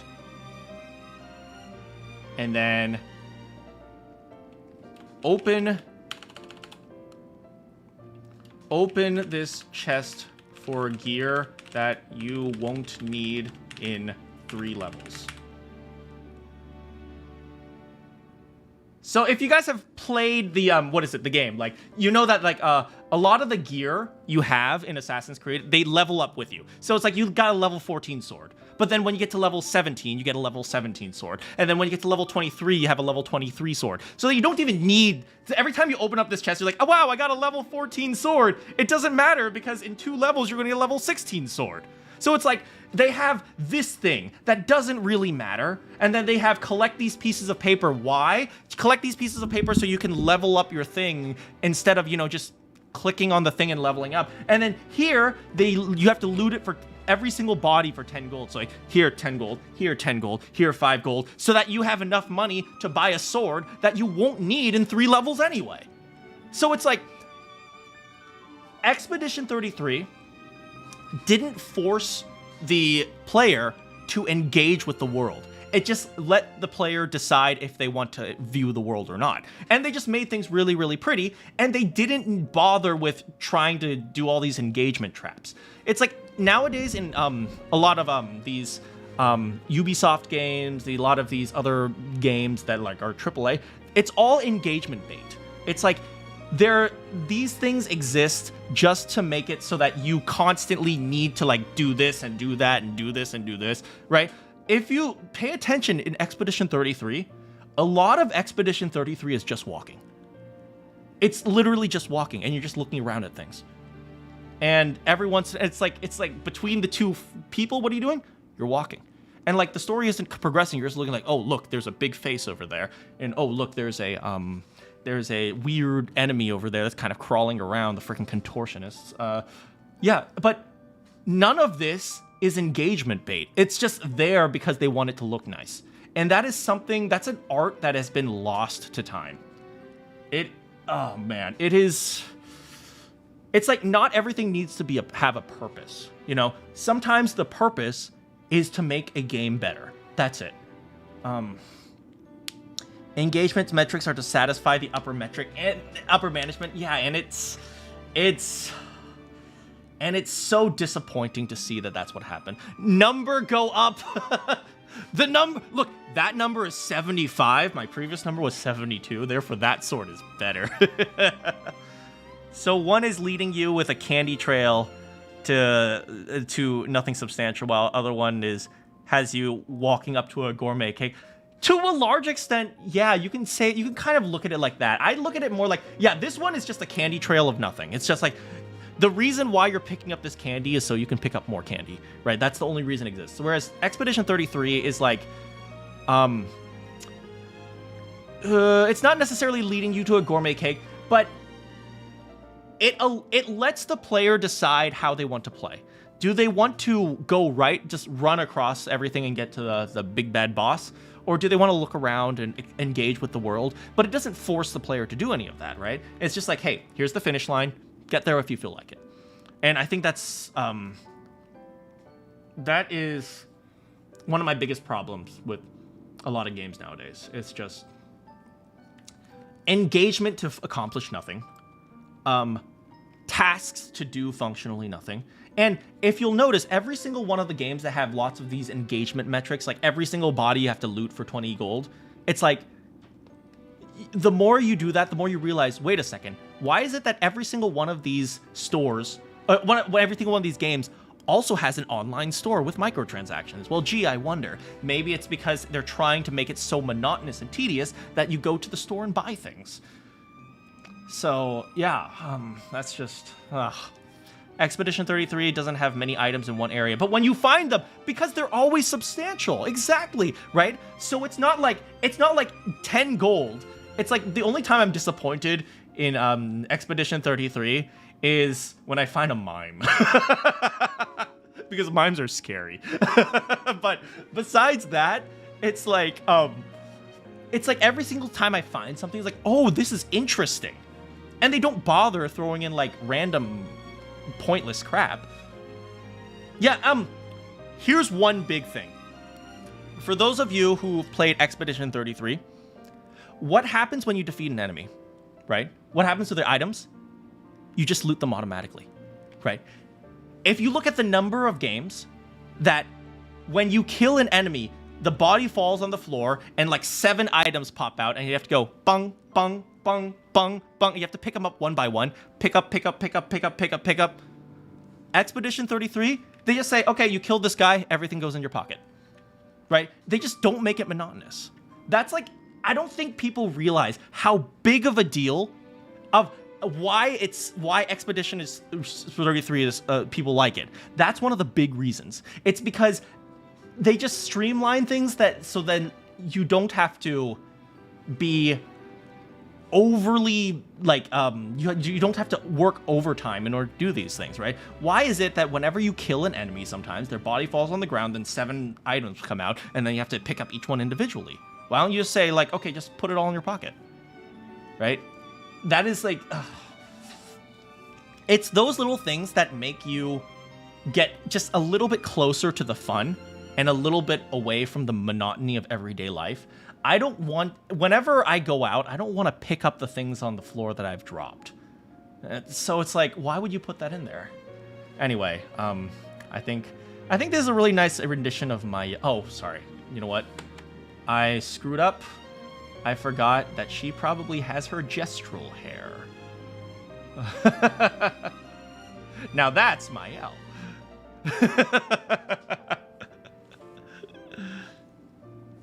Is not a core aspect of Expedition 33. I mean, it's not exactly a core aspect of Expedition 33, but at the same time, they do a better job than like 90% of AAA games.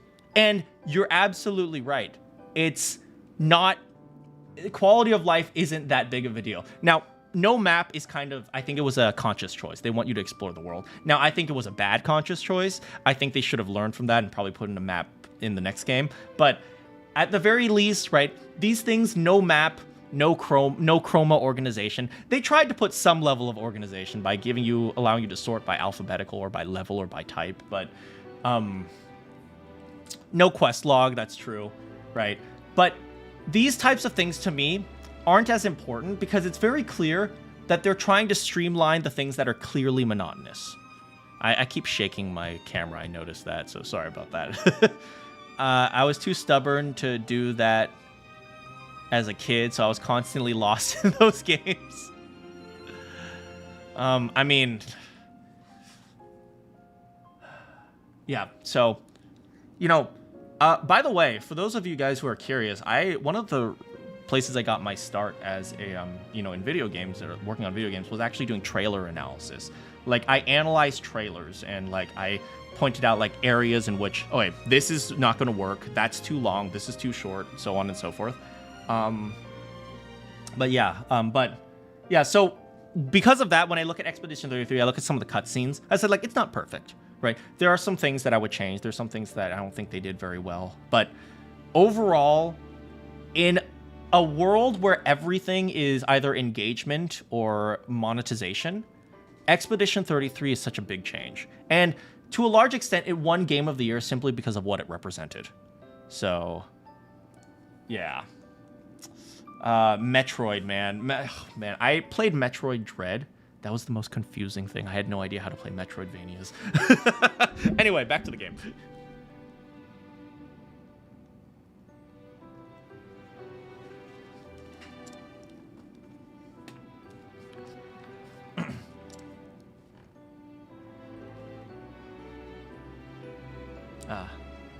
Sir, are you like a gunta?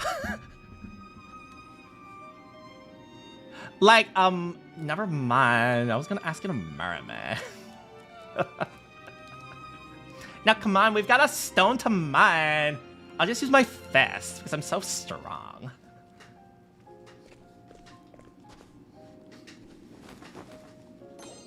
Oh, apparently I'm just gonna use my fist.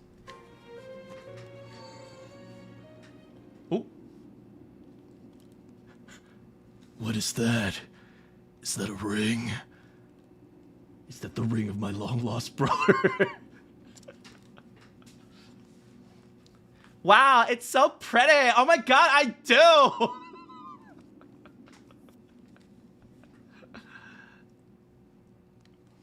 You're right. The princess did say to come like straight back. Is that the Elden Ring? We've did it. We've beaten the game.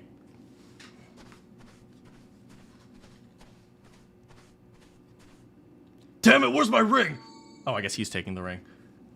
Wait, is he? Oh, evil. He's evil. Has it healed?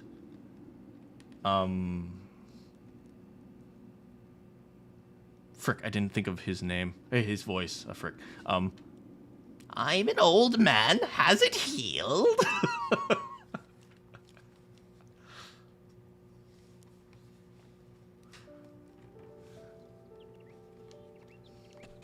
We're back!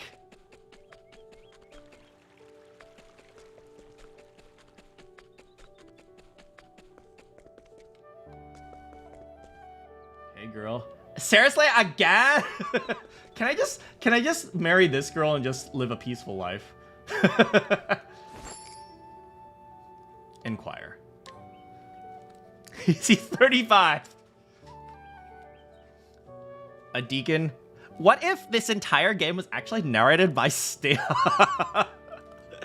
A deacon who serves Wishvale's church. Some believe her to be more knowledgeable about the Sacred Flames teachings than even the priest of the Flames Grace. Perhaps due to like the reason she was raised by a priestess. Inquire?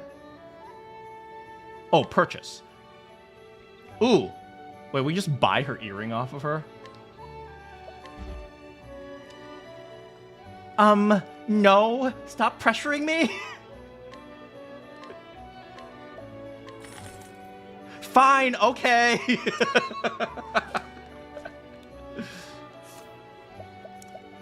Okay, so I am wearing the earring of some priestess. Hell yeah. Status? No, not status. Equipment. You know what? We took it from Lorana, and we are going to give it to Stia. What? I can't change her equipment?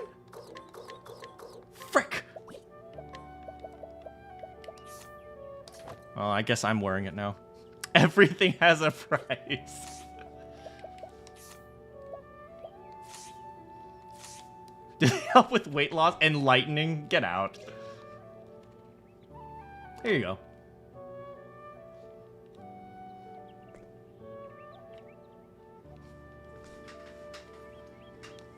Oh, thank you. How could I ever repay you? Don't worry, we all need like a little help sometimes, especially me. How's your grandmother doing, Lorana? At least you have family. I'm ruining all their characters. She's doing well, thank you. But what are you doing here? Huh. Are you happy to see me? Don't be. No one's ever happy to see me. Oh, I see. You are helping them out. Uh-oh. Lorana! Oh no! I know you're faking it, so Stan will come help you.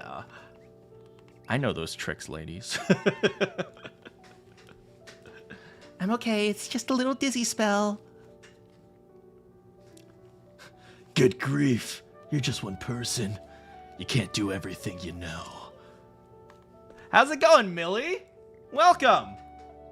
Here's an iridove I caught this morning. Oh, he just shot... Oh, I guess he's a hunter. Okay, that makes sense. Share it with your grandmother. It should help you regain your strength.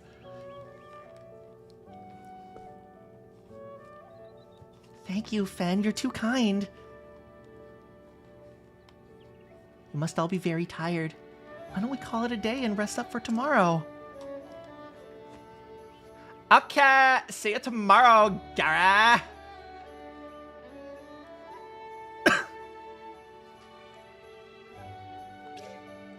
Oh, dang it. I wanted to hang out with them more. Oh, well. What's up? A member of Wishfell's Town Watch. He's like an older brother. Wait, he's older than me? I guess he joined the Watch before me. Wait, so when he said he was going to kill his brother, is that me? Oh, no. I love ya. Anyway, go home and rest. Time to go home and rest. Hey, Dad. I heard you killed a wolf. Good job. Can we go in here? Oh, hello. Lila. I can tell, Woo. Can I have your candy? Like stealing candy from a baby.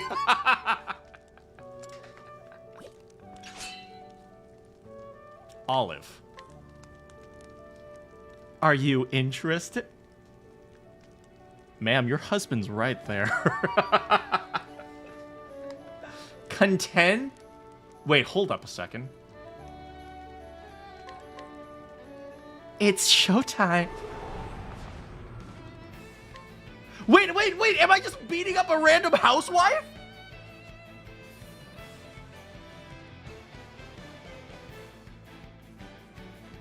Can we, no? I'm sorry about this. Oh my god.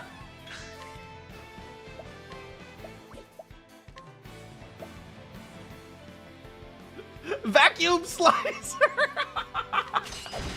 Oh my god, I killed her.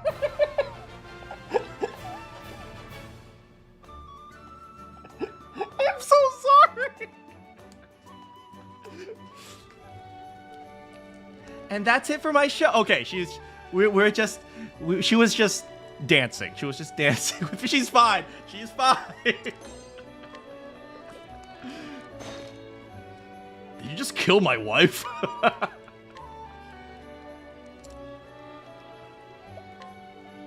Olive of Life. Oh, revival, please. Sure. You like olives? You guys ever watch? There's a Dr. Phil episode. Was it Dr. Phil? No, Maury. Do you guys know what Maury is? Maury Povich is. Do you guys know who Maury Povich is? Talk show. One of like the most ratchet TV shows ever. Oh, another olive. Thanks for letting me steal. Yes. Do you guys know that there was a episode where they brought in a lady who was deathly afraid of olives. Her name is Yaya. Can I have your jug? Wait. That came out weird. Yeah, they brought in a woman who was deathly afraid of olives, and she was afraid of olives because she saw the body of her dead grandfather, and his eyes looked like olives or something like that. And it was really dark, man.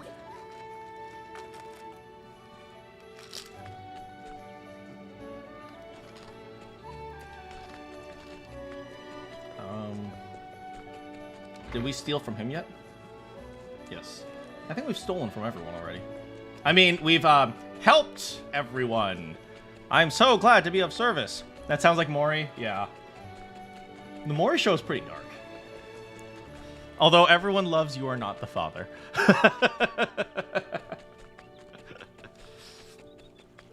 The way he says it, you are not the father. Anyway, time to go to sleep. Mom, do you have any more cake? No? Okay.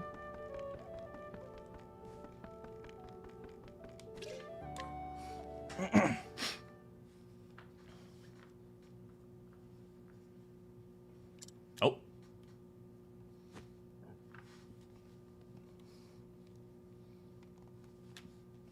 Yeah, pausing for dramatic effect. I can't sleep.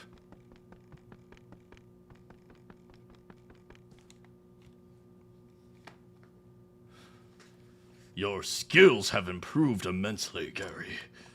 I have no doubt this town is in good hands. I'm sure it won't burn down in the next 24 to 48 hours. You want some more of my cake? It really is your favorite. I know, Mom and Dad sleep in the kitchen. It's hilarious. I own this entire floor. They're good parents. Ooh, oh no, that's like, Firefly. Oh, hey. There's a joke in there. Oh, Gara, you're like still awake. I couldn't sleep either. Come join me.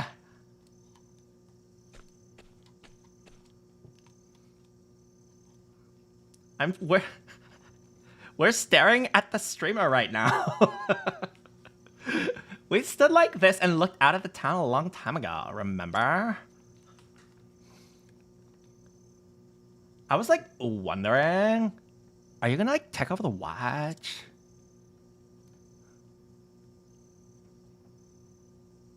I didn't realize. Look at the flowers. They like jiggle a little bit. It's kind of fun with the wind.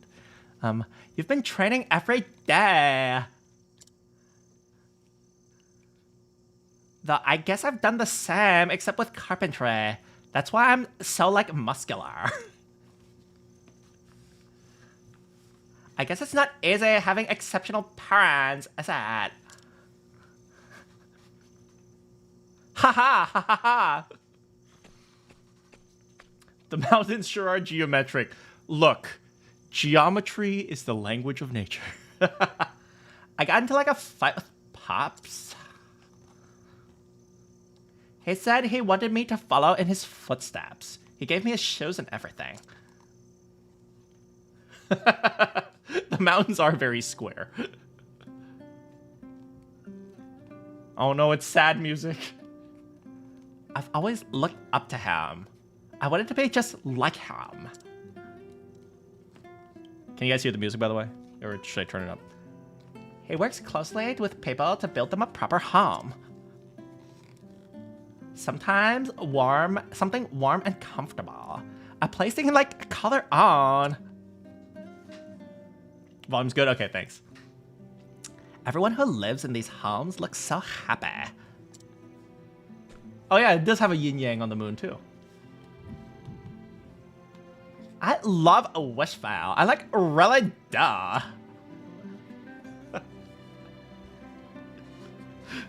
But I don't want to stay here forever. I want to see like the outside world.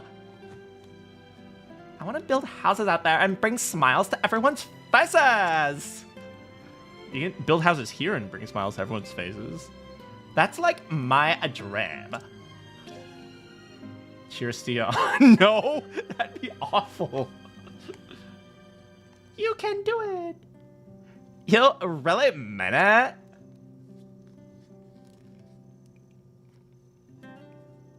I knew you'd understand, Gary.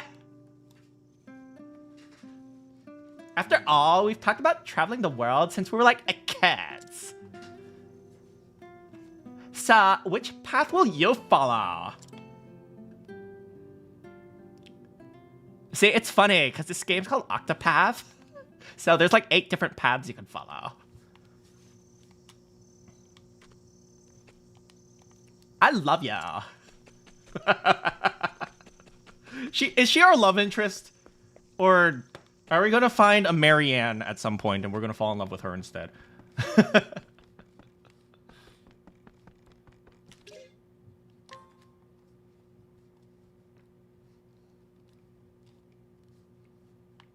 Remember who you are, Gary. Gary. Remember. Remember. You can become anyone. I'd love to have a movie where the narrator becomes slowly more paranoid and panic. As long as there's a flicker of hope in your heart. You can become anyone, Gary.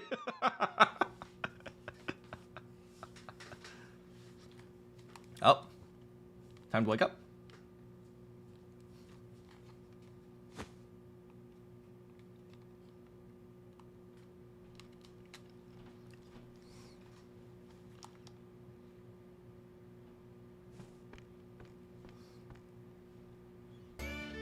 Oh, it's festival day! Morning, Gary! They're increasingly emotionally invested. And then he went to the restroom, but he forgot to flush. The festival's already begun, so why don't we look around together? You and me, like, together at a festival, alone? We could say no. Nah.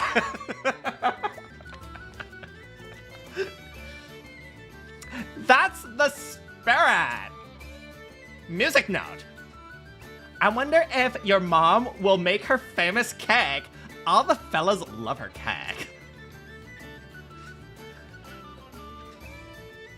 I almost forgot, you're like part of the watch now.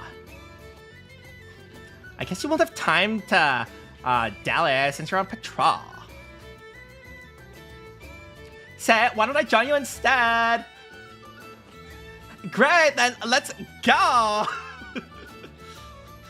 Go to the festival, no. But you have to, but thou must.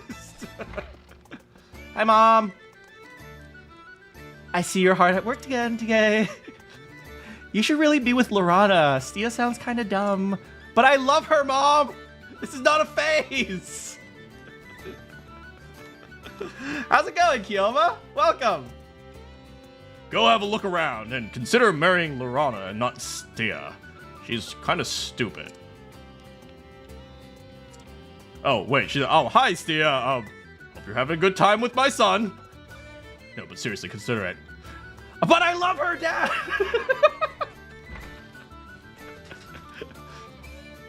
Yeah, Lorana clearly loves Edgy Boy. Let's be real here.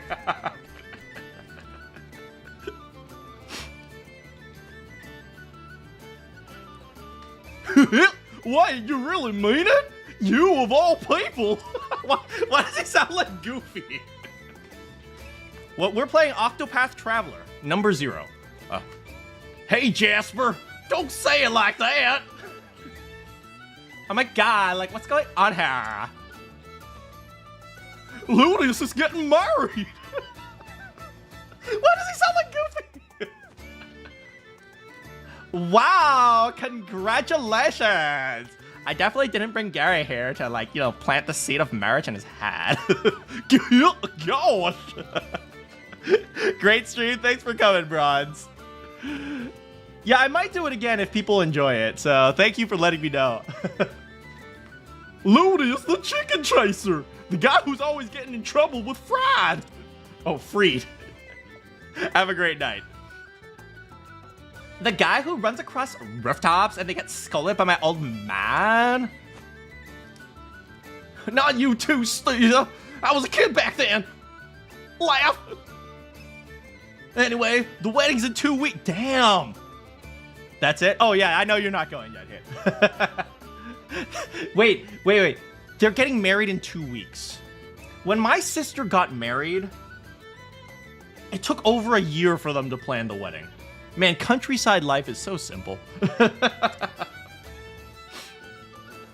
I guess that means you're gonna start preparing once the festival's over. If you need help decorating, just call me. It's not like the village is gonna burn down by then. No. I'd love to have your help, Stu. I want it as big and fancy as the festival itself. Well, life expectancy is 32. Yeah, that's why the old people are like 35. Lotus, surely they can't be that glamorous. She does sound like the gingerbread man. Oh no, my gumdrop buttons.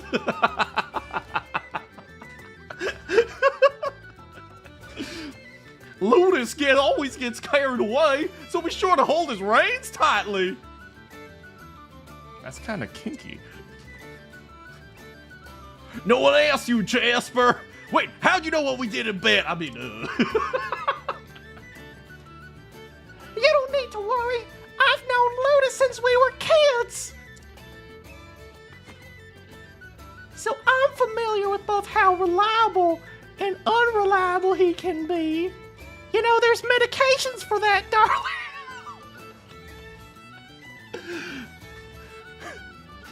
Honey, don't tell them.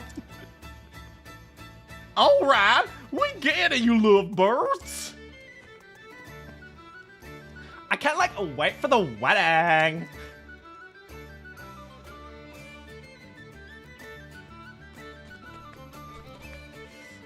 Remember, kids, Shakespeare had two types of plays. Romances that ended in marriage, and... comedies that ended in marriage, and tragedies that ended in death. So we have to ask, what's the difference? I don't mean that. I don't actually mean that. Oh, this was the mom. Come one, come all. Oh, this is the mom I killed. Feast your eyes on Lady Olive's dazzling performance. Oh, I think I was supposed to challenge her here. Oh, well. Yet another year where we need to perform the enkindling. We must give our thanks to the Flamebringer. Oh, I thought I'd prepared enough food, but this rate we're gonna run out. Want some deviled eggs? You guys like deviled eggs? Keep an eye on Stale, would you? When I die in the next 24 hours. If she gets too rowdy, just arrest her on the spot. Oh, I know what you two do. This way.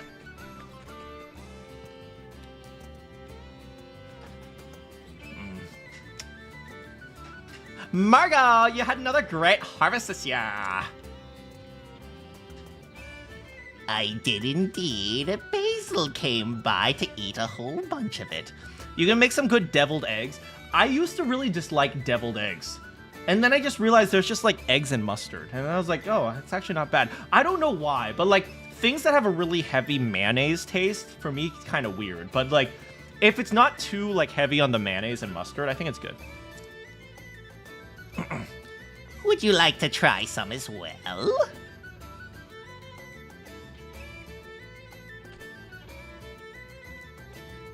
Oh my god, you're sharing with me? You hate mayonnaise on its own. Yeah, mayonnaise on it, I don't like mayonnaise on its own. It's just, it's this weird, like, it's a really funky flavor, if you ask me. You love mayo? Well, okay, banned. I'm kidding. Are those rutabagas? Maybe? What even is a rutabaga? That's as delicious!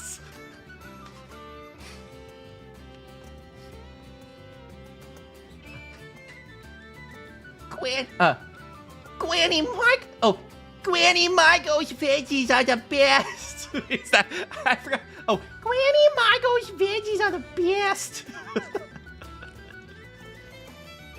Can I have some more? Okay, so this game is so unrealistic. What kid likes vegetables? I know you really love your vegetables. But we don't have time for that. I want to see the rest of the festival. It's not nice to keep your friends waiting, Basil. Why don't we go see the enkindling as well, Margot? You've seen it tons of times already, haven't you? But that's why I feel so grateful to see it again. Hey, when you're old, man, enjoy your life. Just do whatever you want, man. Ander, he's pushing 40. And I pray I'll see it next year, too. Whether we live or die depends on how good the harvest is. Depends on the Sacred Flame's blessing. Man, old religious societies, man. I've always wondered how people got by in old religious societies. You know, the ones that did like rain dances for farms and stuff like that. Because nowadays we have science, right? So we know how farming works. We know like you can predict like, okay, if soil acts like this, you can grow crops like this. But back in the day, they just planted seeds and just wished for the best, man. So, and I guess we still have things like diseases, right? Sometimes animals get sick, sometimes plants get sick, and you can't eat them. But it's like, man, back then it must have been tough because sometimes you just don't have any food. I mean, let's be real here. Like, almost everyone in history lived below the poverty line. So to me, that's like crazy. I'm gonna wish for Granny Margot's veggies to be even more delicious next year. Why, thank you, Basil. Enjoy the festival, everyone!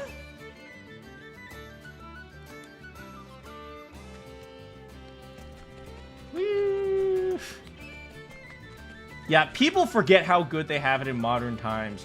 Oh, we have to go to the cafe. Oh, what's up, Fed? Hey, Gary. Things seem pretty peaceful so far. But I sense it in the wind. Something terrible is coming. I'll take another look around. But I know people are about to die. I feel it in my bones. Yeah, back then the flu was like death. The flu was pretty much instant death, right? If you got like an infection, sometimes that would spread across your entire arm. It's like, man. People forget how good they have it.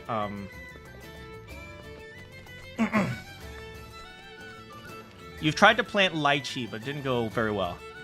The fact that I live in Canada... What even is lychee? All I know is it's usually kind of bitter and I don't like it. But my sister loves lychee. What is lychee?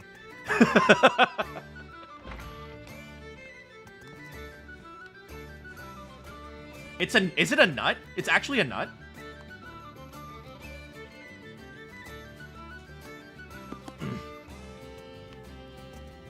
Here you go, time. Oh god, this is the drunk, right? Is it a fruit? Or is it a nut?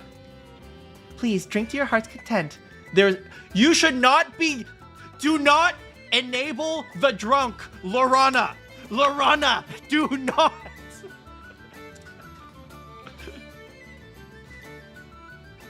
It's like a raspberry. It's a fruit with a hard shell, and it's really bitter. Oh, interesting. Yeah, I know there's a pit in it. That's the only thing I really know. I hate them. My sister loves them. Drinks always taste better when you pour them, Lorana. I wish you come by the tavern more often. He's probably drunk, right? She's an emissary of the gals. She's got better things to do with her time.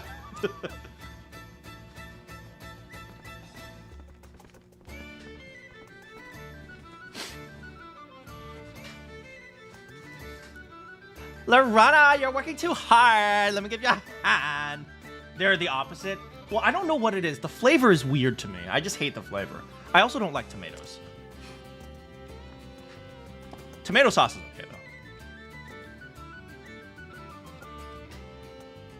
though. They're like mellow sweet flavor. Yeah, I don't know. It's like, maybe it's like, it tastes really perfumey sometimes. Is that the word? I'm fine. Really? Would you like something to eat or drink? We can't serve you any Sprite, but whiskey's cool. Don't worry about me.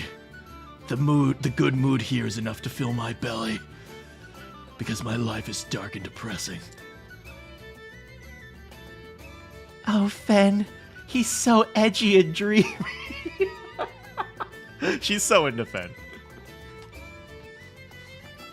Don't some things taste bitter to certain people, like broccoli, for example? Yes, cilantro is a big one. Some people, like, they hate the taste of cilantro, and apparently that's genetic.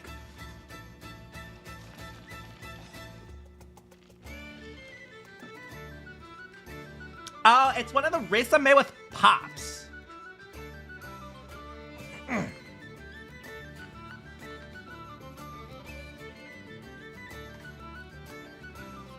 It was modeled after the rings of the gods. She wants to fix him. You can't fix him, Lorana. Lorana, Fen is a lost cause. You can't fix him.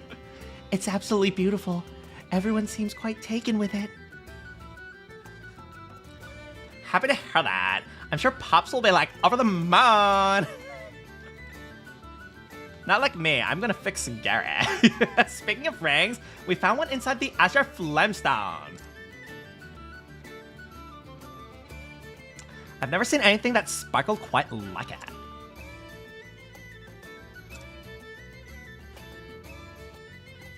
Hey, Lorana, can we get some drinks over here?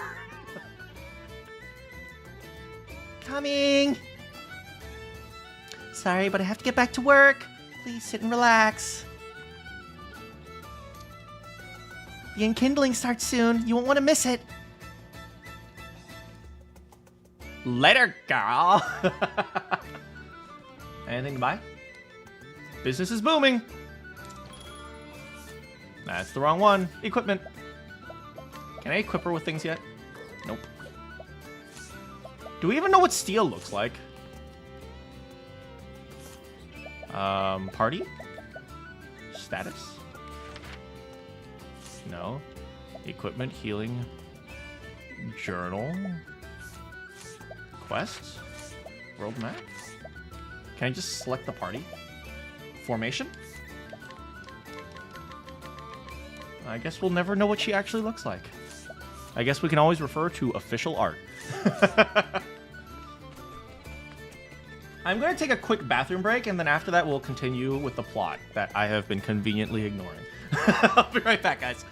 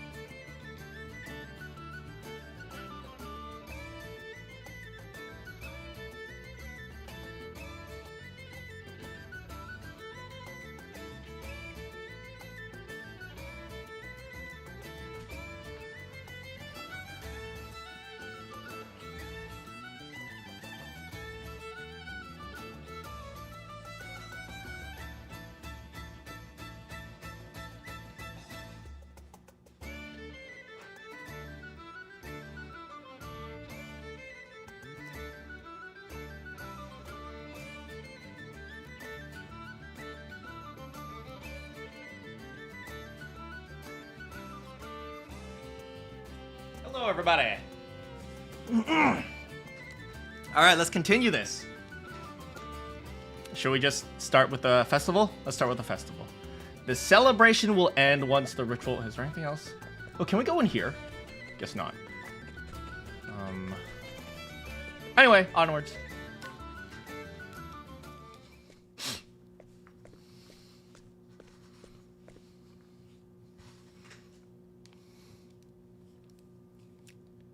It looks like everyone's here.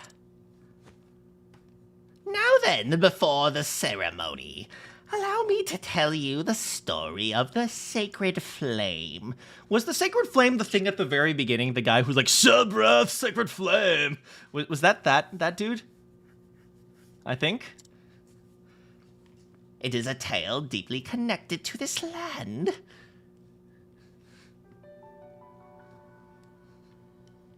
In the beginning, there was nothing. Does this sound like Frieza?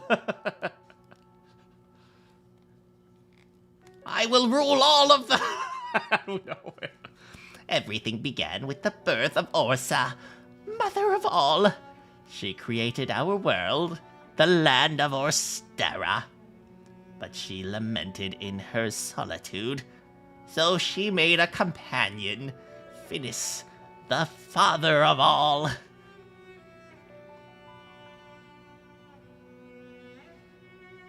But hold on a second. She had a kid, and then she had kids with that kid. You know what? These are the gods, okay? The god... Oh, wait, religious stories are crazy, okay? Athena literally carved her way out of Zeus's brain, okay? She literally climbed out of his skull. So, you know what?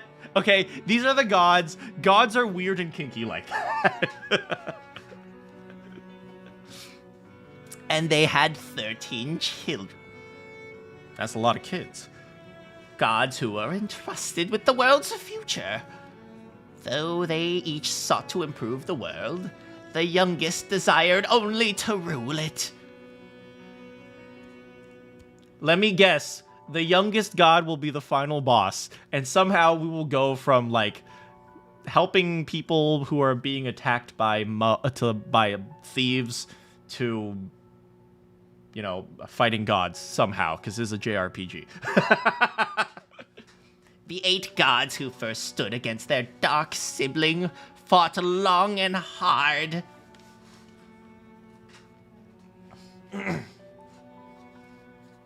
They imbued their rings with their powers, and entrusted them to the Flamebringer, Alfric.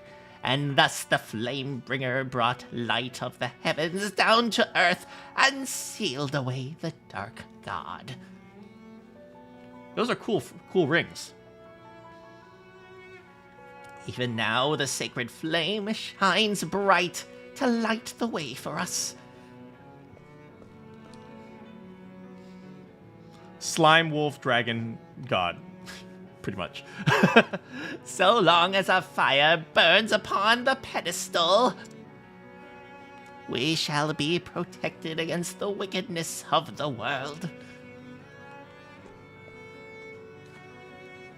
That's right, everyone. Nothing bad could possibly happen.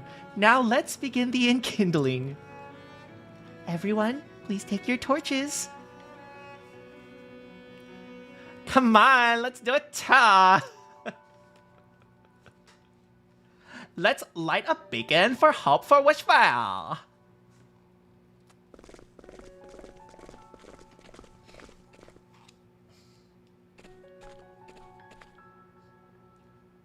Why are we not lighting up my... Oh, this is her house. Okay.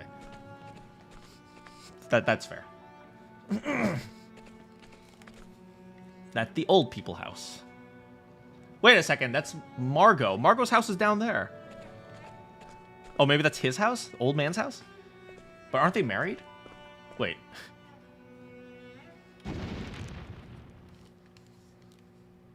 What the? Is it far?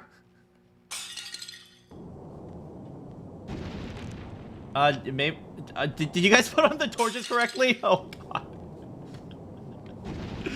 Oh, no. It's over. It's over. That was really fast, guys. What the frick? That was like 20 seconds. How did this happen? Oh my God, what's happening? Fire Emblem 33 houses. Oh, there he is. We've come to join your little lighting ceremony with some fire of our own. I think that's how I voiced him. Crimson armor? What are the Scarlet Wings doing here? Where is the Flamebringer ring? I do not know. Now leave. Ellipses. Oh, frick.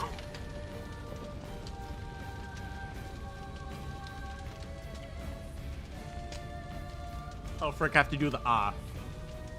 Like, ah! I'm so sorry. I know this scene is supposed to be dramatic, but I've ruined everything.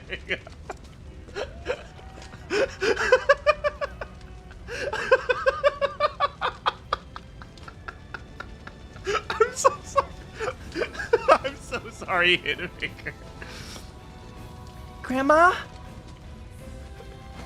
I've ruined it all. Come, Scarlet Rings! Rah! Rah! Rah! Rah! Rah! Rah! Rah! Oh, dang, get him, Dad. Oh my God, fried. Leave the square to me. Gary, Look after your mother! I swear to God, nothing bad better happen to my mom. Gary! Oh, Grandma! Lorana, you have to be strong. This is how it has to be. This is a JRPG. I just wanted to be a side character. Damn it all! We have to go! Come, Sia! With me! We must avenge our fallen parents! My dad's still alive. He'll be dead soon!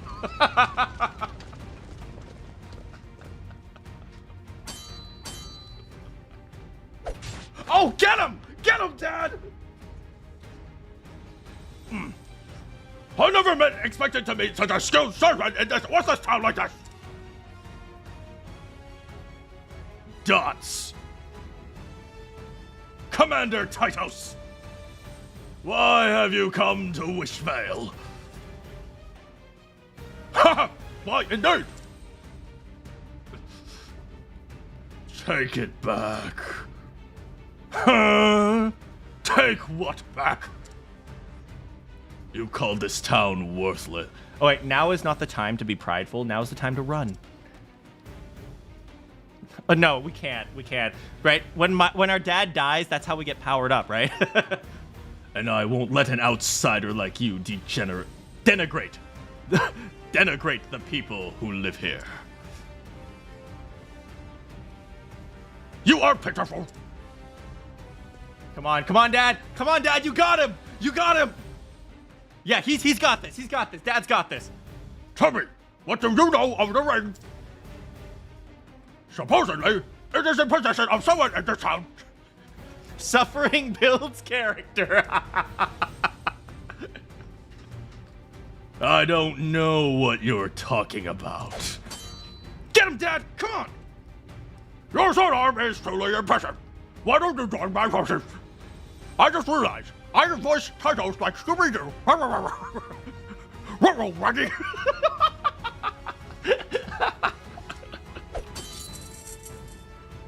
Scooby-Dooby-Doo! Never. No, he's cheating!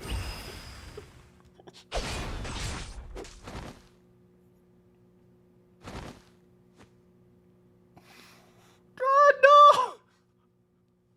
Ruh-roh, Raggy! Your sword was wasted on this road. No. The game is falling apart in my hands. This is why I am not a voice director.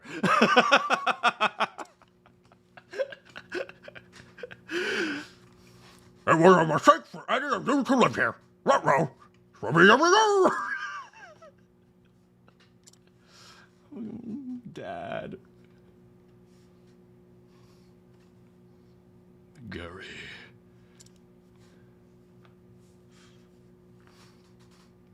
Titos is hacking, man.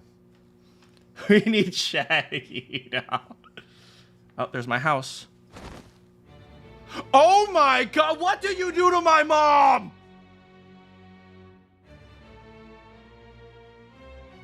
I'm not sure I can keep being silly after this. Oh my frick.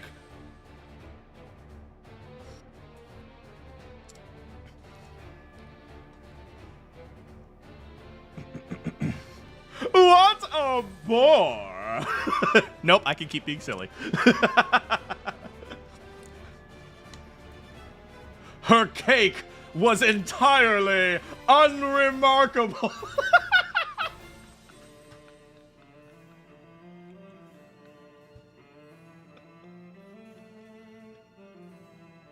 I'm ruining the story.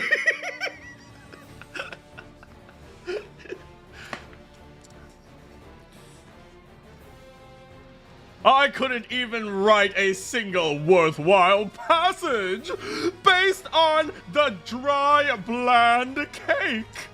Ellipses. I need something far more thrilling. Oh.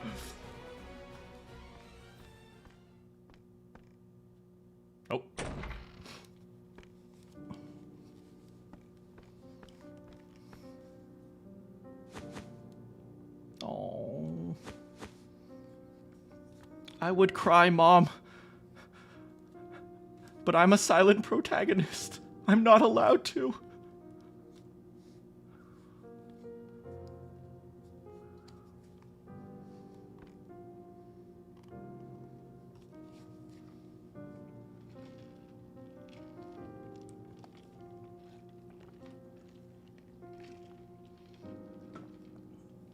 Damn, that's actually kind of dark. You put her in her bed?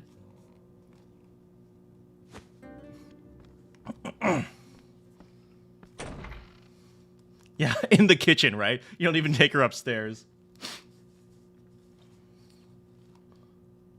Now, that is good cake. What have I done? What have I done?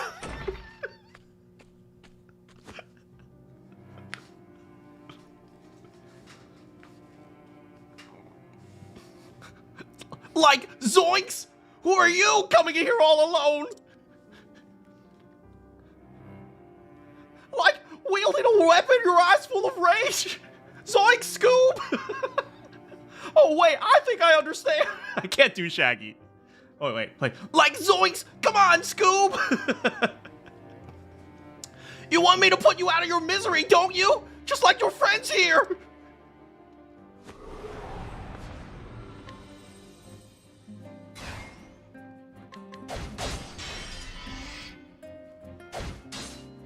Oh, man.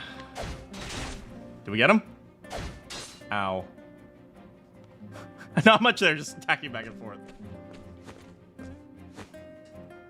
Like Gary!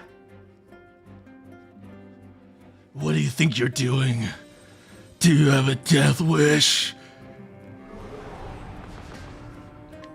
Oh, okay. This should be easy. Kill him! Kill him! Ow! Oh, they're weak to bows. Ow. Let's do this. Put your hands off my boyfriend!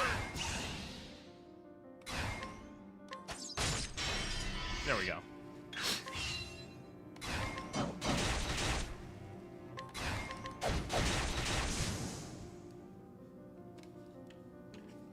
God, it would be really, like, immersion breaking if during that, like, there's, like, sad music playing in the background, and then you hear da da da da da da da da da da da.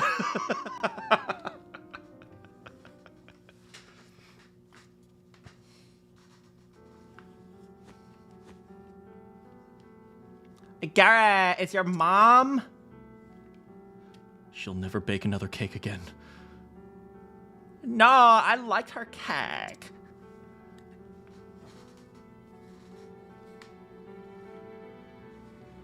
Long sigh.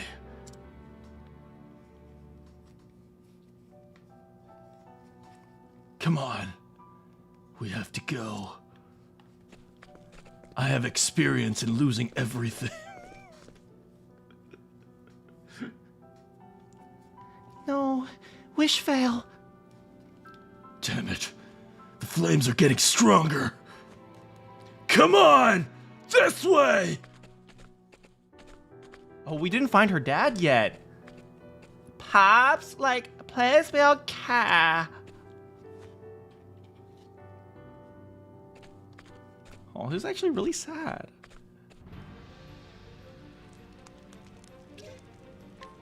Okay, at least we have companions now.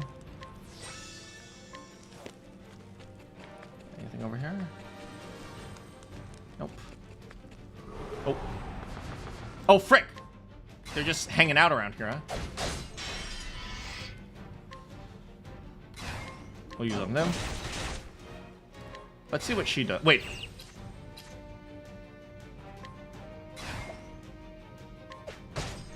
She just attacks people with a stick? I mean, I do always say the best weapon is a big stick. So, I mean, valid?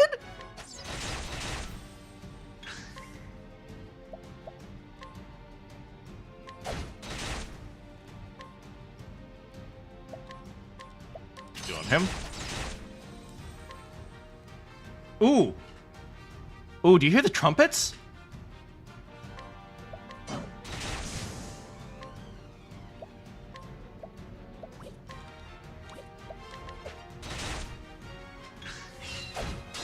Goblin Slayer would agree. She bashes him with the... Well, there's that ending music. Da da da da da. Hey, sometimes you just need to whack things with a big stick. That's just how it is. Oh no!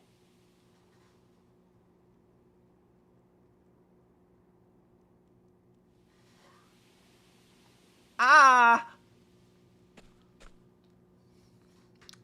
Like, Pops?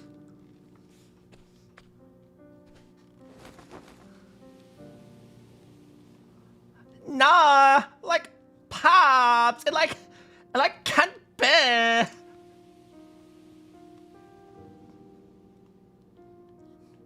Like, ah!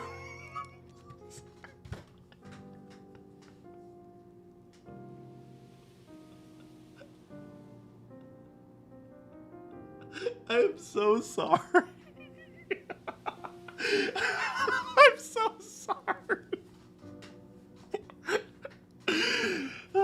I did say, don't come here for serious gameplay.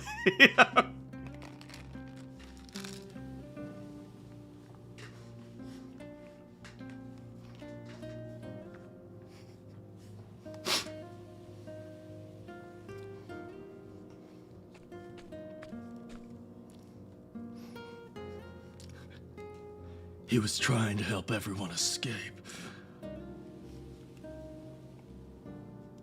Ellipses.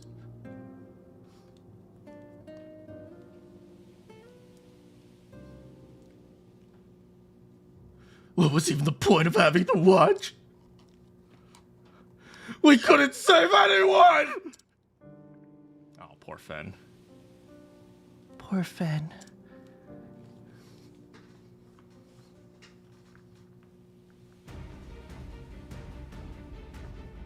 Oh.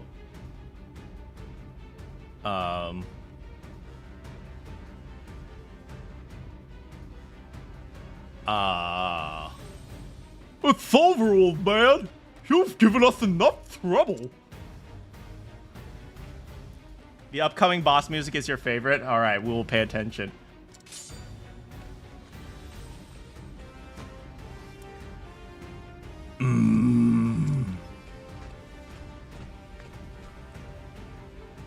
Gary.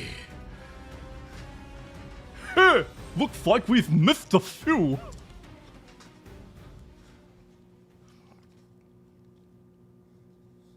For the future of Wishvale. I never thought you'd be the one to show me the true meaning of the Watch's teachings. But you're right. There's still something I can do. I'll help. It's about all I can do. You're a freaking priestess, girl. I think she could heal us. Dreams really do come true. I killed 11 people before joining the Scarlet Wings. They were all just kids, just like you. Do you want to know why I did it? Because their blood smells different when you cut them. Wait. Bro, this is not the flex you think it is. And whenever that scent of that young blood fills my lungs, I feel alive. This is not the flex you think it is, man.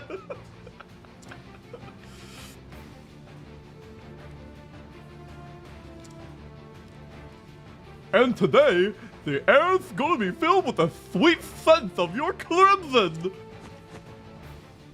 I'll have to thank Lord Titus for giving me this chance. Sociopathic flex. After all, he's the one who told us not to hold anything back. Okay. Here they come.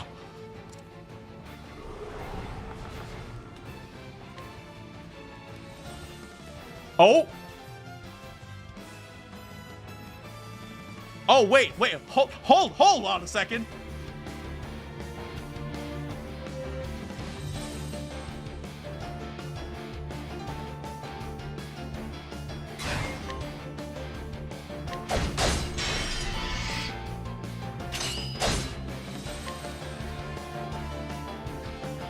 Hold.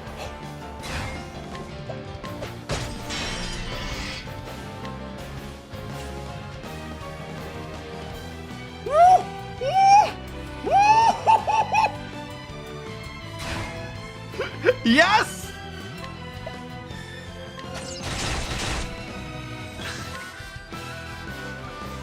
Ooh, you got a trumpet and you got a piccolo on top of that 2-octave. Ooh. Oh! Oh my goodness! I'm not sure how we're gonna finish this game now.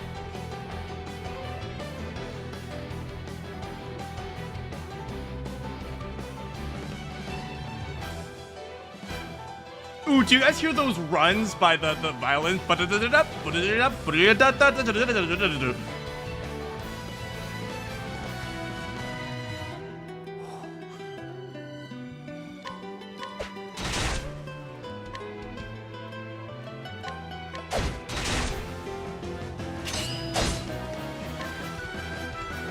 Ooh, ooh, ooh, ooh, ooh, ooh.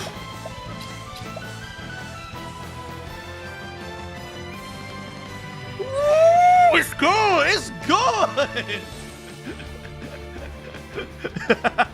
BRB getting soundtrack. Ooh, this is good!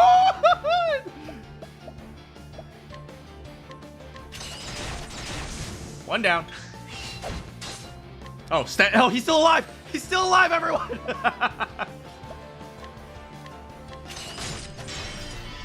We need to heal our boy. We need to heal our emo boy. Where is it? Learn skills. I will pray for you! I believe in God! Hey, don't kick the little girl! Hands off the girl!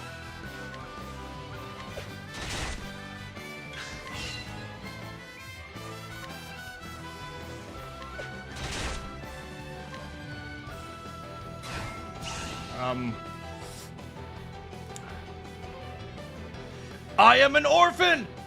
The most powerful JRPG ever! It's true, right? Orphans are always the strongest. We're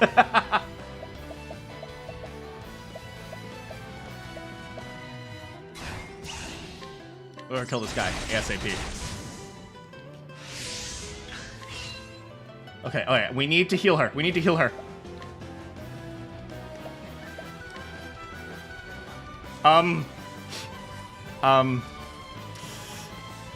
I go to church every day!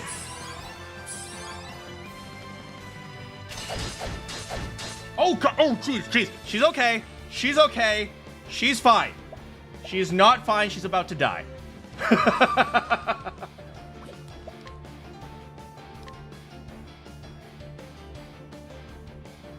I better... There's an item. I know there's an item. Have some grapes. Yummy.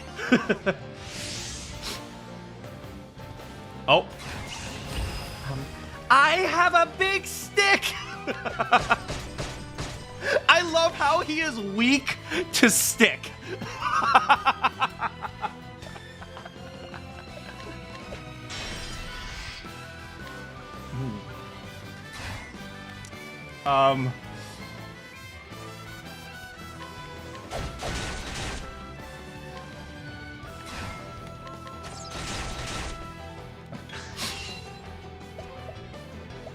My skills. Let's use a... Oh, vacuum slice is way too strong. Downwards. Oh, we can buff ourselves. For 3 turns, do it. By the power of my girlfriend's biceps! Ooh, I really like this guy's sprite. Like, he has blood dripping off of his sword. That's... Like, so, I really like the art style. style. The art style here is so fun. Raise his own physical defense. Oh, interesting.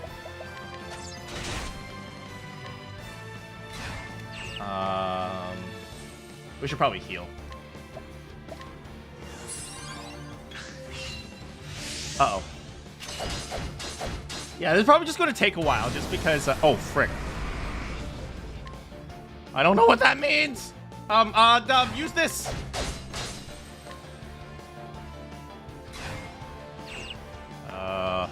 We'll do this. Hit one.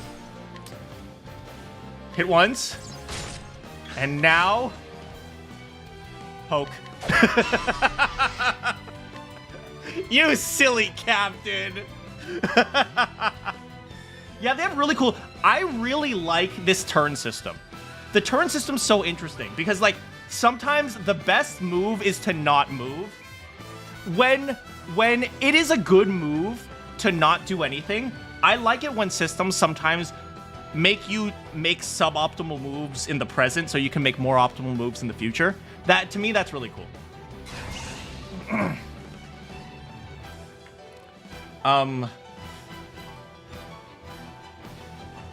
Okay, I need to... Hold on a second. Twitter. Grok.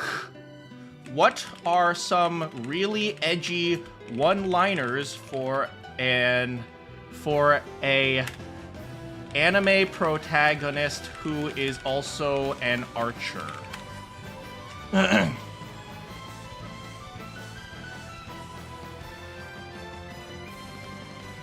Oh my god, no. This arrow has your name on it. No, it has your screams.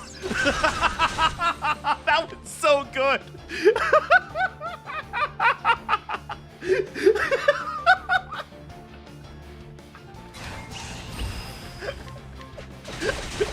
Thank you, Grok.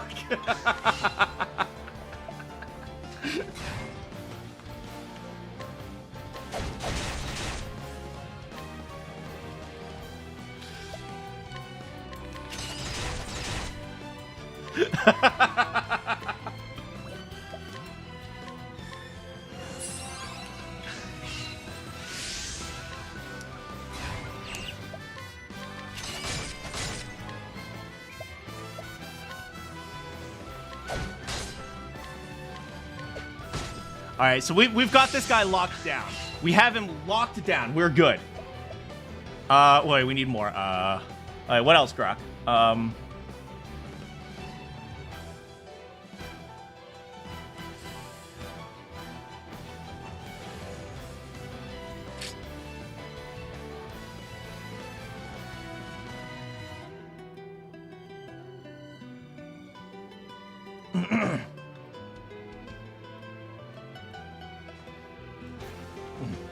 I won't aim for your head, because I'll save that for last!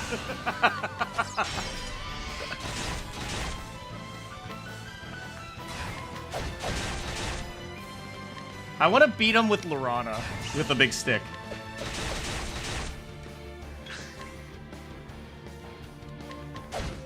We almost got him. Ooh, we should use Brain Bash. Brain Bash with a fan? That did nothing. Okay, we need more one-liners. Give me more one-liners, Grok.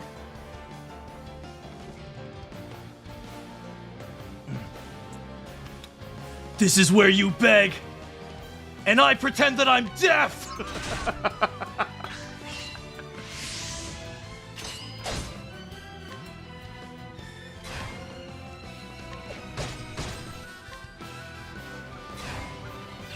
One tag.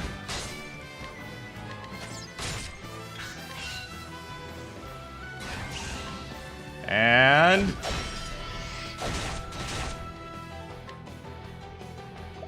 Okay, Lorana, you got this! You got this, Lorana! Wait, frick, I forgot the name of their god. For our Lord and Savior, Alfric! Frick. We can't have Fen steal the kill from her! Okay, fine, just defend.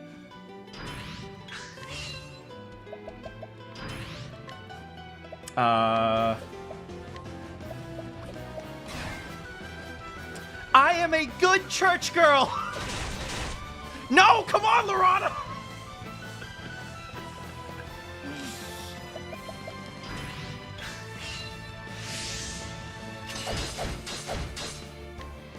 Hey, Lautier, how's it going?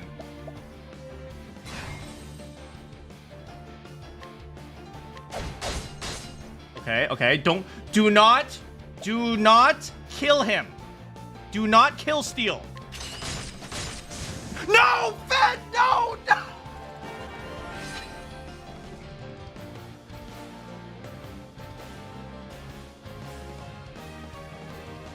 Fed, no!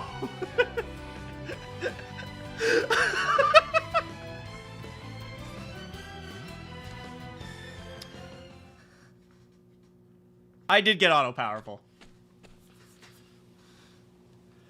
Attack skills do more damage when boosted on break. The foot protagonist can. Don't kill Steel. I'm gonna kill Steel. That was your girlfriend's kill. Thanks for joining us today, Lautier. Are you all right, Nomos?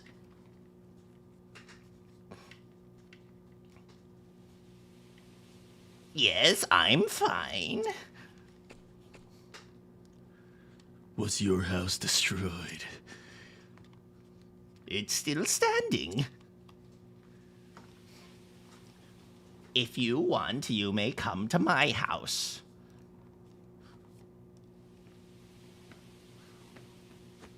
I'm glad you got a chance to catch to hang out with your peeps and the cat and the cat. You guys should go with Nomos. What about ya, fan? I'm going back. But, like, the town is engulfed in flames. I have to go. There might be survivors. Fen? Isn't it always the classic story of the good church girl who falls in love with the edgy boy? Hey, how's it going, Two Things? Can't wait till I get to Velnord. Heard he was a cool character. He's alright. Hey, how's it going, Two Things? Welcome. Gary, take care of Stia. Like a fan. Yeah, I had the full attention of your cat during MS Paint.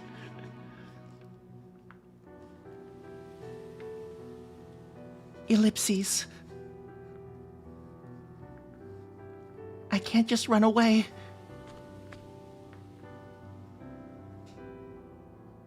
Gary, Stia, I'm sorry.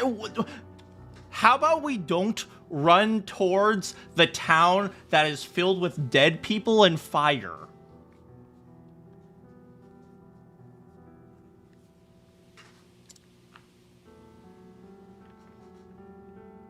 Lorana.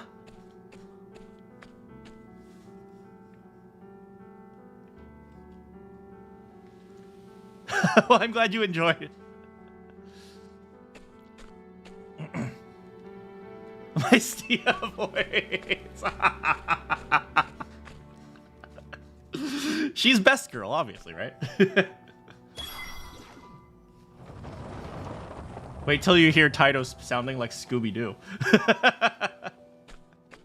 And that's true, she can't let Fed steal her kills, right? Oh, he has a little tunnel. Look at that. Magic powers activate.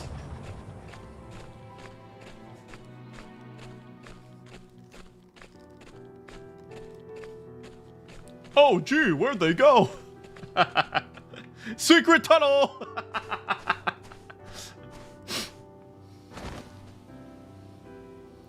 Sorry, I'm like just like so tired. It's little like 7 steps that way. Really, Stia? I'd be so rude. If I was in this situation, like, Stia, it's literally right over there, come on!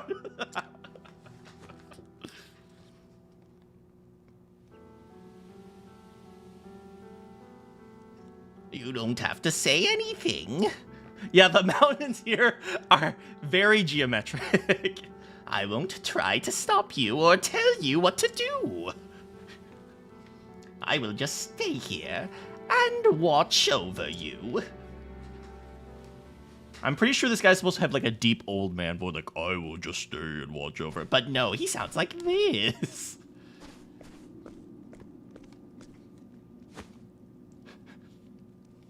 Are they starting a fight with the ice? What the frick? You're octoing your path to Sua. How's it going, Pug, Sire? Hey, Sire! You're going to war! Welcome, Sire.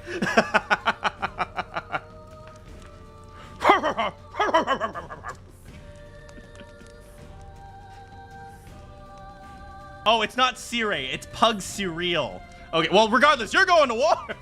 If you didn't understand who Sire was, you wouldn't get that reference, but it's okay. Pug's Real. Hello, Pug's Real. It's like Ezreal, but with pugs. Ezreal is a League of Legends character. Oh, sacred flame! Where's blood and turn the sacred land? Welcome. Like, zoinks! Lord Tynos! I'm afraid we haven't been able to locate the ring yet! I see! Then you let to do less talking and more searching! Zoinks! Come on, Scoop! Let them watch! This is happening! No matter! So long as I can reduce this land to ash! Ha ha! Oh. Lady in Waiting. Oh, that's like her servant, must be. Hold up, hold up, hold up. Why are we like in like a 14th century medieval... Oh!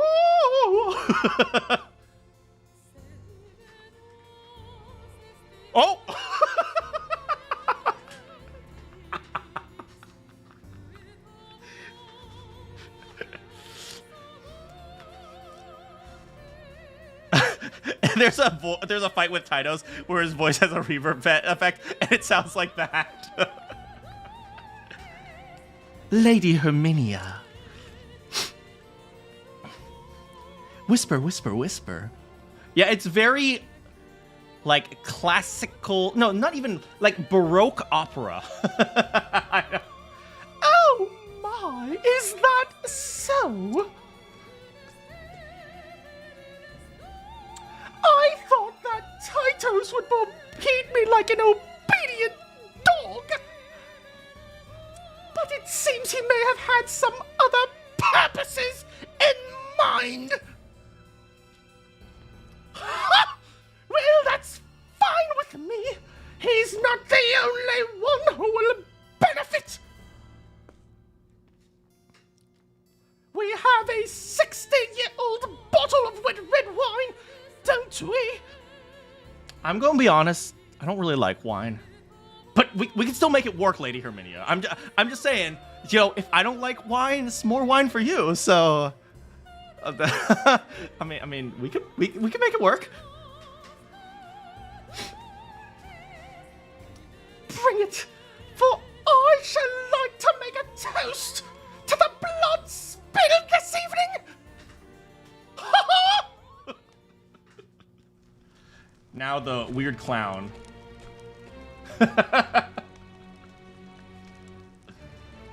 I can hardly believe my good fortune.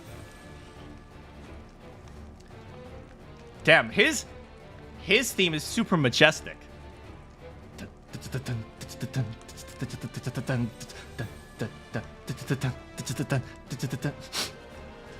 Now then, shall I return home and continue writing? This alone is enough to get my pen moving.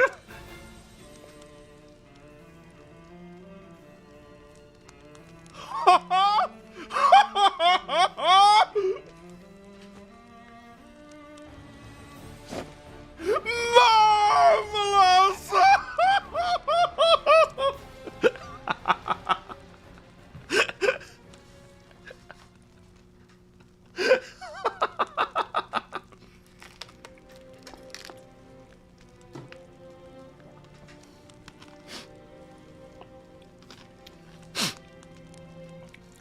That day, a small town was erased from the map. You're gonna breathe in your drink. There was no one left to tell the tale of the border town that was. Oh, right. Stia is the narrator. There was no one left to tell the tale of the border town that once was. The two who had been struck by tragedy went into hiding with the scholar Namas.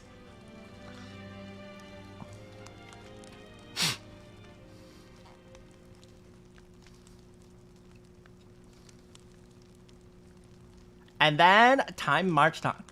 Well, we beat the game, guys. So when do we fight the enemy known as Octopath Traveler? When do we fight the Octopath Traveler? Are you heading out on your journey? I assume this is Nomos. I suppose the time is right. You're finally ready. There's something I want to give you. I'm sure it will be of help on the path you've chosen.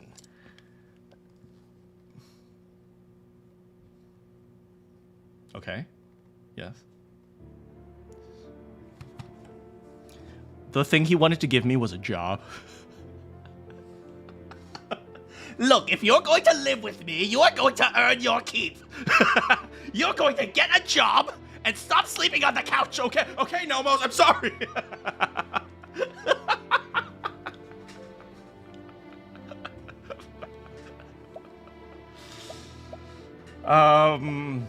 Dang. Your JRPG role. No, this is to earn our money for rent. I gotta pick. Wait, there's the warrior. That's the classic. Oh my god, my boy looking good in those dance clothes. Scholar? We don't know how to read here. Cleric? I mean, there are some of the what is it? There's some of the Church of Latter-day Saints missionaries who live around where I live, so you can unlock class changes later, but this is important because it's going to decide my drip. We've got Hunter. We don't need Hunter. We've got Apothecary. I'm a support at heart. We got Thief, which steal things, I assume. Okay, look. I'm a very simple man. I like to ensure that I can support people. And what better way to support people than with a little bit of money, am I right? Oh, there we go.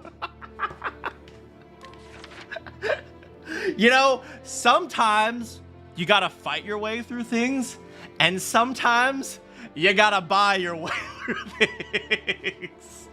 Hell yeah! Support skill. The equipped character will restore 2 battle points. I think it's called something else, but I think I'll just call them battle points. Badge points? BP. You guys ever play Paper Mario? The original Paper Marios with the badges? I love that game. The badge points system was so fun. Merchant is unironically, really? Is it? Well, I mean, obviously, right? It's like, why fight when you can pay other people to fight for you? Yeah, but, yeah, oh man, I loved Paper Mario. One of my biggest shames, I had a crush on Goombella. I had such a massive crush on Goombella, and she's a freaking mushroom. Hey, I guess no woman could ever accuse me of being shallow, right? Okay, we already got the recovery skills, so we're just gonna make it more recovery. Change job, change mastery. Hey, look, if we're paying rent, we should be the merchant, right?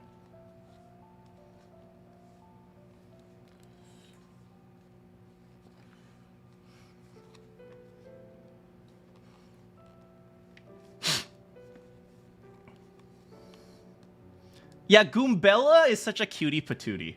She has a little ponytail and everything. Do you know what I really liked about the Paper Mario games?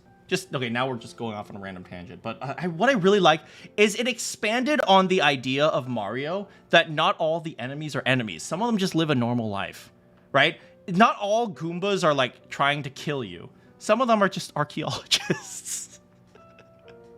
I really liked that concept in Paper Mario. As you guys can probably tell, I'm a big lore type of person. I like it when people can expand on worlds in like fun and functional ways. So it's like, you didn't just have one Toad. Like at the time, the only Toad we knew was Toadette.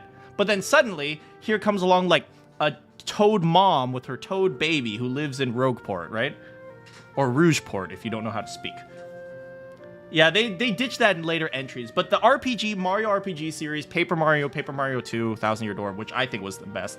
Then there was Super Paper Mario, which was weird. It wasn't really a Paper Mario game. It was still fun, but it was not the RPG series that I hoped for.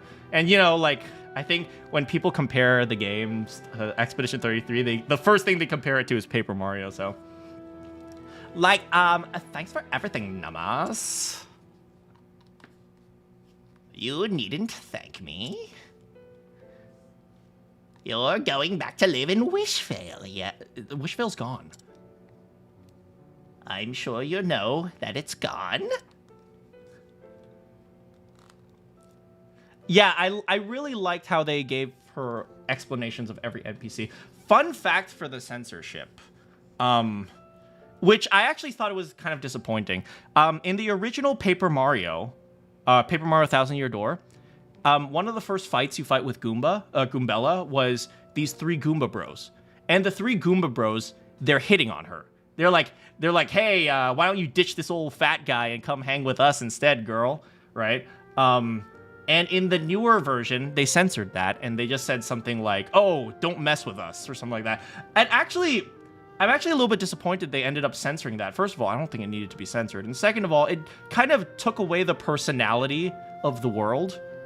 You know, the fact that you got some sleazy dudes who hit on, like, girls, like, in the Goomba world, the same way that it occurs in, like, yeah, I thought them hitting on her gave her a lot of character, because she's like, no way, punks, get away from me. It's like, yeah, it kind of like built an interesting character of the world of them. It's like kind of like it showed like parallels of the world, and now it's just like, hey, don't mess with us. It's like, yeah, there were a few unfortunate script revisions, but the world has become so overly censored. I think we're becoming way too sensitive. You know, it's like if a girl is even like slightly, you know, made attractive or slightly hit on, or like somebody says, oh, girl, what are you wearing? It's like, that's considered like heinous and you're not allowed to say that anymore. And then they censor it all. It's like, I don't think that's necessary. It's like the world works like that sometimes. It's like, it's okay to represent it. It's like we talk so much about representation, yet we don't want to represent some things that are actually true, right? Bad guys aren't allowed. Yeah, that's a really interesting, right? You could have like the most heinous bad guy, right? But it's like, how dare he call you a bitch? He would never do that, you know? It's like, you have guys who are willing to massacre villages, but they will never call a woman a bitch, because that's just wrong. I know, but we talked about it. I know, right? It's crazy. That place is like our home.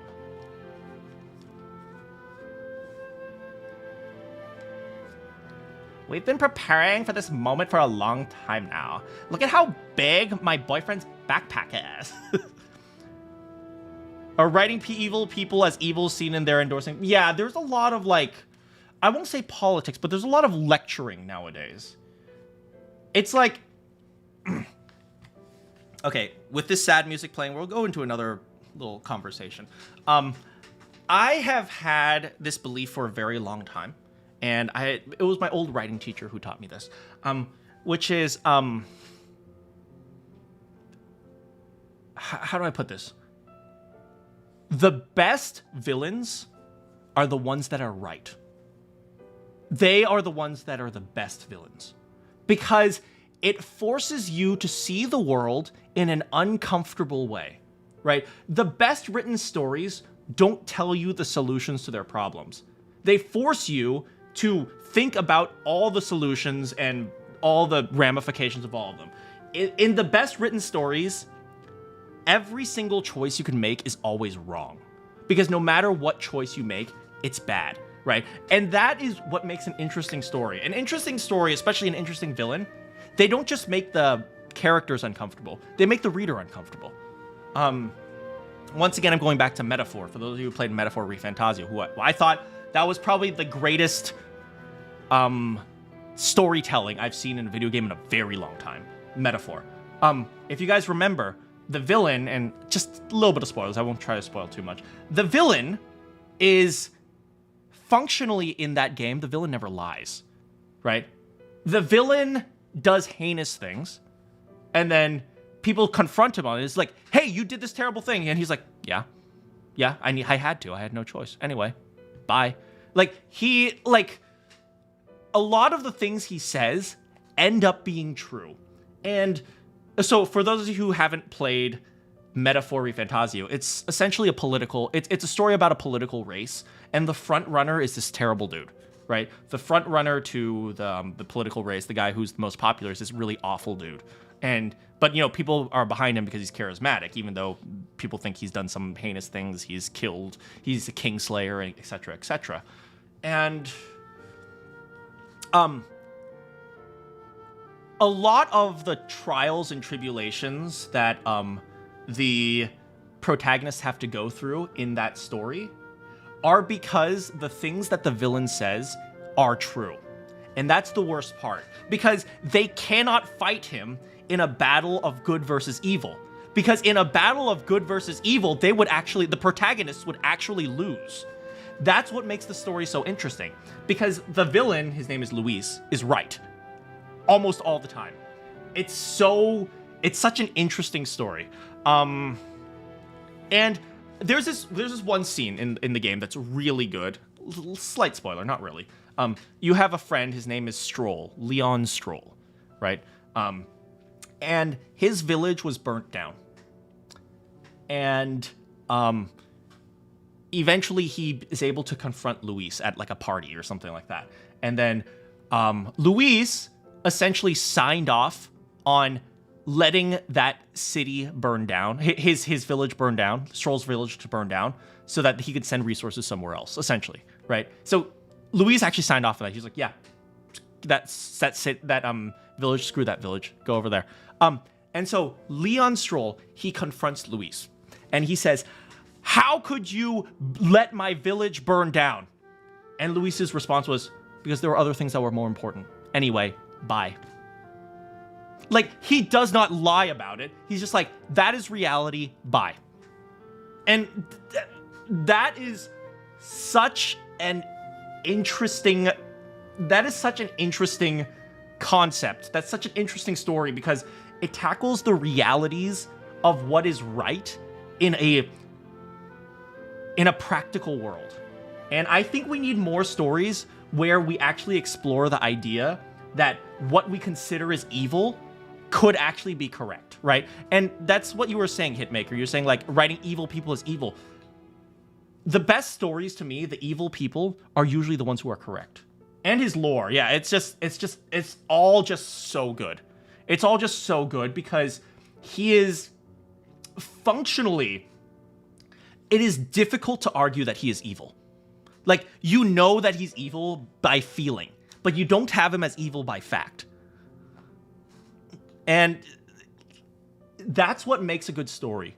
When a slight change in perspective can make it so that the good guys are actually the bad guys. And you could certainly argue in that game that they are. It's like they're arguing for equality, but so is he, right? He's just implementing it in a different way, and a little bit more violent way, but in the end, he's like, oh, I believe everyone should be equal.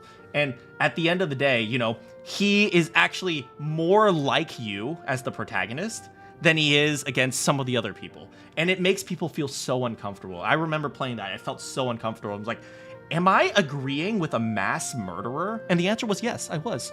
Because just because you're evil doesn't mean you're wrong sometimes, which is kind of the scary thing. And I wish more people were mature enough to write those stories and read those stories and listen to those stories.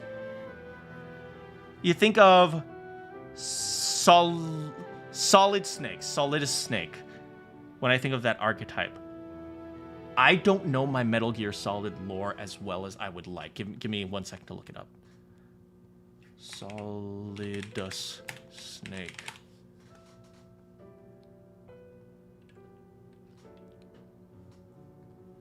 Is Solidus Snake? Is he the one who said, I wish we could go back to the good old days after 9/11?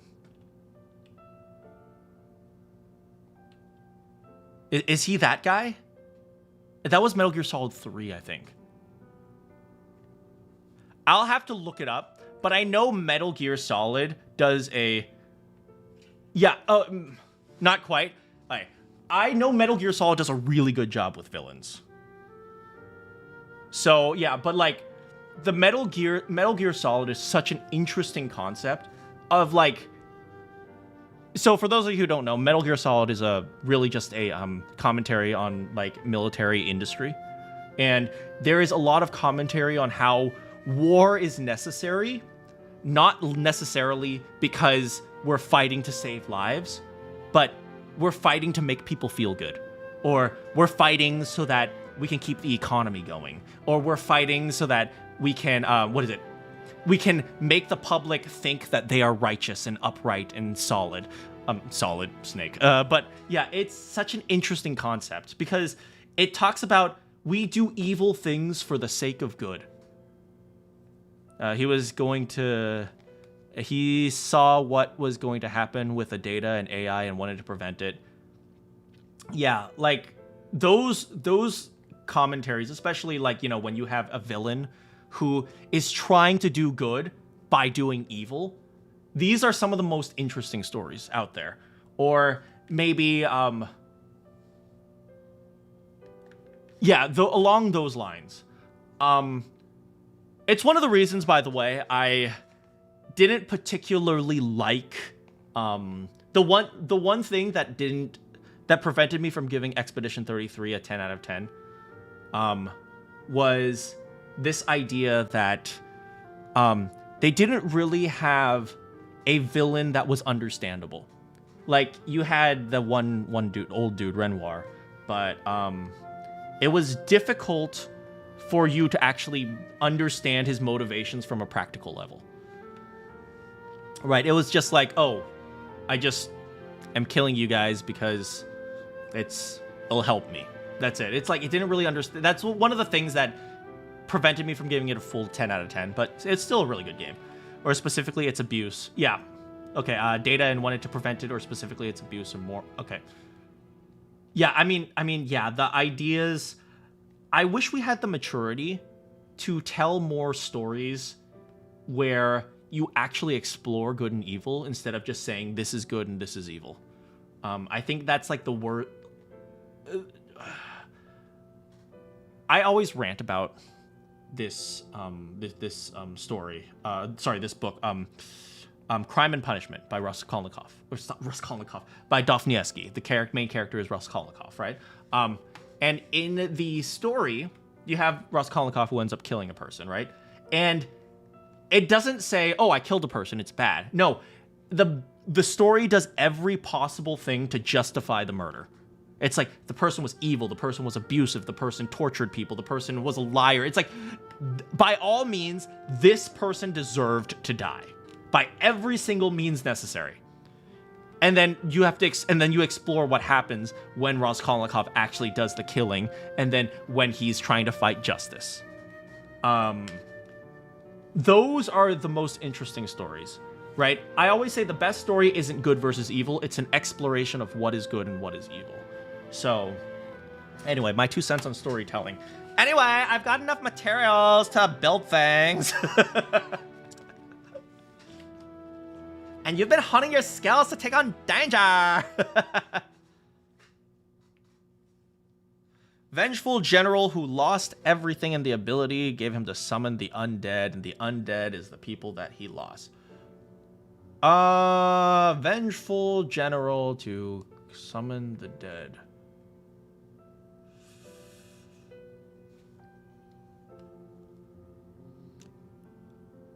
Are we talking about like how to build the character? Like if you're talking about like a storytelling, like what would I do with this character? Maybe something like you have a vengeful general, and he's summons the dead, and the dead is the people that he lost.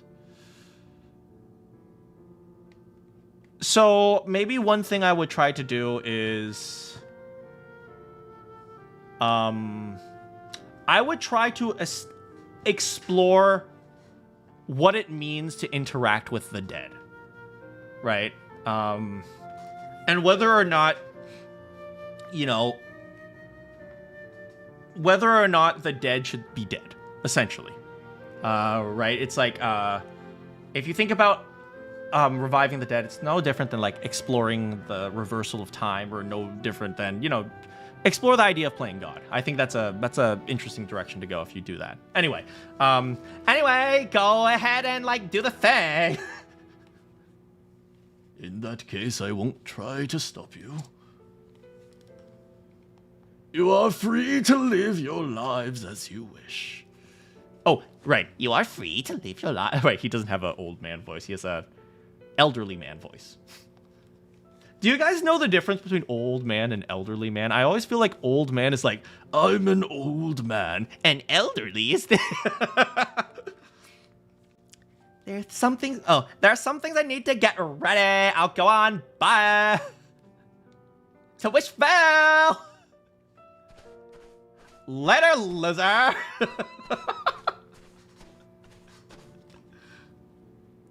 You should really go after another girl. She's not good for you. You battle skills to gain the upper hand. Use your Japan.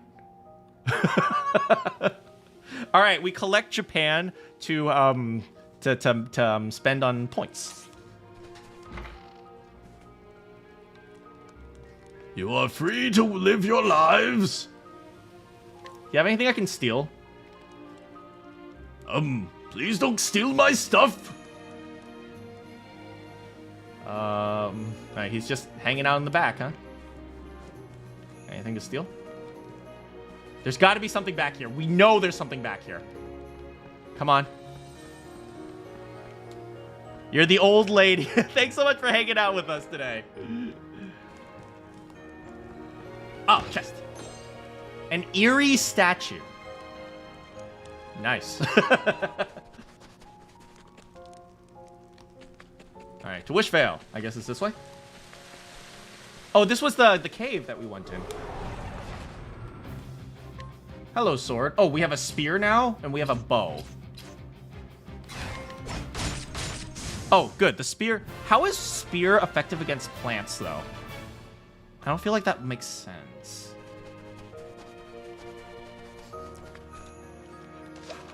I'm in a rush. I need to make a sale. I gotta go. You stab. That doesn't make sense.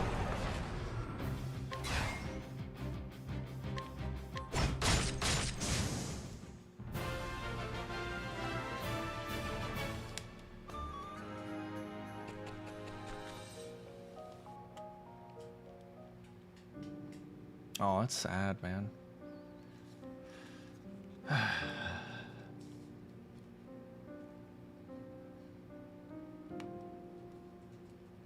It reminds me of the California fires. So I live in California. You know, a couple years ago, there was really bad fires. And, you know, a lot of stuff was burnt down. I think the worst part of the California fires was there were so many... Man, a lot of the area that was burnt down was like a rich residency area. Like, there were a lot of rich people there. And, you know, people felt bad for them. But at the end of the day, they'll be fine, right? It's like, yeah, it sucks. But, like, they have money. They can take care of themselves. There were a lot of people who lost their homes who, you know, didn't really have anything. And the media never focused on them. The media focused on things like, oh, look at this celebrity who lost her home. It's like, well, what about, like, for every one celebrity, there were like 20 like people who were like making minimum wage who lost their home. And so, yeah, it was This reminds me of that, man.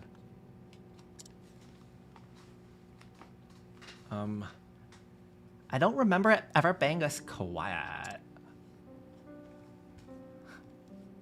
Our town was always small, but it was full of life. People talking, or I was chopping wood and working out. My biceps are massive still. I'm sorry. Why does the merchant outfit look like I'm wearing tights? I can't leave this place like this.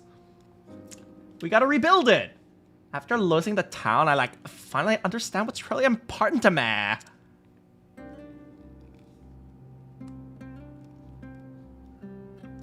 I'm sorry, Pops. I would like a fall. I wish I could see everyone here laughing and smiling once more. That's why I'm gonna rebuild Wishvale and follow in my old man's footsteps.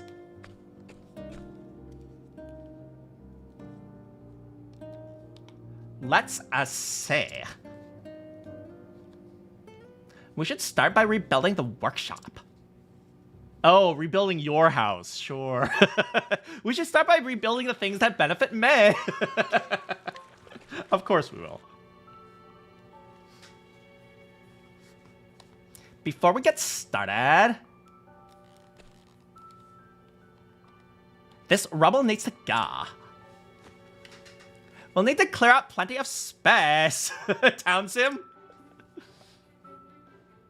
I really like the music. There is a lot of value, I think, in background music that doesn't get listened to. Not things that aren't epic. The music in a snow, or the music when you're underwater, or the music when you're, just traveling the land. Something really calming like this is just adds so much that most people don't even realize,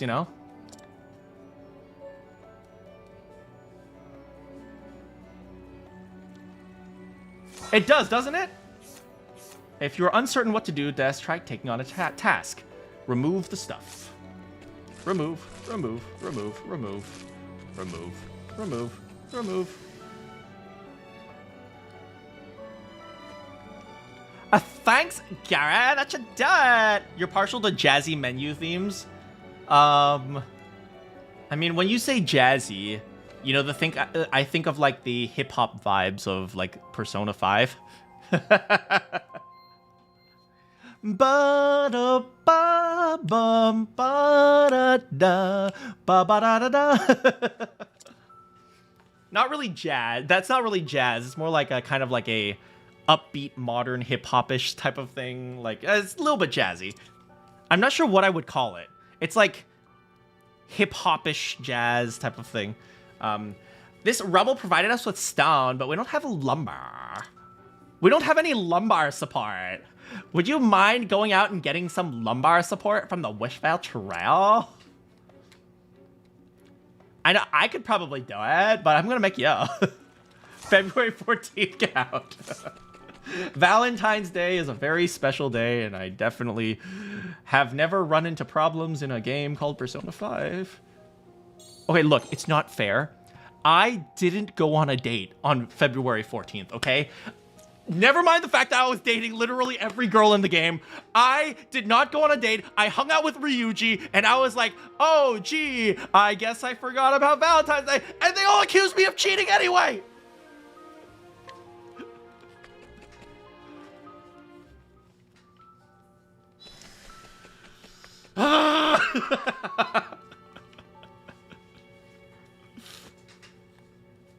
This should be plenty.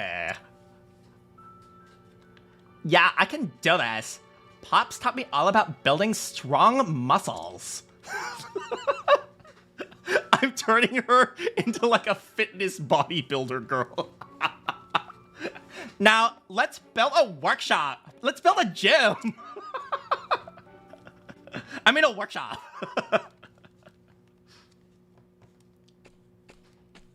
You gotta take off your backpack at some point. Come on, man.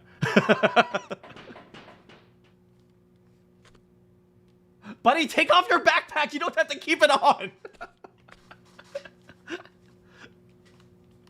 Oh. Hey, they did it! Look at that! She's a valley girl and a bodybuilder at this point. That should do it. It's nothing compared to what my pops could do. My pops could, like, bench 720. But at least we've got a place to sleep. It's not much, but it's like a good start. At least it's a habit for him. When I was in college, I would carry my backpack around everywhere. And I'd have like 3.5 textbooks in there. And like my back became so hunched after that for like a really long time. Oh my God. It took me a while. I had to buy this really nice chair right here just to like fix it. And from here on out, let's do our best to rebuild Bushvale into the place that it used to be. Oh, hello. It appears the flame of recovery has been lit. It appears the flame of recovery is so lit, yo. I'm a menace. Namas. This is a... That's Nomos, wait. Oops. I think I'm infecting him. This is a note of divine ring. Wait. So it's your fault that our town got burnt down. Hold up. Does this not mean that it's literally your fault that our town was destroyed? No, what the frick?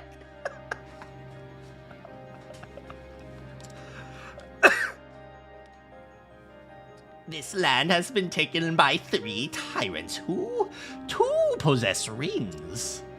It better be a different... It ain't. Hey, there's our girl, Herminia.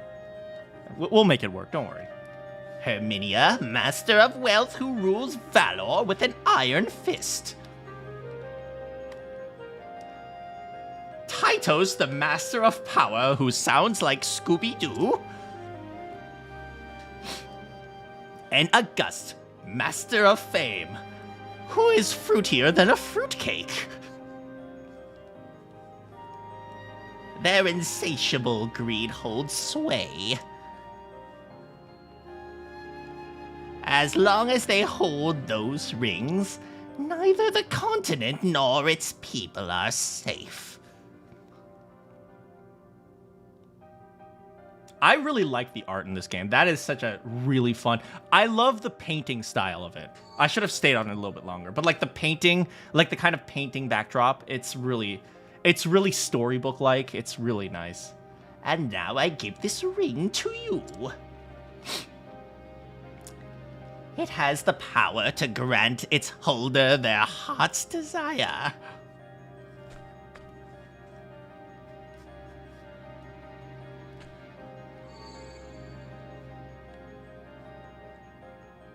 The same ring as the others. Are we evil too? Wait, if there are 3 evil people with rings, and I'm the 4th person, would it also mean that I'm evil? Because your friend has been chosen. Gary? I've been watching you. That's kind of weird.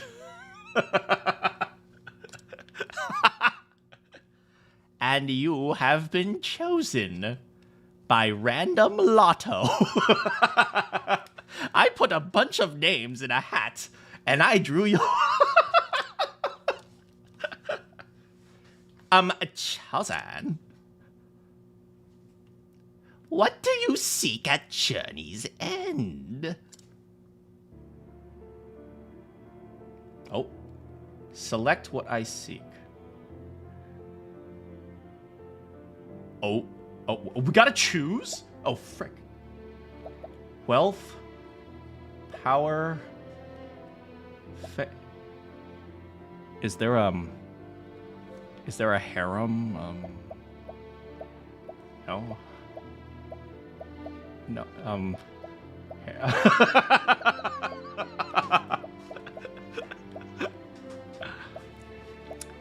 I mean, no secret fourth option. I mean, you can use your fame to build a harem. But you can use your power to create a harem. Or, with a lot of money, you can buy love for a harem. Look, I'm a simple man. I just want cake.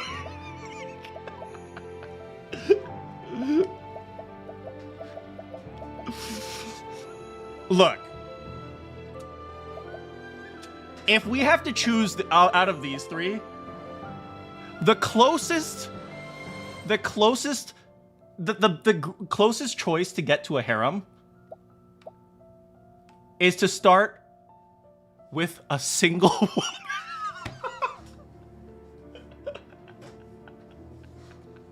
Hey, I'm a merchant. I love wealth. I can marry my beautiful mama right here. She can give me that wealth. It all works out. What do you want me to say? I got my lovely lady right here. We gonna get married. We're gonna have 2.6 kids. We're gonna live in the suburbs. Go to a school. Except the homeowners association is gonna cause us problems because we're trying to paint our house blue and they don't let us paint it blue. So then instead we have to move to a different house and they have a bad school district. So we have to sign in with the new school district. Am I projecting? I think I might be.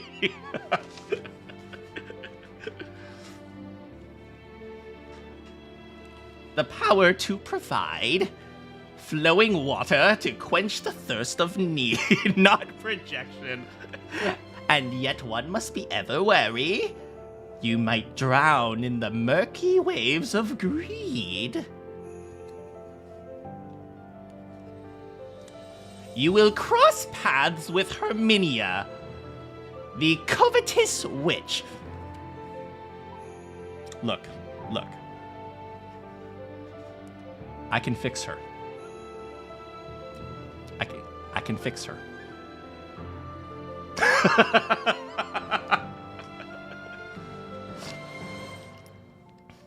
Yes, I can. I can fix her. She is not broken. She just needs a man to provide her love.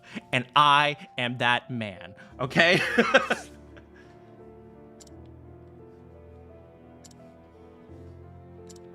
Is this what you truly seek? She's selfish. Well, I can make her... I will make her love again. Okay, I can do it. Excuse me? You have me. Oh, Stia, right. Stia, I forgot about you. You still haven't gotten what you desire, isn't that right? Let your heart guide you along your chosen path. And gather the divine rings as you go. If I was playing this for more seriousness, I might have chosen power. Because, the way I see it is, if you have fame, but you don't have you need the ability to enforce good, right? You can't just say, or enforce anything, right? If you're famous but someone shoots you in the head, well, there goes that, right? That's the way I see it, right? I need the ability to not get shot in the head before I pursue people liking me, if that makes sense. So power, but in like a different light.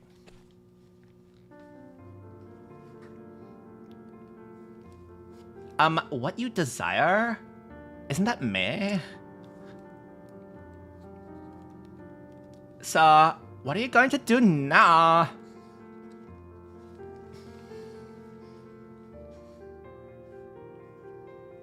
Are you going to rebuild a wish file? Or are you gonna find the people who took our home from us? I mean, I don't see why we can't do both.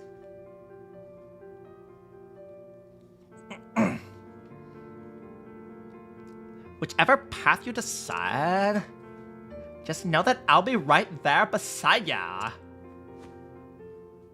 We're in this together. Also, after this, we're gonna get married. No debate.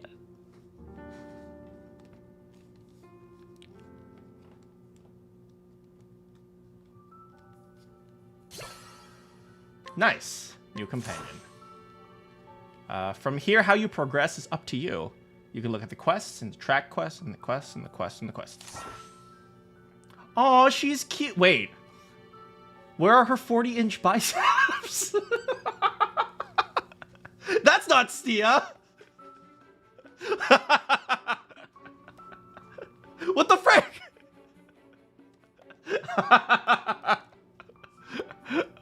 Stia the architect, an old friend. We got wealth and we got fame. Ooh, look at that. I was gonna end, but before we end, I wanted to go a little bit further.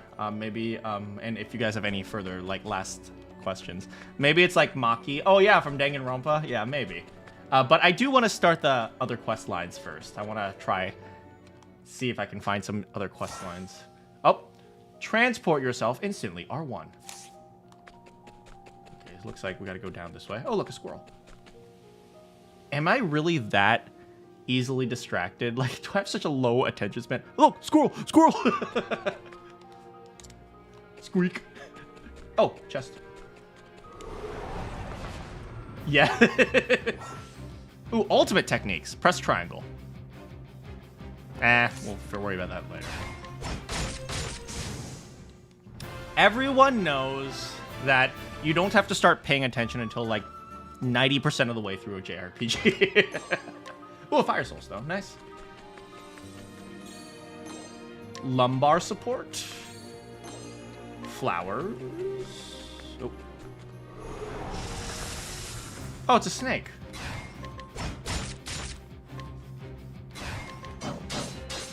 Oh, looks like spear is not effective, nor axe.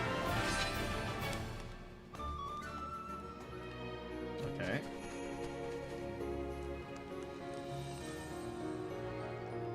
This way. You were in an artist whiteboard. Like, did that like you're collaborating with other artists? Is that it? Looks like we're going this way. Oh, fun fact for you guys. I've never seen snow in my life. Not real snow.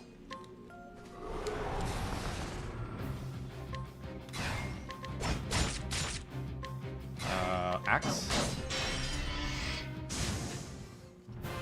Oh, you're more of a guest. Well, it's fun to watch different artists collaborate with like different like styles. Like seeing that for voice acting is also interesting for me as well. Cloth, nice. I'm missing out on not seeing snow. Yeah, people tell me that I should see snow, but I've never really had an opportunity. I've lived in California most of my life.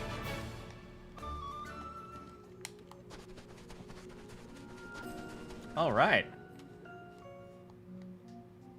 I think we're getting close. Oh, I see the town down there. There's a town marker down there. You live in Texas? Oh, so you'll see snow sometimes. Like, I actually have opportunities to go see snow in terms of, like, going to, like, places like Big Bear. I've just never gone in the winter. Majestic Marmot? Marmo? Majestic Marma. Lumbar. You see snow once a year. Ooh.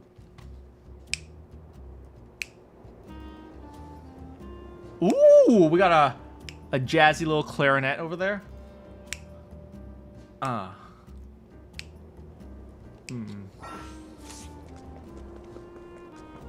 Oh, hello, sir. Texas is greater than California. You planning on going up against that witch? How do you know that? Anyway, sure. Well, forget about it. Doesn't matter how much people hate her, her wealth only grows. Well, let me tell you. Oh, dang, we're already going right into it. We're going right in, huh? The wealthiest person in all the realm. You used to live in Cali? I see. I mean, well, okay, then you're a better judge of that than I am, so I'm just going to trust you on this one. Possessing greater wealth than nations, there is nothing she cannot buy. Except apparently love. She is lonely. I will fix her. I can do it. I can fix her.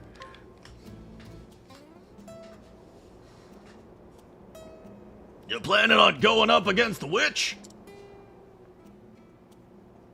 Well, forget about it. Doesn't matter how much people hate her. Her wealth only grows. Well, let me tell you. Okay. Oh, that's her? Oh, that's him? Have you heard the rumors about Lady Herminia? They say she'd happily slaughter her own child for coin. But she's never had a kid. If I give her a kid, a little bundle of joy, maybe I can fix her. I can do it. I heard she's one of the people who killed off the last of the forest people. The forest people? A witch who knows nothing but her own desires. And whatever she desires, she gets. Ha ha! Oh. She is the wealthiest in the realm. Lady Herminia, the covetous witch.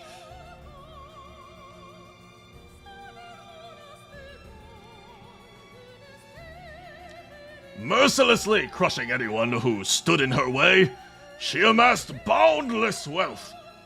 People whispered of her with fear, saying,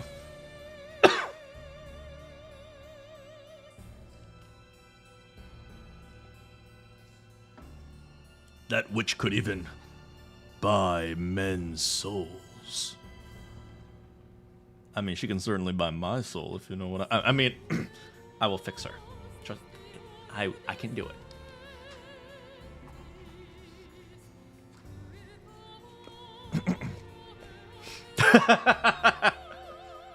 Lady Herminia, the preparations for the ball are complete. Dang it! I was hoping to get away with sipping. Very well.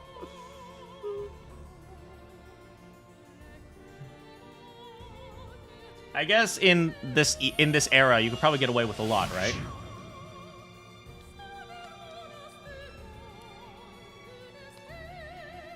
It's not simping. It's love. It's love. It's not simping. It's love. Trust me. If I donate enough to her super chat, she will fall in love with me. Trust me, I can do. If I defend her on Twitter, she will fall in love with me. Trust me.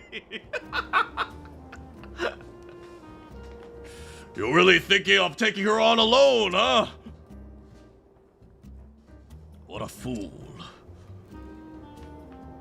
Actually, a bunch of half-wits like you are gathering on Main Street. So if you put two half-wits together, you get a whole wit! Ha ha ha! That was a terrible pun, I should die. There was a guy who donated 10K of a 10K to a model for a hug.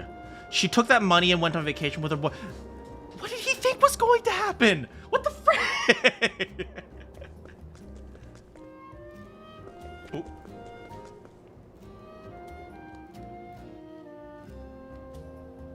Hello. Where are we going? Here. Oh, these are the mafia guys, right? Can somebody help me? These are the guys, they're like part of the mafia, right? Or like the mini mafia. They're like the mafia that's fighting against the, I know a little bit about this story. Is that right? They're like a mafia that's fighting against Herminia, I think. I don't actually know what they sound like. I just know that what their characters are. Bargalo.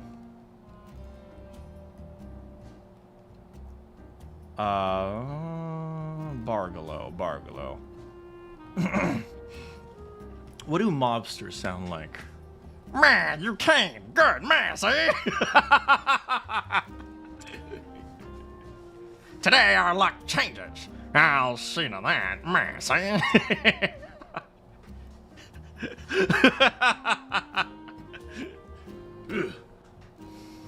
How do you plan to pull this off? We'll never even make it through the front gate! Oh, wait, no. Yeah, boss. We'll never make it through the front gate. Meh.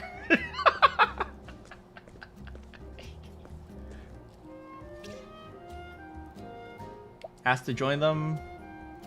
What about Herminia? Tell me about Herminia. Sounds about right. Seems like you have a grudge against us, eh? Well, we do too. You see. Hold on, Bargalo. Hold on, Bargalo. Can we really trust them? They could be one of Herminia's rats.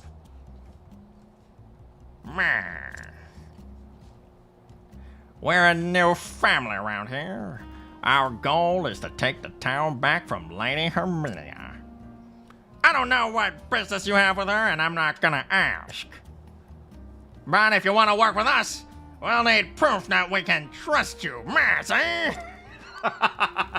Exactly! We had no idea who you are.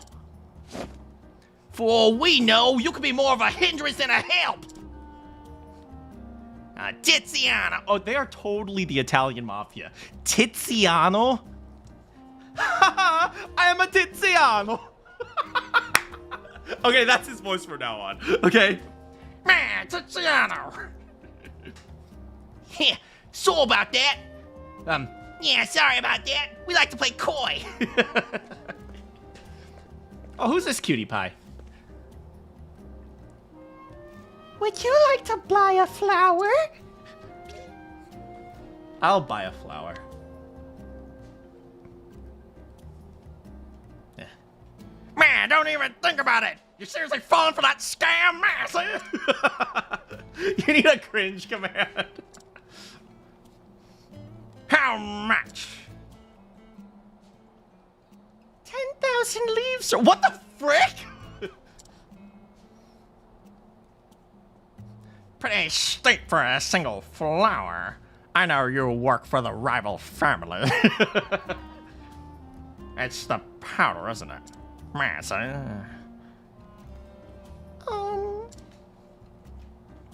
Who put you up to this, Mass, I can't. Nothing good will come of this. Get out while you still can. Wait, powder.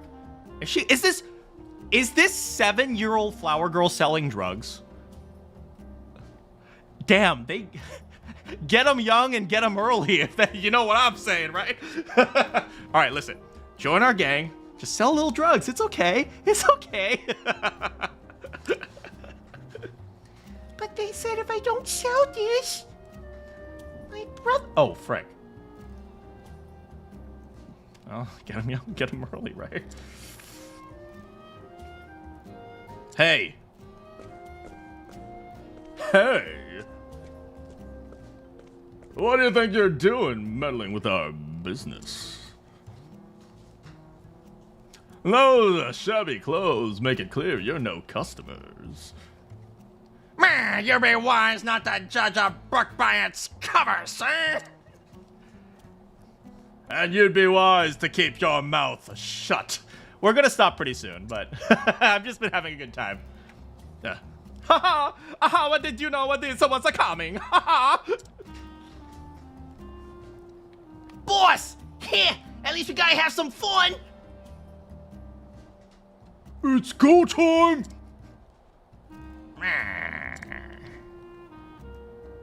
Instead of a flower, looks like we picked ourselves a fight.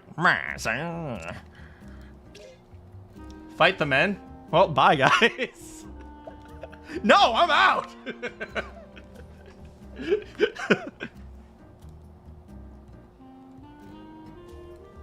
Don't even tell us you can't try to join us if you can't even hold your own to fight! You know what they call people like you? Chicken! You a chicken! What are you, 5? Fine! Let's see what you can do, Here they come, sir! I never said I wanted to join you. I just said I wanted to know about Herminia. Why are they so much bigger than us? Oh, we're gonna die.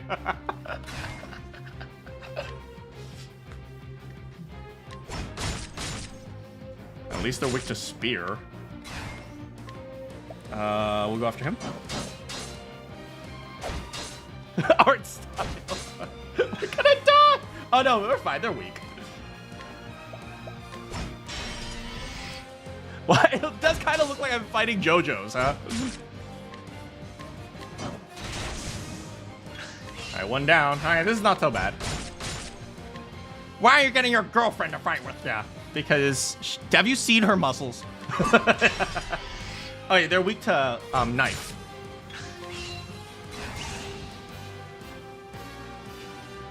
$500 push-ups every day.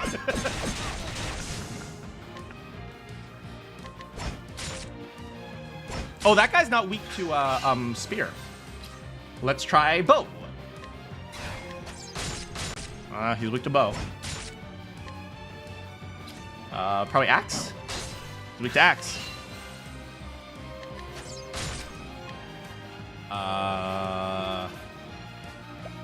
We will wait.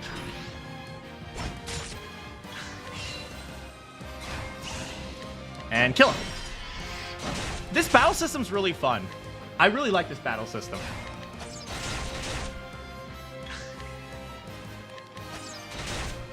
Even though, like, I'm not using too many abilities right now, but... he's still not down.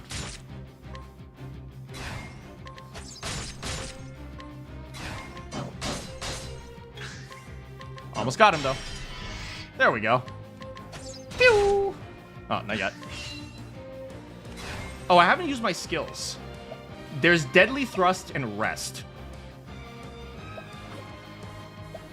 I'm gonna use all my boost points to rest. Time to sleep. Okay, I'm going to sleep. Bye. Fine, I'll kill him for ya. Oh, he's still not dead. Maybe that was a mistake. I have to learn to stop playing around sometimes. Oh, we got him. Good job, Stia. Look at her. She's like, oh, God, I'm dying.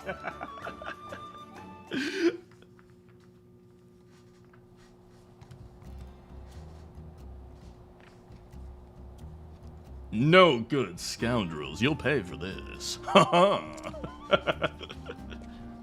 Mercy! Using children to peddle their poison now. Yeah. All I used to do was rob banks, see? It makes me sick. Those greedy bastards! Always looking down on us! I should have stuck my dagger in the smoked faces! I sound like I'm from Brooklyn!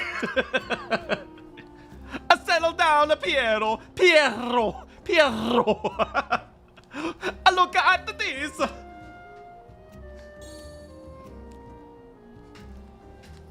Wait a minute! Is that... Even a smug bastards are good for something. I just happened to find it in one of their pockets. an invitation to the ball! A ball full of fat cats with the fat passes. It's go time. Man, you really helped us back there. Ellipses. We were born and raised in this town, and we've watched it go to shit. But no more. We're gonna take it back, Mercy. You can fight, and you have business with the witch.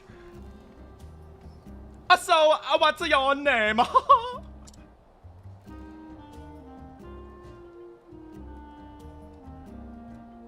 Gary, you know, you are not half bad. You are not Italiano, but you are not half bad. Well, you've proven we can trust you, Mercy. So we've got no objections. Do you still want to join our cause, Mercy? Sure.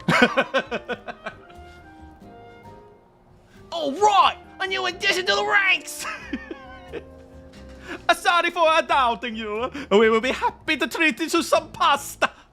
They are 1000%. I was spot on with these voices. Okay, I am 1000% accurate. If I turn on the voices and they do not sound like this, I'm going to claim they made a casting mistake, okay? It was 100% a casting.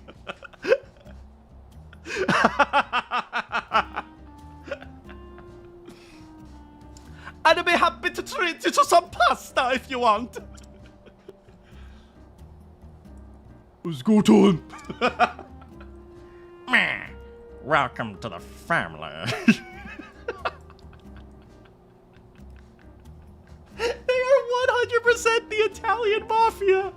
I love this.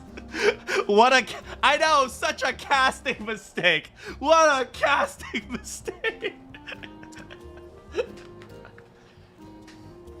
And here we got what we came for. Let's leave. Oh, let's make like a tree and skedaddle. We'll be waiting for you there, Miss. Hey, aren't you are forgetting something? Yeah, might as well. What? Little girl?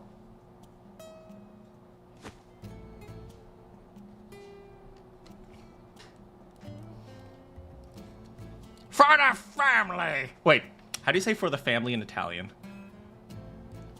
How to say for the family in Italian? La famiglia. La familia.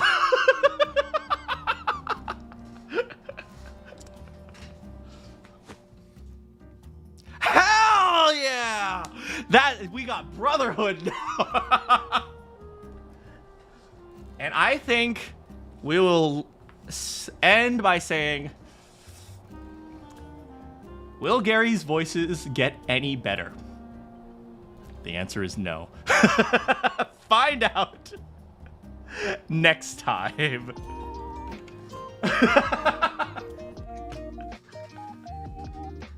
I had such a good time today. I'm so glad some of you guys decided to join me today. Will I remember the voices? No, also no. I'm so glad I got to have a chance to talk with you guys. I'm so glad we got to talk to, about voiceover and stuff like that, and video games and the direction of things. I had some other things that I thought that would come up that didn't, but I'm glad that not everything came up because next time I do a stream like this, I want to also do some story analysis stuff. Now that I'm playing Expedition 33 for some of you who don't know. Now that I'm almost done with Expedition 33, I might analyze the story and try to say okay, where would I change things and stuff like that.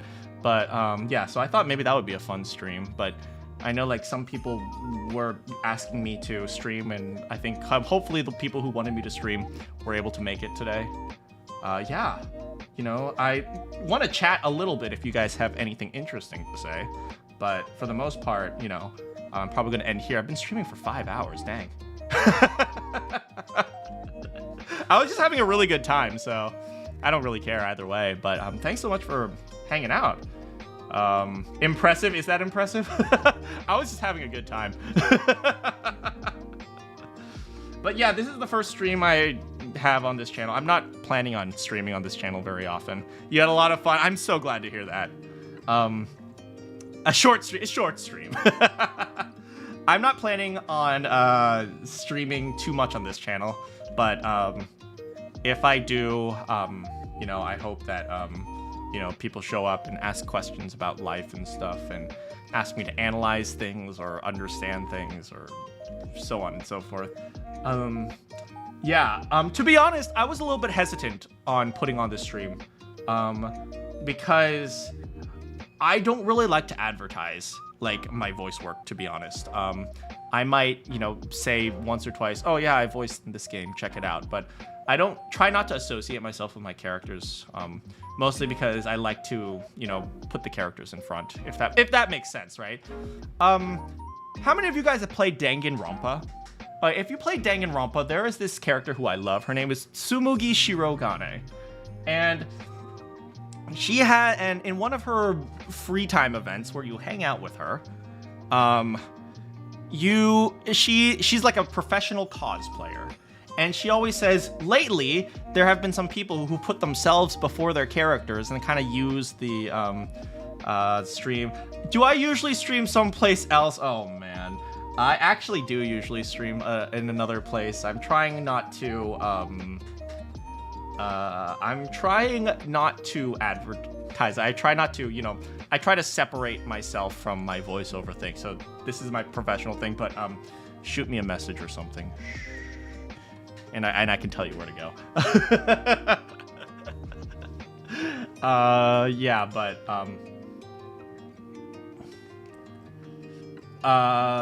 but yeah, there's a character named Tsumugi Shirogane, where she shoot me a message. Check my website. You can send me an email. Just tell me I'm Der Lambrier, or something like that, and I can show you where I usually stream. I'm a lot more free. I'm a lot more free form. Like, if you thought I was kind of like over the top and weird here, like I go really all over the place in like my other places where I try not to associate it, because I think, it's one of those things where when it comes to voice stuff, it'd be nice to be a full-time voice actor and all that, but I don't want to be famous, if that makes sense, right? My goal is to just voice things and create something that people enjoy and people have fun playing or watching. I don't really care that much for the fame or the money, to be honest. And I mean, voice acting doesn't really make you that much money, so it does not like you care for the money anyway.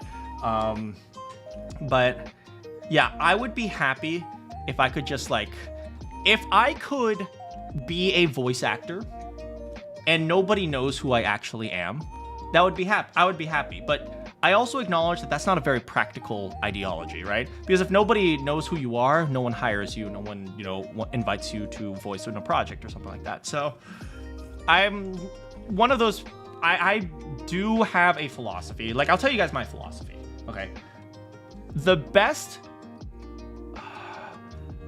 compliment you could ever give a voice actor, this is 100%, the best compliment you could ever give a voice actor is not knowing that they exist.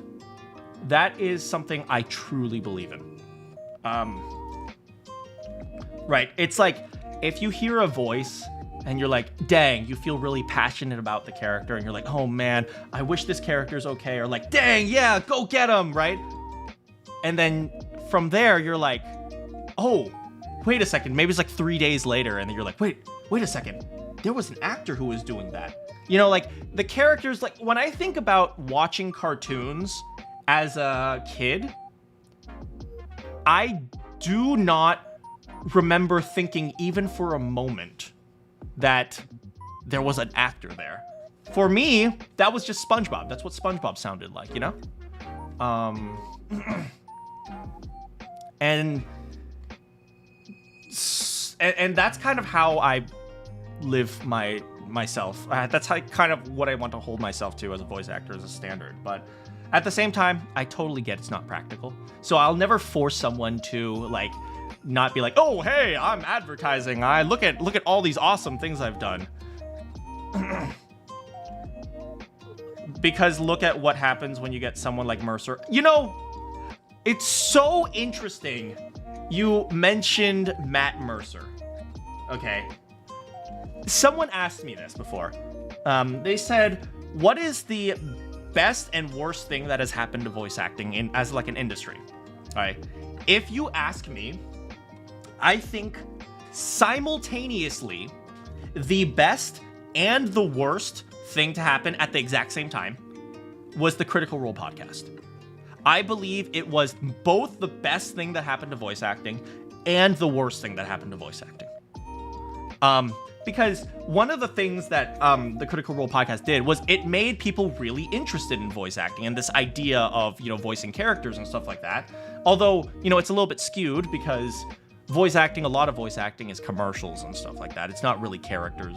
Most of it is commercials and narration and stuff like that. It's very rare that people are actually characters. I'm kind of like in the anomaly. But most people, they do like narrations or history documentaries or stuff like that. There's a lot of that stuff, right? So, but regardless, it got people interested in voice acting, which I think is a good thing, right? But the downside is it started validating this idea of, I'm gonna call it the voice acting celebrity, if that makes sense. It's like up until this point, the celebrities, up until that that podcast, the celebrities were people like Will Smith or Keanu Reeves. I guess not Keanu Reeves at the time, but like Brad Pitt, Will Smith, Johnny Depp. Who else? I don't know. I don't know very many actors, to be honest. But there were people who were like there were household names, right? And the people who really knew voice actors weren't even necessarily anime people. Nowadays, the anime consumer is obsessed with voice actors. But, back in the day, the people who were really looking at like voice actors, there were like people who were like looking at like voice acting from like SpongeBob or maybe My Little Pony or something like that. Haley Joel Osment, Keith Davidson. Yes.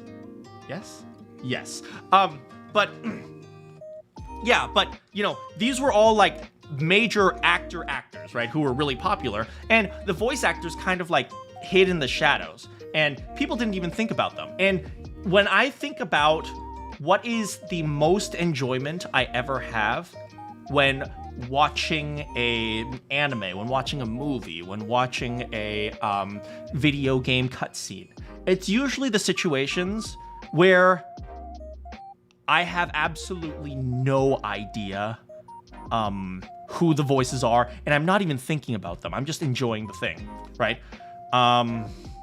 Now, whenever I hear Goro Majima in English, I'm like, oh, that's Matt Mercer. And it's more difficult for me to enjoy, Goro Majima being Goro Majima because all I can hear now is like, oh, that's Matt Mercer, right? If that makes sense. Like, I would have enjoyed it more if I hadn't realized that. But the moment I realized that, the enjoyment kind of, the full immersion was gone. You know what I mean? And so I feel like people have become so obsessed with the voice actors and actresses, and even worse, because it pulls you out of the game and experience with the meta context and people yes, exactly it, right? People speak more about Matt Mercer being Majima than actually Majima, right? I want to hear about Majima's story. I don't give a damn about no offense to Matt Mercer, right? I'm not saying I don't care about him, but it's like, I don't really give a damn about you right now. It's like, so I want to hear about Goro Majima. It's the same idea. I don't know Hazbin Hotel. Let me circle back to that. What am I, a business? Let me circle back to that. And, maybe after a bit of phone tag, we'll just, but anyway, I don't know about the Hazbin Hotel thing. Yeah, but exactly. Also, how's it going, Jamak? I appreciate your clip it, your clip it thumbnail. Anyway, or no, your art, your profile picture. I had this with one of the recent Star Wars games. One of the characters was voiced by Travis, and it pulled you out of the game because you're like, oh yeah, that's Travis. Yeah, that's exactly right. Right, and it's happening a lot, and anime people are so obsessed with it. It's one of the reasons why I love anime. I try not to associate too much about anime online because I feel like, well, there's a lot of reasons as to why anime fans have become so rabid. A lot of it's a big psychological analysis that I don't want to go into, but long story short, I try not to associate with them too much online because, they're constantly, taking the story out of the story. They're obsessing over the actors. They're obsessing over what this story means in the full context and so on and so forth. And so, like, you're doing well. You're getting a day's break from 30 to 40 Celsius day. Oh, dang. Hang in there, man. I think even Mercer realizes the problem because he's taking steps back from the spotlight. I mean, I can imagine he kind of gets that now. Like he realizes it. But yeah, like that's kind of the thing. I wasn't a big. That's one of the reasons why I say it's both a good and a bad thing that the Critical Role podcast happened. I was going to say something. Hold on a second. Let me think about that. Right. And I think one of the big problems with what happens because of that is as people become interested in voice acting, they see the kind of the celebrity culture that's starting to appear, and they think, I want to be famous as well. And, well, they think to themselves, I want to be famous, and they do it for the fame rather than, you know, for the desire to make something interesting. Now, you can call me a pretentious artist if you want, like, oh, it's your passion or whatever you want to call it. But for me, it's like when you take a character that you voiced and said, oh, well, this character agrees with my political opinion, or this character agrees with what I believe in terms of socioeconomics or something like that, and then they kind of hold their own characters as like a beacon as of themselves or something like that. They like make their characters work for them instead of the other way around, if that kind of makes sense. And you saw that a lot during the strike, where people were like, I voiced this character, and if this character was striking, they would definitely do this or believe in that. Yeah, you're seeing it a lot where like people will take fictional characters and like try to demand that, oh, they act like this, they think like this, you know, instead of, you know, allowing them the proper fictional distance and also the analysis of the character that the characters deserve. Yeah, to explain the Has Been Hotel thing, it was a YouTube pilot with a massive success. Saw a small indie cast of voice actors and made several $1 million. Once it was picked up by the Voice Actors Guild, all the indie voice actors were replaced with A-listers like Keith Davidson, and the character voices were completely lost. That is unfortunate. That is really unfortunate.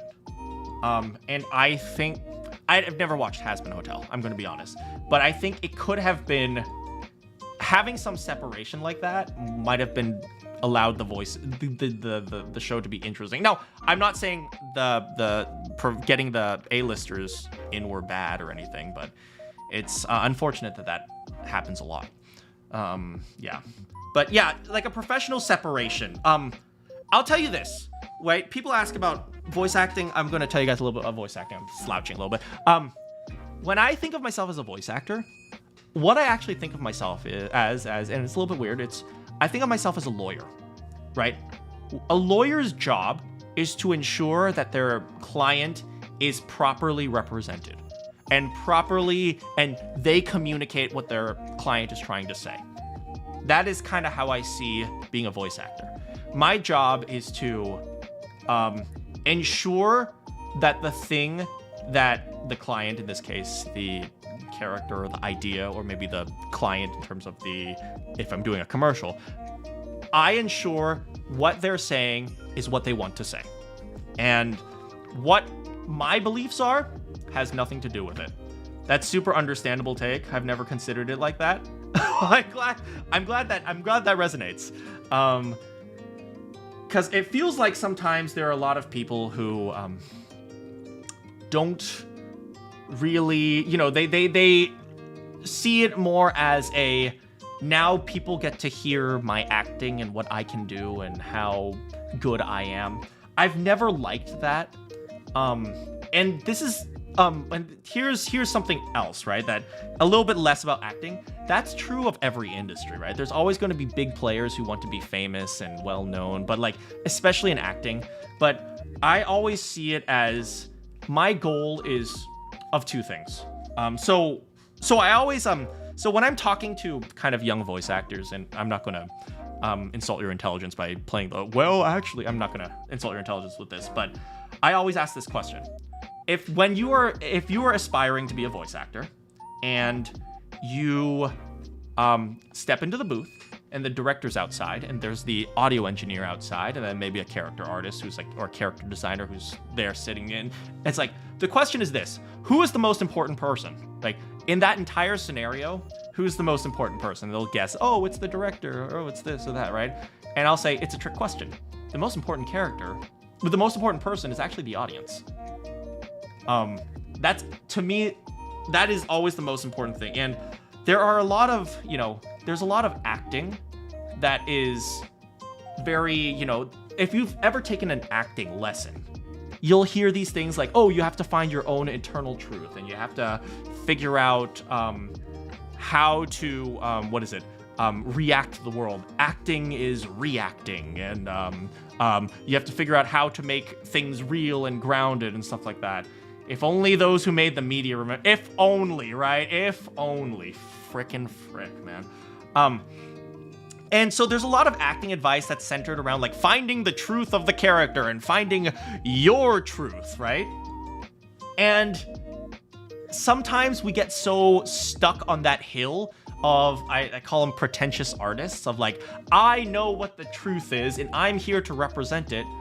We forget what we're actually trying to represent, which is we're trying to represent something that an audience will enjoy. But your own personal truth shouldn't have any bearing. Exactly, right? It's like, people say like, oh, understand the character by finding their truth and then finding your truth. And don't get me wrong, these are important acting philosophies and acting ideas that have elevated the elevate people's acting and elevate the industry. But, for me, the very first thing, first and foremost, and I've looked up all across the internet to see if there's any acting philosophies on this, and there's very few of them. But I have a very audience-centered way of acting, which is before I do anything, I look at the scene and I ask myself, what does the audience want to see? Does the audience want to go, oh, hell yeah? Or does the audience want to go, oh, no, don't do that? Or does the audience want to go, fuck you, man? Hey, how's it going, Cold Flames? Welcome. Right? What does the audience want to see? And I think about what is a way to keep the character's personal truth, whatever that means, but deliver it in a way that the audience will enjoy, or they'll cry if it's supposed to be sad, or they'll laugh. But it's like, I wish the industry would care more about the people who are playing the games, watching the movies, instead of, I'm going to be an actor and I'm going to portray this character. And then after that, I'm going to be invited to Comic-Con and then I'm going to sign autographs because look at me, I'm giving back to the fans. It's like, come on. It's like, you can give back to the fans by giving them something they want in the media, right? It's like, there's so much of this trying to ignore what the audience wants. How do I feel about voice actors taking liberties with the intent or tone of characters, especially dubbed? So there's like 4 layers onto that question, and that's actually a really interesting question. In the booth, the boss is your director, but their boss is the audience. Hey, that's a great way to look at it, right? How do I feel about voice actors taking liberties? There's like 4 layers to that. First, there's just the natural consequence of voice acting, which is, you can't get everything perfectly, so sorry, right? So that's the first layer. The second layer is this kind of idea of interpretation. So you'll notice that there are some times where people kind of get close to the sound, but something feels off, and that might be what you're talking about, like the tone or intent of the character. And the reason for that is because language exists as a culture, right? Language is culture, right? The way we represent how we talk, how we express ourselves varies from person to person, and because we exist differently. So I'll give you an example of that. Did you know in Japan, you pretty much, now, not always, there are exceptions, but you usually never say sorry unless you specifically have done something wrong. So, when you have, like if you're at a funeral and someone is, ranting about how they miss their mom, right? In the United States, you might say, I'm sorry for your loss or something like that. In Japan, they don't say that. They just say, I see, I understand, right? That's how they show their express their care for you or express their sympathy. They'll never say I'm sorry, because if you say I miss my mom and then you respond I'm sorry, their response is what the heck did you do to my mom? Because they'll think that you did something, which is not the point. So you just say I see, right? So when we talk about tonal stuff in voice acting, one of the big problems I think I see a lot is there are a lot of people that they hear an angry character and it's like, oh, I want to be, oh, go be angry. And so they're angry and then they don't really actually match what's going on, because you have to, when you translate something, you're not just translating the word for word, or you're not, you also have to translate the idea, and you have to translate the feeling, and you have to translate the functional existence in the world. So localization is a lot harder than what people make it out to be. But there are also people who take advantage of that. Like, for example, do you guys see the, there's an, I think it was Uma Musume. Just recently, there was a tweet about Uma Musume where the horses literally said in Japanese, Merry Christmas! That's what they said in Japanese. And they translated it to Happy Holidays. It's like, okay, come on, guys. But at the same time, you know, you have to match these tones right. And I feel like there's a lot of localizers, or a lot of people who are very overzealous, who think that they know what's going on, but then they actually have no idea. It's like, there are, I hate saying this. You guys know, do you guys have that one weeby friend who thinks, I know how to use a katana? Or like, if you gave me a katana, I could beat up all the ninjas or something like that. You know, in high school, there was that one guy who thinks they know everything, and in reality, they don't really know. Or they have an agenda, yeah. Or cultural vandals. I love that term. That's an interesting, I might steal that. But yeah, there's always these people who think they know what they more than they actually do, who think they're doing good, who think they're like trying to help, and in reality they're just doing things worse, right? So there's like the second layer of that, which is this kind of like, there's like honesty, there's like honestly trying to get close. Then there's the kind of the more dishonest, I'm gonna say this is correct because I'm gonna interpret it differently, and I believe my interpretation is more correct, or something like that. So there's like the more dishonest layer. And then there's a final layer to that, which is this idea of cultural performance. And this one's a little bit more complicated.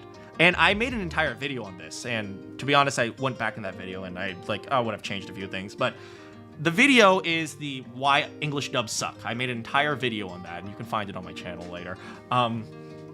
It's this idea that people want to be these, a lot of actors and a lot of directors, they want to be these people who are like these masterful,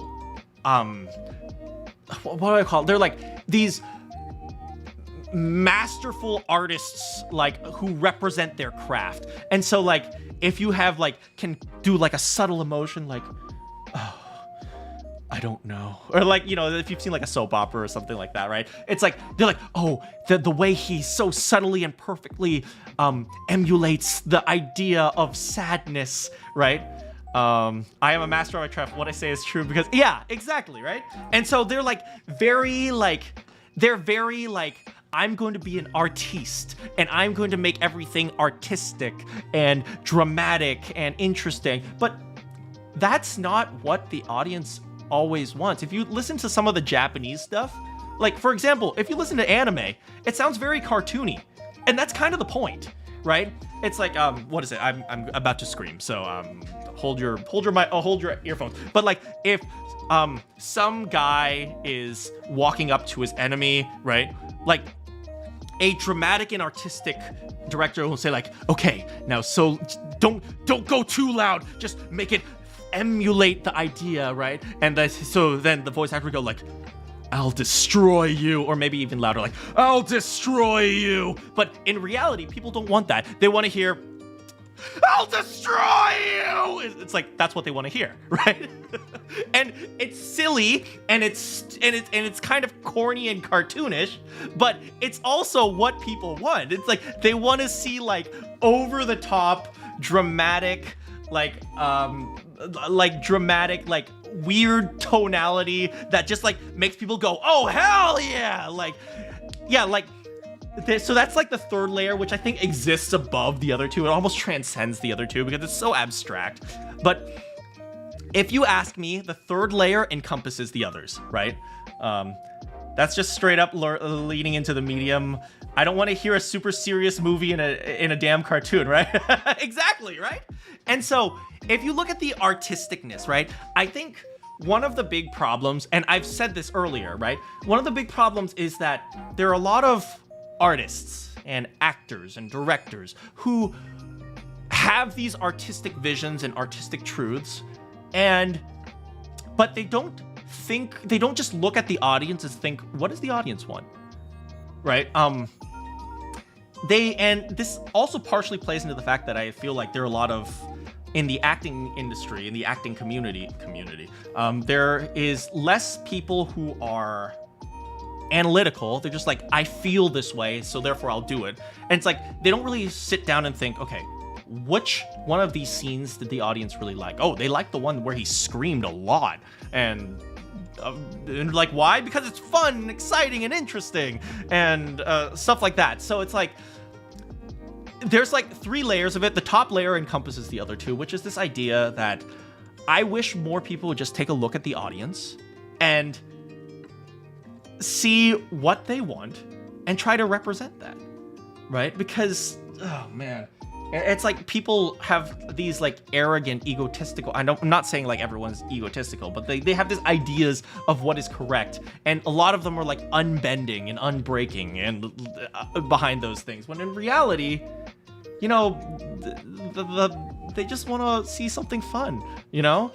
Do you feel like that's because of how disconnected every part of the industry is from each other and the audience doesn't give, at least in the voice perspective, the actors and the directors and so on, those are reasonably connected, at least if we're talking about things like anime, video games, animation. I don't know as much about things like, you know, Has-Been Hotel, which is Western animations, because I don't do those as much. But I think... But when you say disconnect from the audience, yes, 100%. 100%. We've gotten to the point where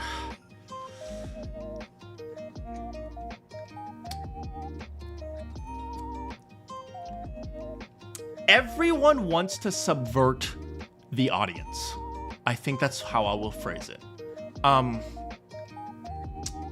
Okay, so actually I'm going to go into a little bit of a spiel right now, and you guys, I hope you guys can deal with my rant, but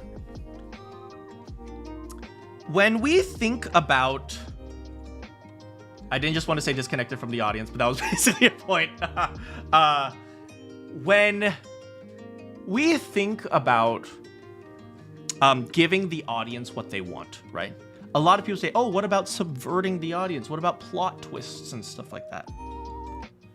There is a big difference between subverting the audience in terms of plot and technical facts and subverting the audience based on feeling, right? And I'm going to break it down with a game that some of you might be familiar with. Hopefully some of you are.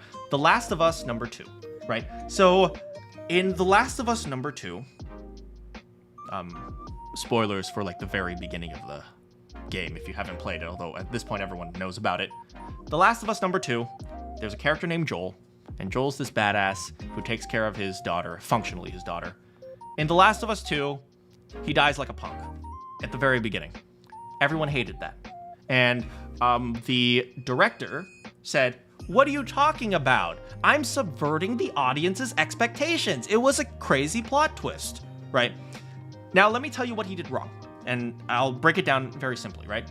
He subverted the audience's expectations in terms of technical plot, which is the fact that Joel died, right? That was subverting the audience's expectations.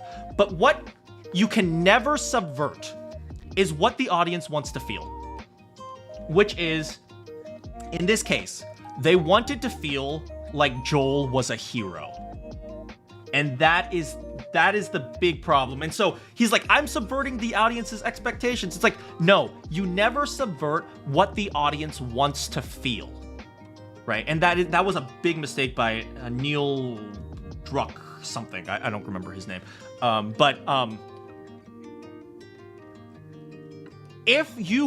I can guarantee this, right? If he had written Neil Druckmann, thank you. If he had written the scene a little bit differently, it could have been amazing. So I'll give you a very simple, I'll reset up the scene for you, okay? So if you guys know the scene, Joel is helping some girl. I know it's not Annie, but I always think her name is Annie. Abby. Okay, so Joel is helping this girl named Abby. And then eventually Abby turns on him and kills him because she's actually wants revenge for Joel. And that was it, right? Nothing happened out of that. The only thing that happened was Joel died. And that was it, right? And then eventually that sparks the whole revenge thing for his little daughter, Ellie, to go look for revenge. But that was all that happened, right? Joel died. And what came out of his death? Nothing. Literally nothing. And that was where he subverted the audience's expectations, because the audience believes that Joel is a hero. So let's reset up doing the trope for no reason. Exactly. So let's reset up the scene, okay? I'll tell you how to make the scene really good, okay? Instead of Joel being captured by Abby, Ellie is the one who's helping out Abby, okay? Ellie is the one who's helping out Abby. And then Abby captures Ellie, and she's about to kill him. And then Joel busts through the door and says, "Take me instead." And then he dies. People would have loved that, because Joel would have died a hero. That is why, right? That's the problem, right? Yes, exactly. It feels more significant because it would have accomplished something, and they would have felt, and it would have subverted the idea of him being killed, or maybe he's still subverting the plot that Joel dies, sure, but it doesn't subvert how the audience feels, which is we want to feel like Joel is a hero. We've spent the entire first game playing as this badass hero, and then he dies like a punk. It's like, you cannot subvert how the audience feels. It's like, oh, well, I'm doing something interesting and artistic. Yeah, but then when the audience turns off the game, good luck trying to communicate to them. And so many, I think, this is one of the interesting things. And I will put this a little bit on the gamers and a little bit on the enjoyers, the watchers, the culture nerds or something like that. Not entirely. I put like 20% of it on the gamers, but most of it comes from the entertainment industry. One of the big problems is that gamers, Star Wars fanatics, I'm going to say nerds, I don't really mean that, but nerds, they communicate very matter of fact, right? And I've said this a little bit in terms of like the engineers versus the artists thing. They communicate very matter of fact, right? They don't want to say, I don't agree with you. They'll say, fuck you, right? They're just very straightforward and to the point. When you exist in an industry, an entertainment industry, which is very much based on how much people like you, because it's entirely opinionated. It's an artistic industry, right? It's based on how much people like you. It's based on how much you can flatter each other, or how much you can, become friends with each other, how much you can network with each other. Their way of communicating is very light and airy and sugar-coated and flowery, right? And so when a gamer says, "This sucks, man. You need to rewrite it because fuck you," right? I understand that because I'm a gamer. I exist within the game. Do I have to prove my gamer cred? What's my gamer cred score? Like, I get that because I was a freaking Diamond League of Legends player. You think I don't know toxicity? high society meets factory work. It's pretty much it, right? And so the entertainment industry, they look at that. I'm a gamer. Still in recovery from League. Okay, look, okay, when the AD carry runs into the jungle, even though I warded it, and he's trying to get red buff, and yet 3 people are collapsing on him, middle lane is AFK, he's not even there, and then the other mid is just completely gone, he's like nowhere on the map, of course he's gonna get freaking ganked! Okay, calm down.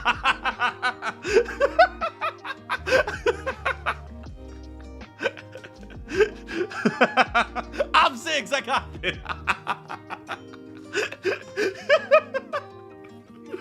Anyway, but yeah, what was I saying? Like, it's very high society meets factory worker, right? So the gamers are like, yo, it's like, we hate this. And the high society culture people are like, oh, well, that is insulting to us because you're not being nice in how you say it. You're being mean. You're using words like, I don't know, like retard or, I don't know, faggot or something like that. You're using these bad words, and so we're not going to listen to you. But that's how they communicate. That's how the gamers communicate. And it's like, maybe you don't like it, but it's your job as someone who works in the entertainment industry to hear that and try to translate it into what is understandable for you. And I think we've gotten to a point where everything is so put on airs, everything is so, validation, right? There's so much validation, especially like social media stuff. Everything is all about validation, likes and likes on Facebook, or like, how many retweets you get, so on and so forth, right? That when something doesn't give you validation, you're like, okay, we're just gonna ignore that. We're gonna wait until somebody gives us actual good criticism. And when, if somebody says, this is the weirdest thing. If somebody says oh, you deserve, okay, if somebody says, you deserve to die for writing such a shit game or something like that, it's like, that's not exactly a nice criticism, but it actually is a very valid criticism because someone felt so strongly about how poorly you wrote this thing that they actually went and said that on like social media or something like that. It's like, that's probably more valuable than anything else. You'll not defend how people say things because it's truly beyond the pale, but sometimes, no, like, I totally get it. Sometimes people talk in crazy ways and they're really stupid and they have no idea how to communicate and they're not very civilized. It's like, and often that's not good. At the same time, it's still the responsibility of the people who create it to, be able to go through that and figure out what they need to change. And that's a standard I hold to myself, at least in terms of when I do voice acting, right? So I try to figure out, what did people like, what did people not like, why don't they like it? And if they say, oh, screw this guy, it's like, okay, well, at the very least, I can acknowledge that. And so what I might do is, for example, if I see someone on Twitter who's like, oh, I hate this voice actor, and the voice actor is referring to me, I'll go onto his page, and I'm not trying to stalk him or something, and I'll see what things he likes, and I'll try to understand why he likes them. If someone says your thing sucks, I always hit back with, great, what sucked about it specifically? Yes. I completely agree with that. However, I also will acknowledge, and this is where the 20% comes in for the gamers. I'll say,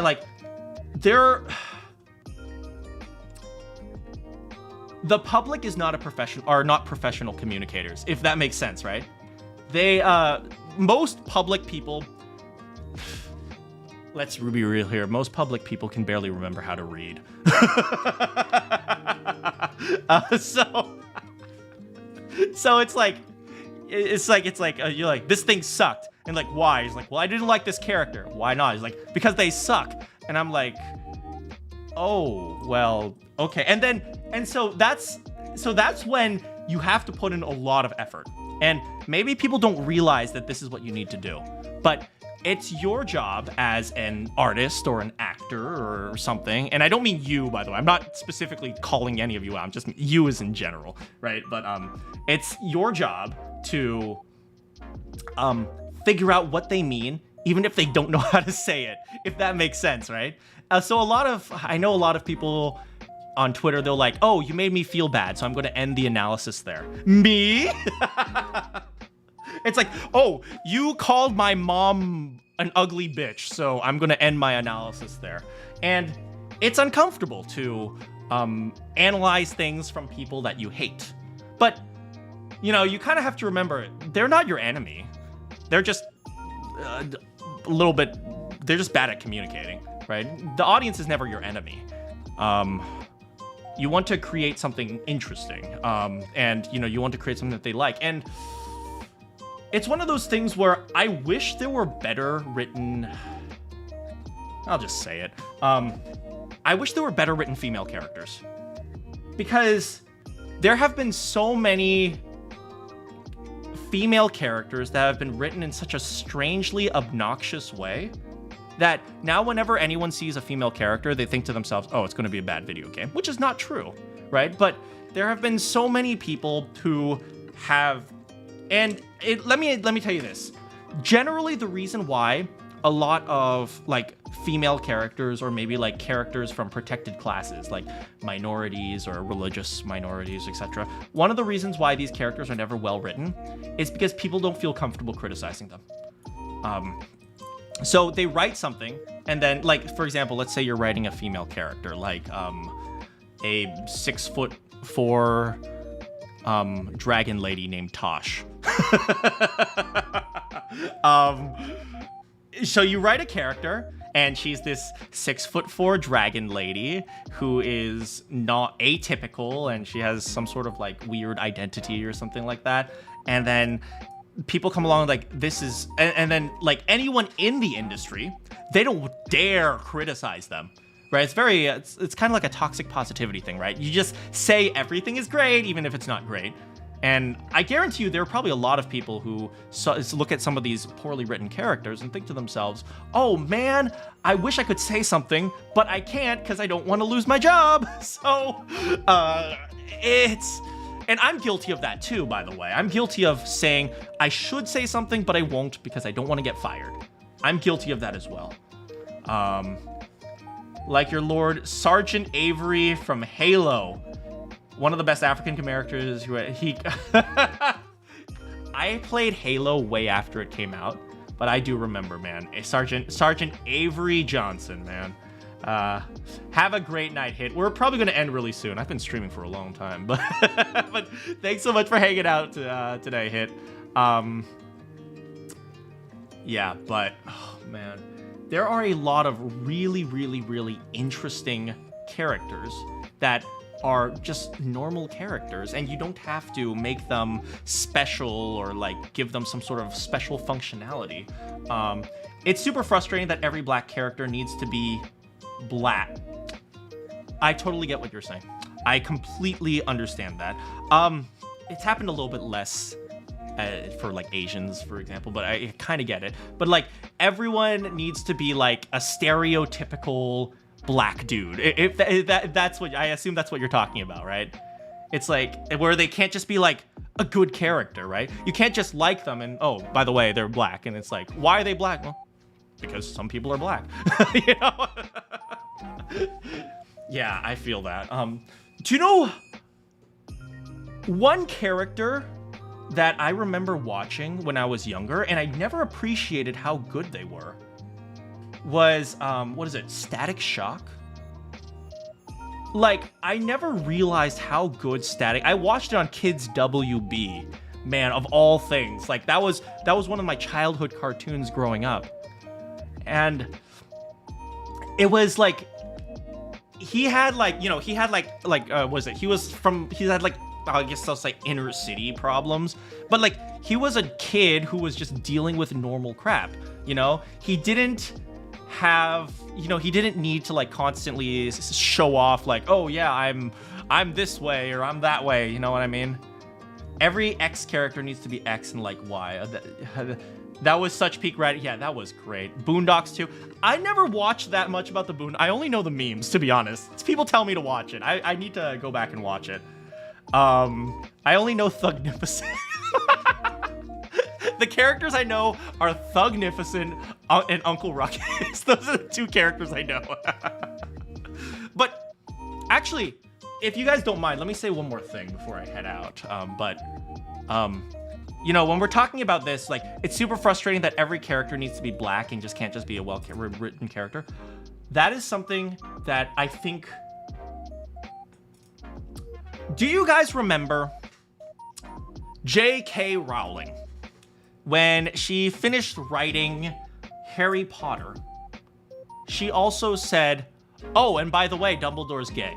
Do you guys remember that? Oh, man.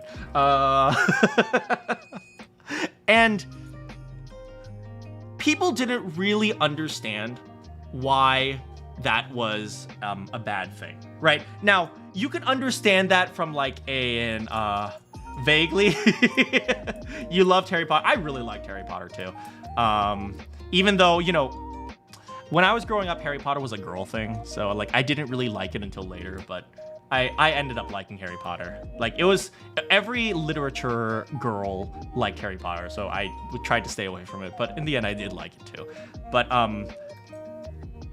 right, so Dumbledore, right? People don't understand why it's so bad to make Dumbledore gay. It was actually not a good thing for her to do. And it's because, and so besides the fact that it's virtue signaling and all that, like, oh, I'm just trying to fit this in, this little detail just so I can get extra points with like the gay people and say like, oh, see, Dumbledore's gay, you should like me, right? Besides that, there's actually a literary philosophy. Maybe you guys have heard of Chekhov's gun, right? It's kind of like the counterpoint of Chekhov's gun. So Chekhov's gun is this idea that if you put a gun in a play or a show, that gun better be used at some point. Because if it's not used, then the gun just serves as a distraction. And so it's the counterpoint to that, which is you should never put in details that you don't use, right? Yeah, shoehorned in and added the layer to his potential motivation. Yeah, I don't remember exactly how she did it. She did it in this weird way. But the reason is because people have an inability... Okay, people have a limited capacity for thought. And this is going back to the thing I talked about earlier, which is you need to think about your audience. The first thing you have to acknowledge is your audience are people, they're humans, right? And people have a limited capacity for thought, not necessarily because they're stupid, just because they don't remember everything. And you know, anyone who's been in your English class, we're like, you know, you might have like been reading a book for your English class and you forgot about an important detail. And you're like, how did I forget? The detail is so important. It's because you have a limited capacity for thought. And so when you see, you know, Dumbledore being gay, you're like, oh, there's this amazing, powerful wizard, and he is like the epitome of good, and he's super powerful, and he helps set the route for Harry Potter to follow to defeat all evil. Oh, by the way, he's gay. And then now when we're focused, okay, he's gay. Wait, why is he gay? Like, okay, so who does he date? So you're starting to think about things that are completely irrelevant to him, right? Whereas if you had just simply left that out, he could have been gay, he could have been straight, he could have been, I don't know, what is the other, I don't know what any of the sexualities are. He could have been money sexual. I'm money sexual, by the way. But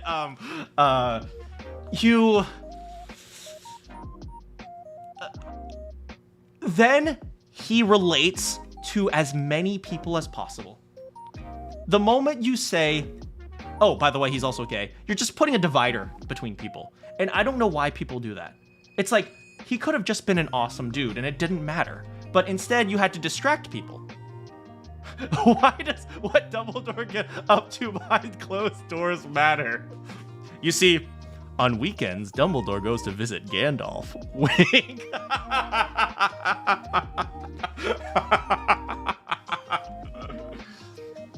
Yeah, at the end of the day, we don't care, right? We care that he's a great wizard who is a father figure and a mentor and someone who, you know, is able to help Harry figure out his way.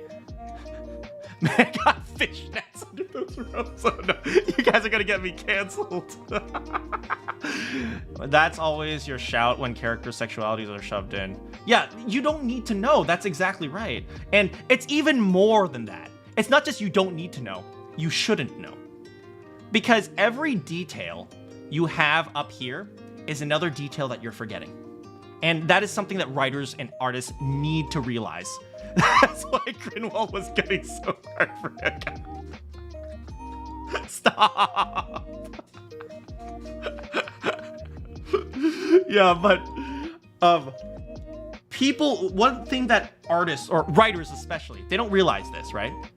But because they have, maybe they have Dumbledore in their brain for like years. So they've established his character for years and they know everything about this guy's character, right? Us as readers, we have 5 minutes to establish his character before we've moved on, right? So every time you add a detail is a detail I'm forgetting. And if you feel like it's so important to include the fact that he's gay or something like that, you better be ready for me to forget something.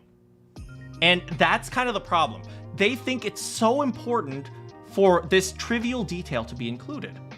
And all you're doing is you're making your work worse because people are not able to focus on everything at once.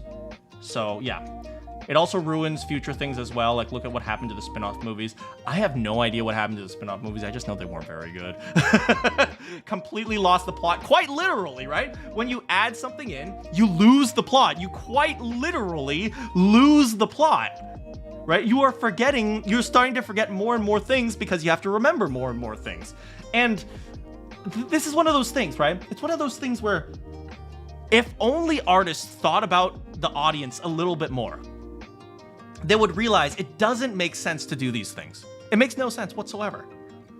Because what you want to do is keep them focused on the important thing. It's like no math textbook in the entire world will talk about the Pythagorean theorem and then say, by the way, did you know Pythagoras had 3 wives? It's like, why does that matter? I don't know if he actually had 3 wives. Or like, if you're talking about like Isaac Newton, like Newton's first, second, and third law. The first law of motion, the second law of motion, it's like, these are the physical laws of how physics works. By the way, did you know Newton actually ate 3 apples a day? It's like, okay, well now I'm getting distracted. It's like, if no book where you're supposed to remember the material does that, why are you doing it for like so much stuff that is already forgotten? Spent most of his career trying to prove alchemy was real. I think I do that. You know, scientists were very smart back then, but they were also very dumb.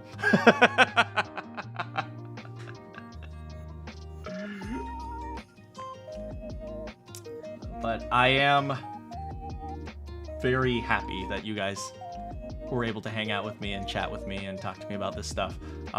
You know, there's a lot of... I think I've told you guys, the one thing I want to see change in all of the entertainment industry is to be more audience-focused, to be more audience-centered. We don't think about the audience enough. You missed, but you woke up hella late. Hey, you know what? Sleep is good. Get yourself some good sleep. And yeah, that's all I can say about that, really. Anyway, for all of you who are here, thank you so much for joining me today. I'm Gary. I didn't really rehearse this, so I have no idea what to say. But yeah, I'm not sure how often we'll do more streams, but we'll do them every once in a while, maybe, if people show up. I'm glad, we hit like about almost 20 viewers today, which is really cool for me to see. Like, I'm not used to having so many people watching me at once. But yeah, I'm glad that you guys were able to show up. I'm glad you guys liked it. If you guys want, you can feel free in the comments of the stream to tell me like what you want to see from the stream. If you want to see more like discussions like this, or if you prefer like just gaming, or if you'd prefer to actually like, talk about real life, or just have like chatting streams where I react to things. So like what do you guys want to see? And maybe I'll do it every once in a while. The discussions, you like the discussions? Okay, I'm really happy to hear that because that's what I wanted. I wasn't sure if it would work out, so that's why I had Octopath in the background. But yeah, I really enjoyed chatting with you guys. Watching voiceover, animations, discussing. Yeah, honestly, it'd be fun to like, you know, one thing I like doing is looking at trailers and seeing like where I would critique it, where I would change things, where I would fix things. And people don't like doing that because it's like, oh, how dare you critique art? But like, for example, for those of you who played Expedition 33, I'm almost done with it. I would like try to like analyze, okay, this cutscene, where did this cutscene do well? What could it have improved on and why, and so on and so forth. I wanted to do something like that as well, because I think it'd be really helpful, especially partially for people who want to get into voiceover, partially for people to just understand how to approach things, partially just because it's fun. I better get going. I've been streaming for way longer than I thought I would. Thought I'd be doing it for like 4 hours. I'm like 6 hours in already. But I better get some dinner. Thank you so much, everyone, for hanging out with me today. I'm Gary. My normal sign-off is something along the lines of good morning, good afternoon, good evening, or good night. So I will see you all next time.